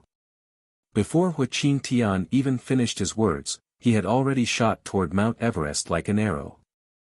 He flew up and down on the snowy mountain like a skylark, full of spirit. "Old Hua, nice move." Jiang Tian carried a pressure cooker, a charcoal fire, an alcohol stove, peaches, yak meat, and other items. He took a seemingly slow step forward, but in reality, he covered more than 100 meters and soon caught up to Huaqing Tian. Mount Everest was a dangerous place for ordinary people. However, for Jiang Tian, it was as easy as walking on flat ground. If he hadn't deliberately slowed down, Huaqing Tian and Zhao Yuankuan wouldn't have been able to catch up. When Jiang Tian led Huaqing Tian and Zhao Yuankuan to the mountainside, it was already late at night. Suddenly, a strange scene appeared at the top of Mount Everest. In the sky, rays of multicolored light, like auroras, floated in the night sky like colorful ribbons. A natural phenomenon. Something important must have appeared. The princess flower is about to ripen. Jiang Tian squinted his eyes. A surge of divine sense rose like a monstrous wave and swept across thousands of meters of altitude toward the top of Mount Everest. When any important Dharma treasure or earth-shattering spirit fruit or medicine appeared, there would be a natural phenomenon. The first thing that came to Jiang Tian's mind was the princess flower. The princess flower is about to ripen. Then why don't we go and pick it? Huaqing Tian and Wei Feilong asked anxiously. Jiang Tian didn't say anything. He turned around with a stern face and sent another surge of divine sense toward Luo Zifeng. "No, we should go to Luo Zifeng first and catch a monkey. Then, we can make a pot of peach soup. Also, we need to go down the mountain and find a gong." After a while, Jiang Tian withdrew his divine sense and said leisurely. "Catch a monkey. Make peach soup. That's strange." Huaqing Tian and Wei Feilong were confused. "Shouldn't we go and find the princess flower first? I heard along the way that there are experts who want to snatch it." "Don't worry, they can't take it away," Jiang Tian said calmly. Gu Baixian was right. Those notes are not legends or myths, they are history. There really was a golden-eyed battle ape who once broke through the void and came to this world from the immortal ruins. He sighed and said, "Also, we have underestimated the golden-eyed battle ape. It has become a demonic immortal, and an earth immortal at that. He has set up a sealing array around the princess flower.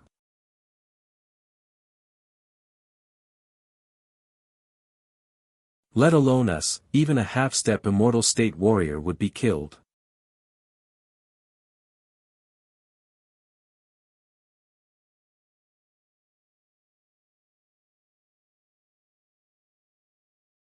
Chapter 267. The golden-eyed battle ape clan had exceptionally strong physical bodies. They were hot-blooded, warlike, and arrogant. They were a very powerful clan even in outer space. A golden-eyed battle ape without any cultivation was already invulnerable to transcendent state cultivators, let alone a golden-eyed battle ape that had reached the earth-level deity level. He was as powerful as a deity. Even the sealing array he had left behind could not withstand the attack of a half-step immortal state cultivator. So powerful! Wuxia and Xianxia and Wei Hua exclaimed in shock. They had witnessed Jiang Tian's power with their own eyes. He was at the peak of the transcendent state or even half-step to the immortal state, and he was a cultivator of both Dharma spells and martial arts. However, he still couldn't pluck the DNYU flower. Don't worry about that for now. There's no time to lose.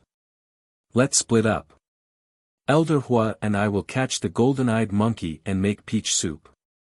As for Wei Feilong, you hurry down the mountain and find a gong. Jiang Tian said lightly.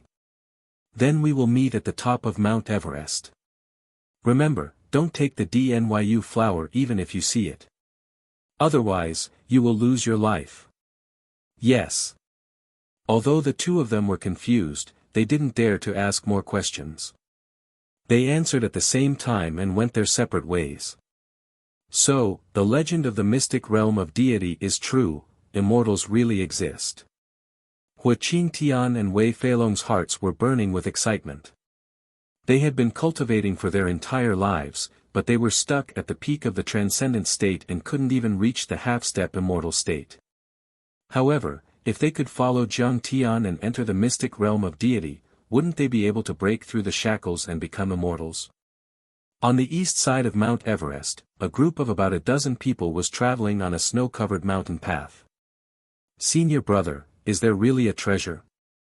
A delicate and pretty disciple was walking swiftly on the precipitous rocks and ice blocks like a galloping horse, and he was panting as he asked. Yes, I am certain.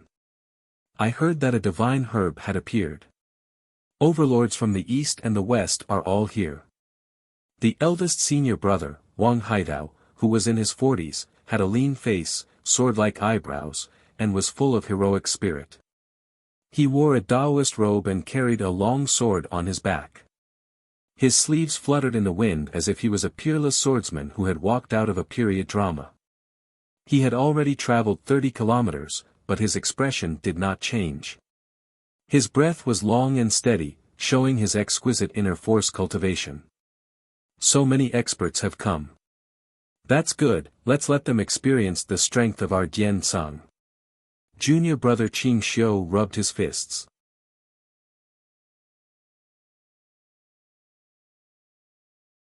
Eldest senior brother Wang Haidao's eyes flashed with a trace of fanaticism as he said, they only think that the so-called catalyst spring water is valuable, but they don't know that the divine grass is the most valuable.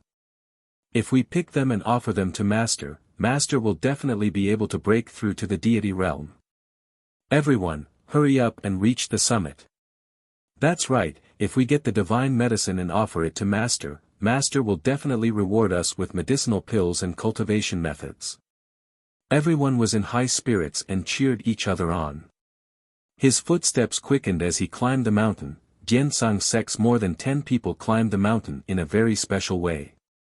When they encountered a glacier that they could not climb, they would connect their heads and tails and climb up like a long centipede. Once they reached the top, the dozen or so people dispersed again.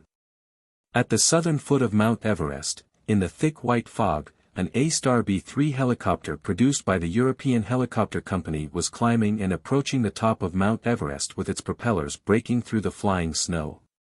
This helicopter cost tens of millions, and it was the helicopter that could climb the highest altitude at that time.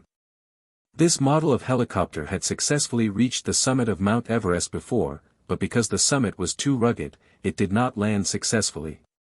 Moreover, this helicopter was completely modified into a military helicopter and was equipped with the M134 minigun, which was known as the God of Artillery. This was the fastest machine gun in the world, and it was even equipped with a few rocket launchers. It could be said that it was fully armed. On the cabin of the helicopter, there was an image of two bloody skeletons with two black wings. If there were people from the world's dark organizations here, they would definitely exclaim in surprise, because this was the symbol of the famous Black Wings mercenary group in Southeast Asia. We're almost there, that's the catalyst spring water. This time, we must return with a full load. In the cabin, Oyila the heaven-reaching warrior, Batu the Black Wings, Tyson the giant elephant, and many other powerful mercenaries were sitting on the bench. They looked up at the summit of Mount Everest expectantly, like a money grubber who saw a pile of gold. Their eyes were burning with passion. At this time, Jiang Tian's divine sense had already scanned the area and found a cave on the mountainside of Mount Luo. This cave was surrounded by ice and snow, and white fog filled the air. Even a mystic enlightening realm cultivator would find it difficult to sense its existence. It is indeed a cave. The concealment array is not bad, but how can it hide from me? Jiang Tian flicked his finger repeatedly, causing numerous finger lights to shatter the ice and shatter the mountain rocks.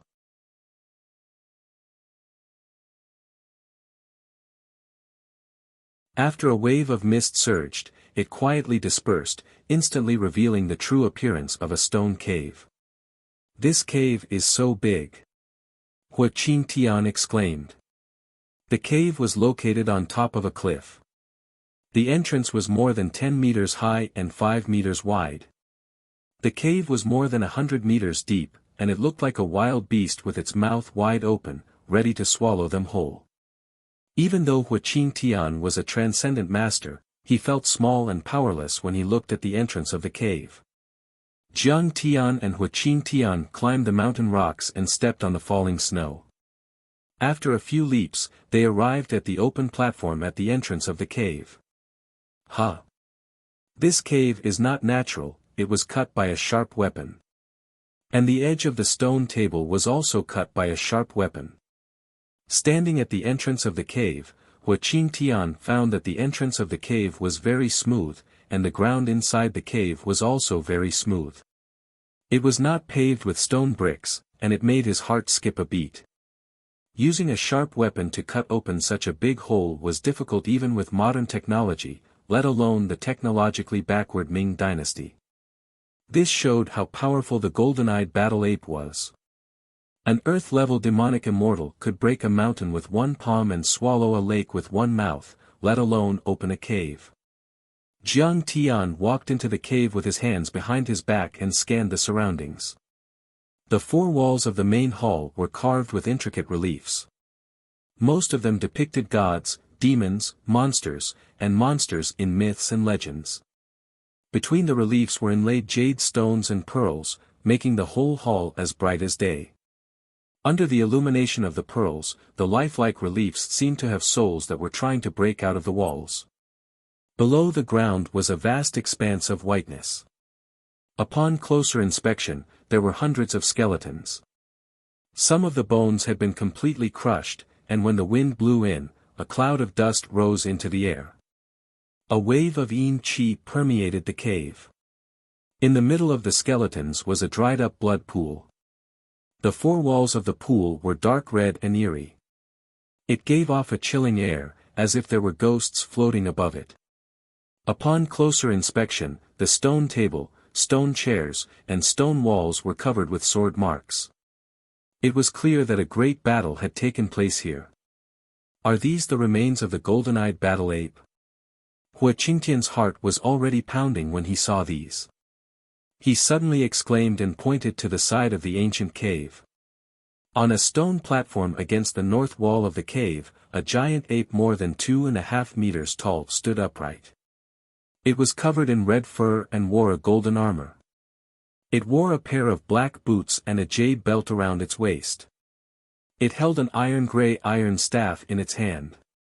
It bared its teeth and looked up at the sky.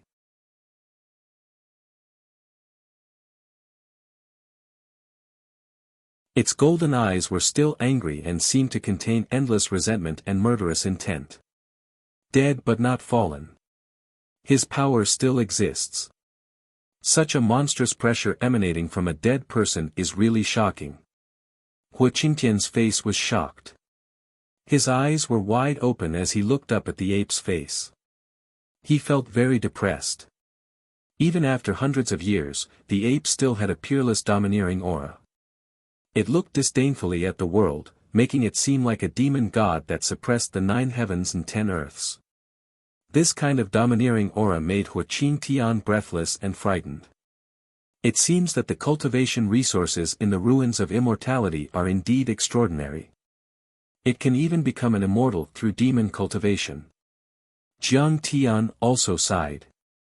He found that there were large words inscribed below the platform. My name is the Sacred Battle Ape.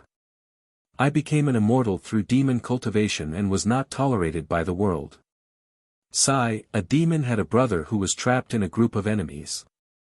I fought back with my severely injured body. I defeated 3 immortals with my staff, but I was powerless and died together with them. My body is hidden in the demon cave of Nirvana.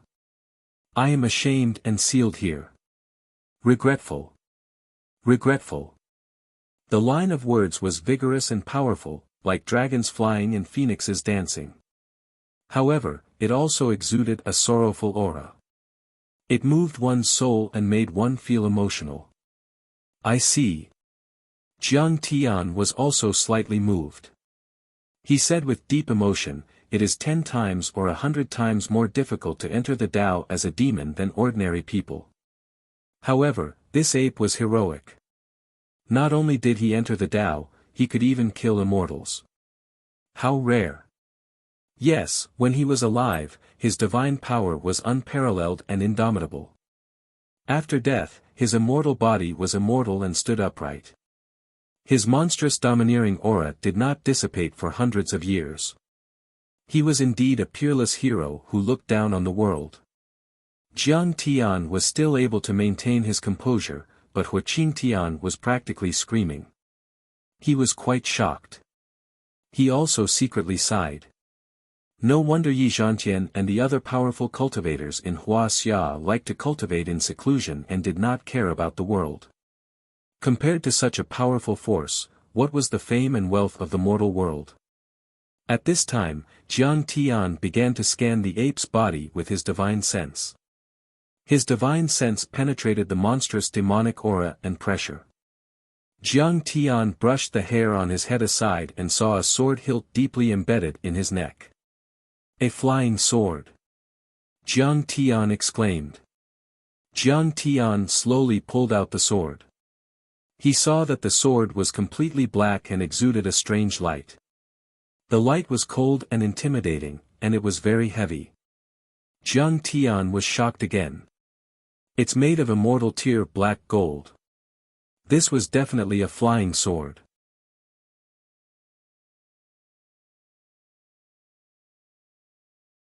It was just that too much time had passed, and there was very little mana and spirituality left. However, immortal tear black gold was very rare even in outer space. It could be used to forge top-grade flying swords. No wonder this powerful ape demon was still killed by someone. He felt a surge of excitement. This trip was really worth it. The information provided by Gu Baixian was too important. The Heavenly Court. Suddenly, Jiang Tian was shocked again. He saw 2 small golden characters engraved on the sword hilt. It was very ancient and elegant. After seeing the copy of the Ruins of Immortality from his grandfather, he learned a lot of information about ancient characters. Although he could not decipher and recognize the characters on the copy, he could definitely recognize the golden characters. The Heavenly Court. What organization or person is this? Master Kong, could it be the heavenly court in the myths and legends? Wuxia Tian was very shocked. What he saw today had completely shattered his worldview. Even though he was experienced and knowledgeable, he could not think of a reason no matter how hard he racked his brain. Jiang Tian was speechless. You ask me, but who should I ask? Jiang Tian was very proficient in cultivation, but the problem was that he did not understand the cultivation world of Wuxia. When his master took him on the ancient path of the stars, they passed through the ruins of immortality and went straight into the depths of the universe. For his master, whose cultivation was already very high at that time, the ruins of immortality were not a challenge at all. Therefore, Jiang Tian knew nothing about the ruins of immortality.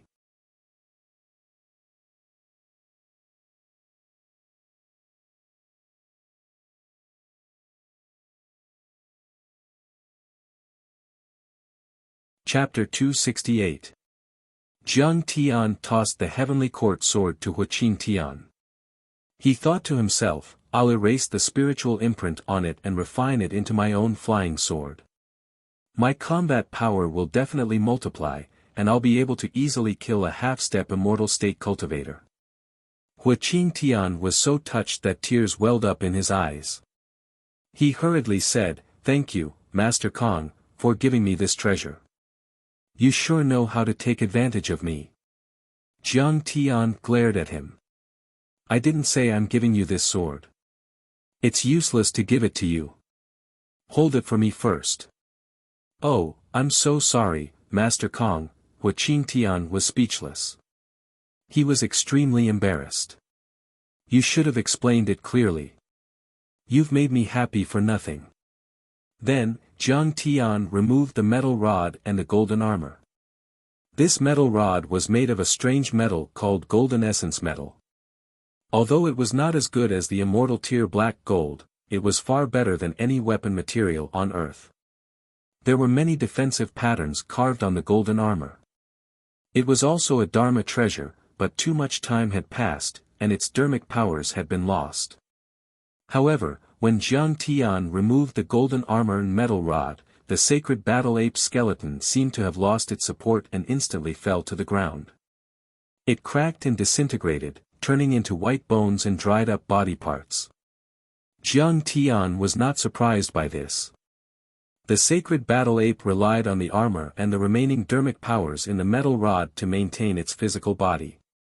Without them, it would have been reduced to ashes. However, he sighed again in his heart. It was really inconvenient to not have a storage Dharma artifact. There were not many things here, and Wuxia Tian was almost unable to carry it all.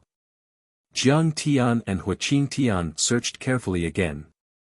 They did not find any concrete clues about the immortal ruins in this ancient cave or the sacred battle ape skeleton. However, at least now Jiang Tian could confirm that the immortal ruins were real, and not just a vague legend. It's time to catch the monkey. Jiang Tian said calmly. Yeah, where's the monkey you're looking for? Wuxia Tian looked around in confusion. Don't worry. Jiang Tian ignited the charcoal and placed it on the pressure cooker. After the water boiled, he removed the pit of the peach and threw the yak meat into the cooker together with the skin and meat. After that, Jiang Tian added more medicinal herbs. Instantly, it turned into a pot of black soup. That's disgusting. Are we going to eat that? Wuxia Tian was puzzled. Everyone says that Master Kong is a wife-doting demon. Your culinary skills don't seem to be too good. Is this edible? Jiang Tian ignored him, but strangely enough, although the broth was ugly, there was a strong aroma coming from it. It immediately made Wuxia Tian salivate, and his fingers itched. It's disgusting, but I also want to eat it.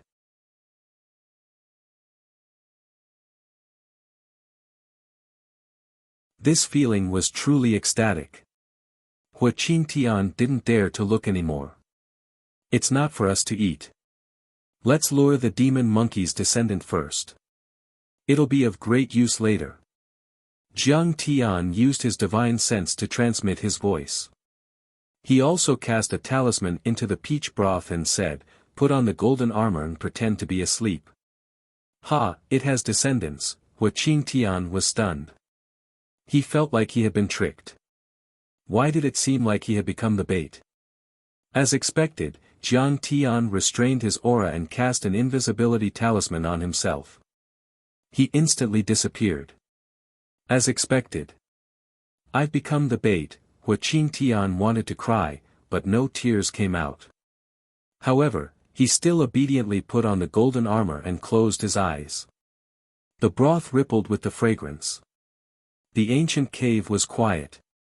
Only the whistling of the wind outside the cave and Xianxia's own rapid heartbeat could be heard.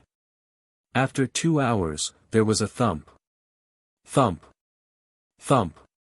Footsteps that were as intimidating as muffled thunder, and a wave of bloody aura assaulted their faces. Xianxia was alarmed. He opened his eyes a little and almost screamed in fright before suffocating. He saw a 3-meter-tall giant red ape glaring at him with its golden eyes. Then, its venomous gaze swept across the naked sacred battle ape's corpse and landed on his armor and the iron staff in his hand. The giant ape was like a demon god. Its eyes shot out rays of sharp golden light, and its body was surrounded by a demonic aura. Its aura was terrifying. The demonic aura was so dense that even a drop of it could crush an internal force master. Suddenly, its face twisted. It bared its fangs and roared. It was like a cat catching a mouse. Its huge, fan-like palm covered in red fur grabbed at Xianxia. "Master Kong! Come out and fight the monster!" Xianxia stomped on the ground and shot out while screaming for help. It could be said that he had never felt such a terrifying sense of danger even when he was fighting against Lin Zhenyu. Whoosh! Dazzling sparks flew. The descendant of the battle ape's claws scratched Xianxia's stomach, leaving deep marks on the hard stone wall. If it had clawed Xianxia, he would have been seriously injured, if not killed on the spot. "Get out of the way!" Xianxia suddenly appeared behind the descendant of the battle ape. He waved his fingers and a demonic flame chi weapon swept toward the ape like a knife cutting through water. Bang! With a loud sound, the giant ape was immediately sent flying by Xianxia's sword strike, causing the ground to shake and the mountains to shake as it fell flat on its back. The giant ape got up and charged at Xianxia again. "I will kill you if you don't stop." Xianxia let out a cold snort and slammed down with his palm again, directly slamming the body that was as heavy as a mountain into the ground.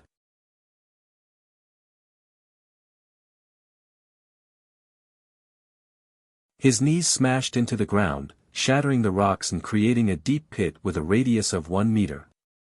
Xianxia was amazed by the power of the battle ape. Although the descendant of the battle ape was small in size, it was a true primordial demonic beast. Moreover, it was an untainted demonic beast. It could not be compared to the white ape that Xianxia had killed in search of the life crystal. It was even 10 times or 100 times stronger. Xianxia knew that the ape's body was strong, so he used all of his strength. Even a transcendent state cultivator would have been smashed into pieces, but the attack didn't hurt the ape at all. Even the leaf fire chi weapon didn't injure it severely. Moreover, the ape had cultivated demon arts and was able to transform. Its combat power was equal to that of a grandmaster in the martial arts world. The ape roared and attacked again and again. Its combat power was monstrous. It punched and kicked, shattering the stone table and shaking the mountain.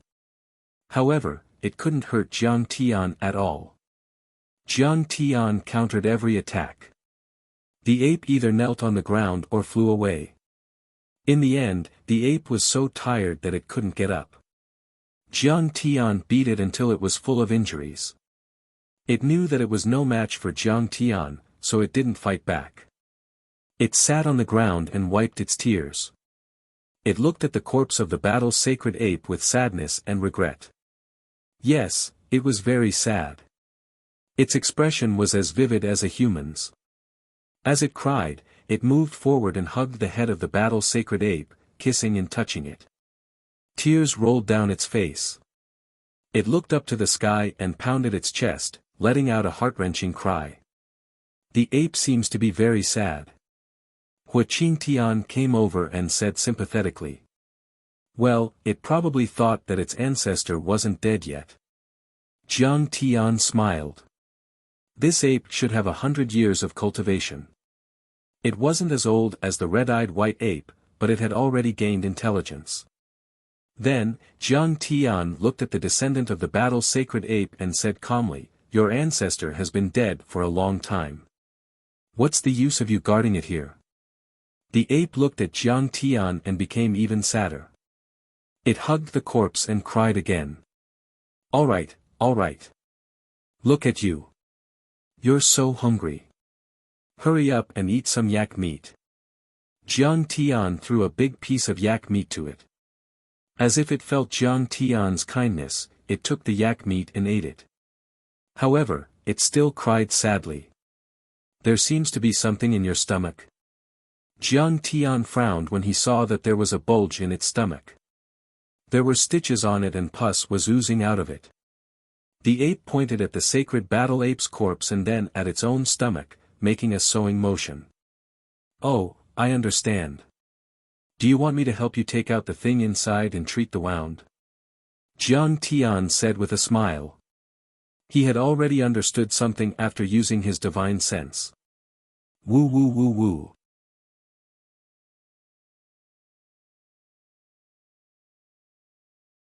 The ape's face was filled with gratitude and joy. It pursed its lips and cheered. It kept kowtowing to Jiang Tian, seeming very willing to do so. Jiang Tian stepped forward and formed a chi weapon at his fingertips. He quickly peeled open the wound. There was a scroll made of animal skin inside. However, it was different from the words in the ruins of immortality that Jiang Tian had seen before. This is also a map. I don't know where it leads. Jiang Tian was not in a hurry. He let Wuxia and Xianxia take it first. This is the 9 Swords Immortals, tomb. The ape suddenly spoke in a muffled human voice. Damn, you know how to talk. Jiang Tian smiled. Wuxia and Xianxia was even more amazed.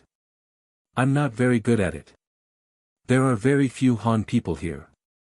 The ape struggled to speak again. 9 Swords Immortal. Old Hua, do you know who he is? Jiang Tian asked with a frown. I've never heard of him. He should be an ancient person. I'll look into it later. Wuxia and Xianxia shook his head. Enemy. He killed my ancestor. My father asked me to dig up his tomb and take revenge. However, I don't know where he is. The ape said with a hint of resentment, Fuck, you sacred battle apes are really daring. Very vicious. I like it. Jiang Tian praised. He took out a detoxification pill and crushed it. He mixed it with healing powder and sprinkled it on the wound. Then, he threaded a needle and stitched it up. At this moment, he already had some understanding. It seemed that the 9 Swords Immortal was from the heavenly court. He should be the culprit who killed the battle-sacred apes. You're so nice. The ape looked at Jiang Tian gratefully with tears in its eyes. Affectionate. The ancient scroll in its stomach had tortured it for too long. Now that the pain was gone, it felt extremely relaxed and comfortable. Naturally, it was grateful to Jiang Tian. Don't look at me with such affectionate eyes. I'm scared. Jiang Tian glanced at it from the corner of his eyes. The ape was confused for a moment. Suddenly, it pointed at a red object and shook its head firmly. Ha! Wuxia and Xianxia laughed so hard that tears almost came out of his eyes. Fuck you. Jiang Tian was speechless. After treating the wound, Jiang Tian slowly said, If you want to thank me, then help me get the Empress flower. Is that okay? The ape bowed and nodded repeatedly. You're a beginner demon. You should be able to transform, right? Jiang Tian asked. The ape nodded again. Jiang Tian took off his down jacket and said, "Shrink it and let me wear it. What do you think you look like when you walk around with your penis swinging around every day?" The ape cast a spell and its body shrunk, turning into a small monkey the height of an adult's calf. After it was wrapped in a red down jacket, it no longer looked ferocious. Instead, it looked smart and cute, and it even looked comical.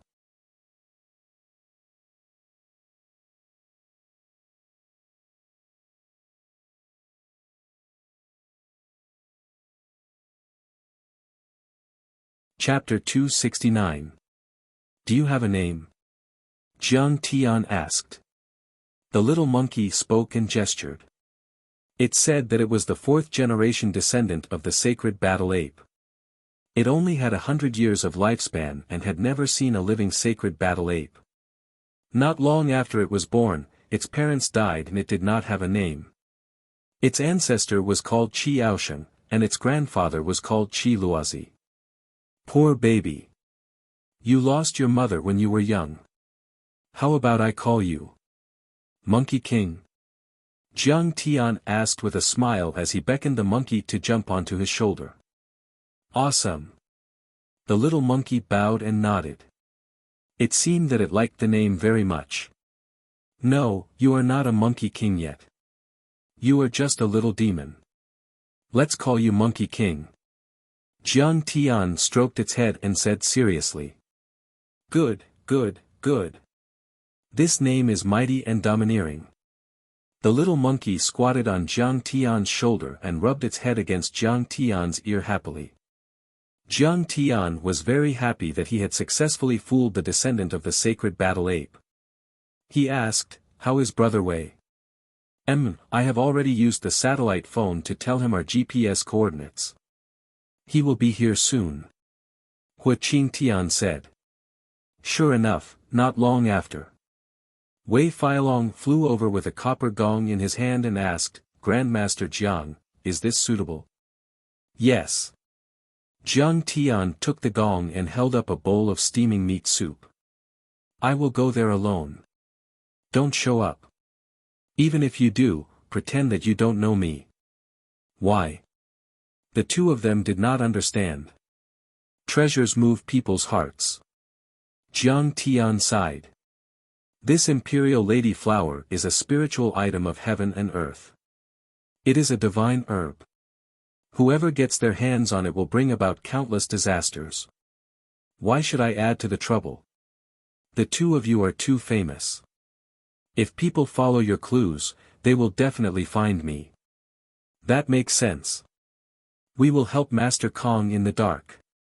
The two of them immediately understood. I'm afraid that the people at the top of Mount Everest are busy fighting for the D-Maiden flower. Jiang Tian walked out of the cave and looked up at the peak of Mount Everest. He let out a long sigh and shot towards the peak of Mount Everest. At the top of Mount Everest, the area was so vast that one could not see the end of it at first glance.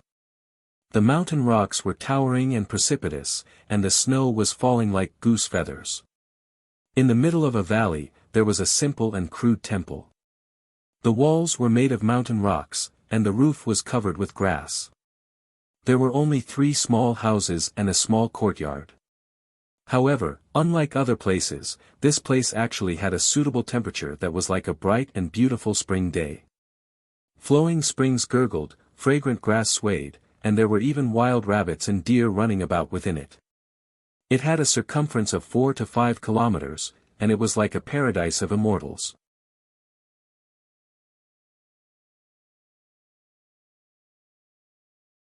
There were 3 men standing at the entrance of the small temple. One was an old monk in yellow robes, the other was a middle-aged man in white robes, and the last one was barefooted. Humph, this poor monk has been guarding this princess flower for more than 10 years. It's about to mature. Let's see who dares to snatch it from me. The old monk in yellow robes was Guru Qinghuyen, the most eminent monk in India. He was wearing a kasaya and holding a purple gold Buddhist staff in his right hand. His aura was surging like the ocean, and his face was ferocious. Clearly, he was not someone to be trifled with. Guru Qing Lian, the princess flower is about to mature tonight. If you can't break the seal, you won't be able to get it.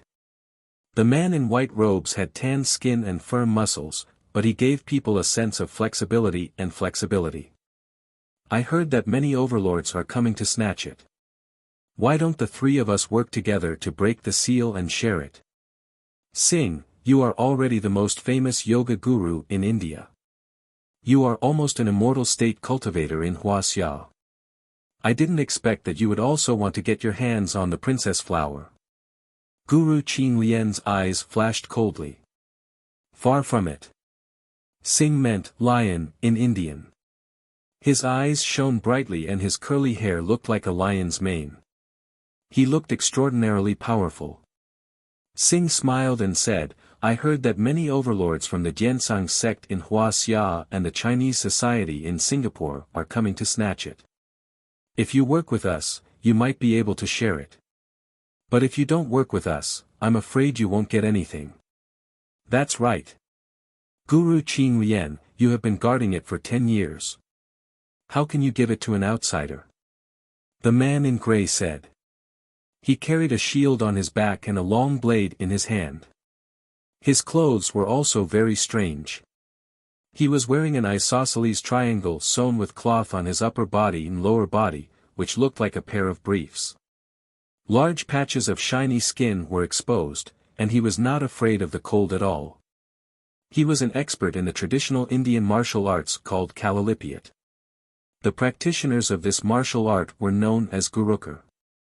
He was the most powerful martial arts master in India and was comparable to the grandmasters in Wuxia. As he spoke, a rumbling boom akin to muffled thunder erupted in the sky, and all of the natural phenomena from before disappeared.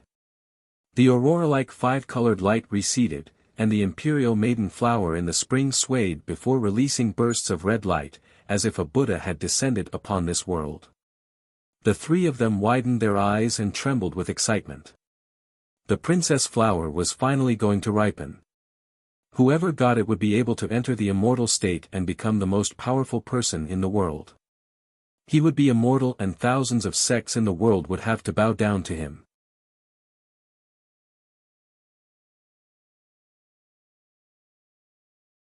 The princess flower was filled with red clouds and thousands of colorful lights. Rays of spirit qi like the first blooming of hongmeng filled the air.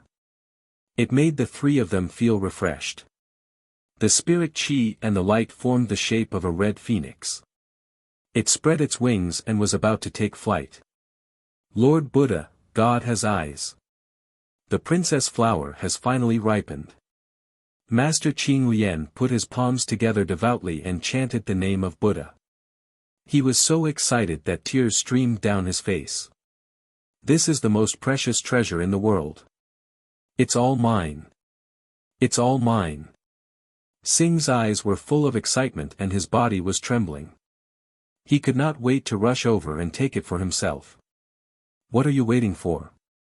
Let's break the restriction and get it together. The man in grey was excited and rubbed his palms. At this moment, several figures in Taoist robes flew over and stopped the three of them. Wang Haitao, who was the leader, sneered, Master Qing Lian, this magic herb is located at the north foot of Mount Everest. It belongs to Wuxia. How can it fall into your hands? Let's go quickly before we start a massacre. Who are you? Master Qing Lian asked coldly in broken Chinese. I'm Wang Haitao, the first disciple of the Jiansang faction in Wuliang Mountain. Wang Haitao smiled. At this moment, the top masters of the Jiansang faction also rushed over. They all held the hilts of their swords and looked at the three masters of India cautiously. Oh, this princess flower is originally a spiritual treasure of heaven and earth. If you want it, just take it. Master Qing Lian put his palms together and smiled kindly. Is that so? Wang Haitao frowned and thought to himself, is there something wrong with this?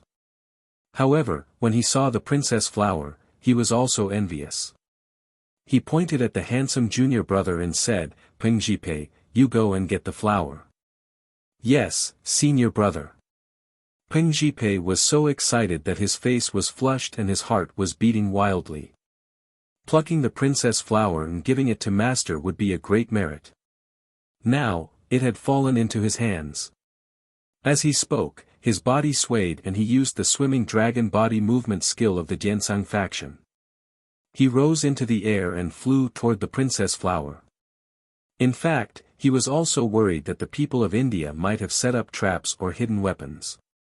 That was why his feet did not touch the ground. He flew like a swallow in the water. His speed was extremely fast, his posture was beautiful, and his movements were flexible.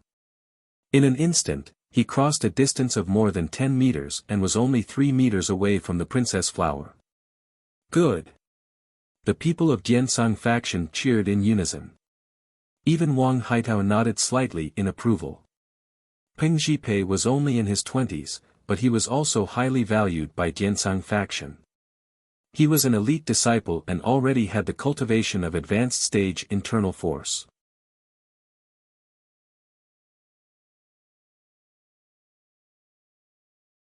However, at this moment, a purple lightning bolt appeared out of nowhere and struck Peng Jipei's body like a purple python. Peng Jipei did not even have time to scream before he turned into a pile of ashes and fell into the grass and spring. Hiss! Everyone from the Jiansang sect sucked in a breath of cold air at the same time. Their faces were pale and their hearts were pounding. The shock of seeing their former fellow disciple turn into a pile of ashes in an instant was unbearable. Senior, isn't this too vicious? Wang Haitao glared at Master Qing Lian and shouted, Senior, if you want to give it to someone else, why did you set up a trap? Using schemes to kill people, is this the way of a monk? No, no, no, this is not my array. Master Qing Lian put his palms together and chanted the name of Buddha. He smiled faintly and said, Didn't your master tell you that the princess flower is a spiritual item of heaven and earth and has a natural restriction? It's just that I didn't expect it to be so powerful. Brother Wang, you're too reckless. At this moment, another figure leaped over. It was an old man in a green robe with white hair and beard. He was very old, about 80 years old, but he was very domineering and arrogant. He looked at the world with disdain and arrogance. Moreover, his eyes were shining like divine lightning, and his tall body was extraordinarily mighty, just like a male lion or ferocious tiger. Senior Wu, you're here.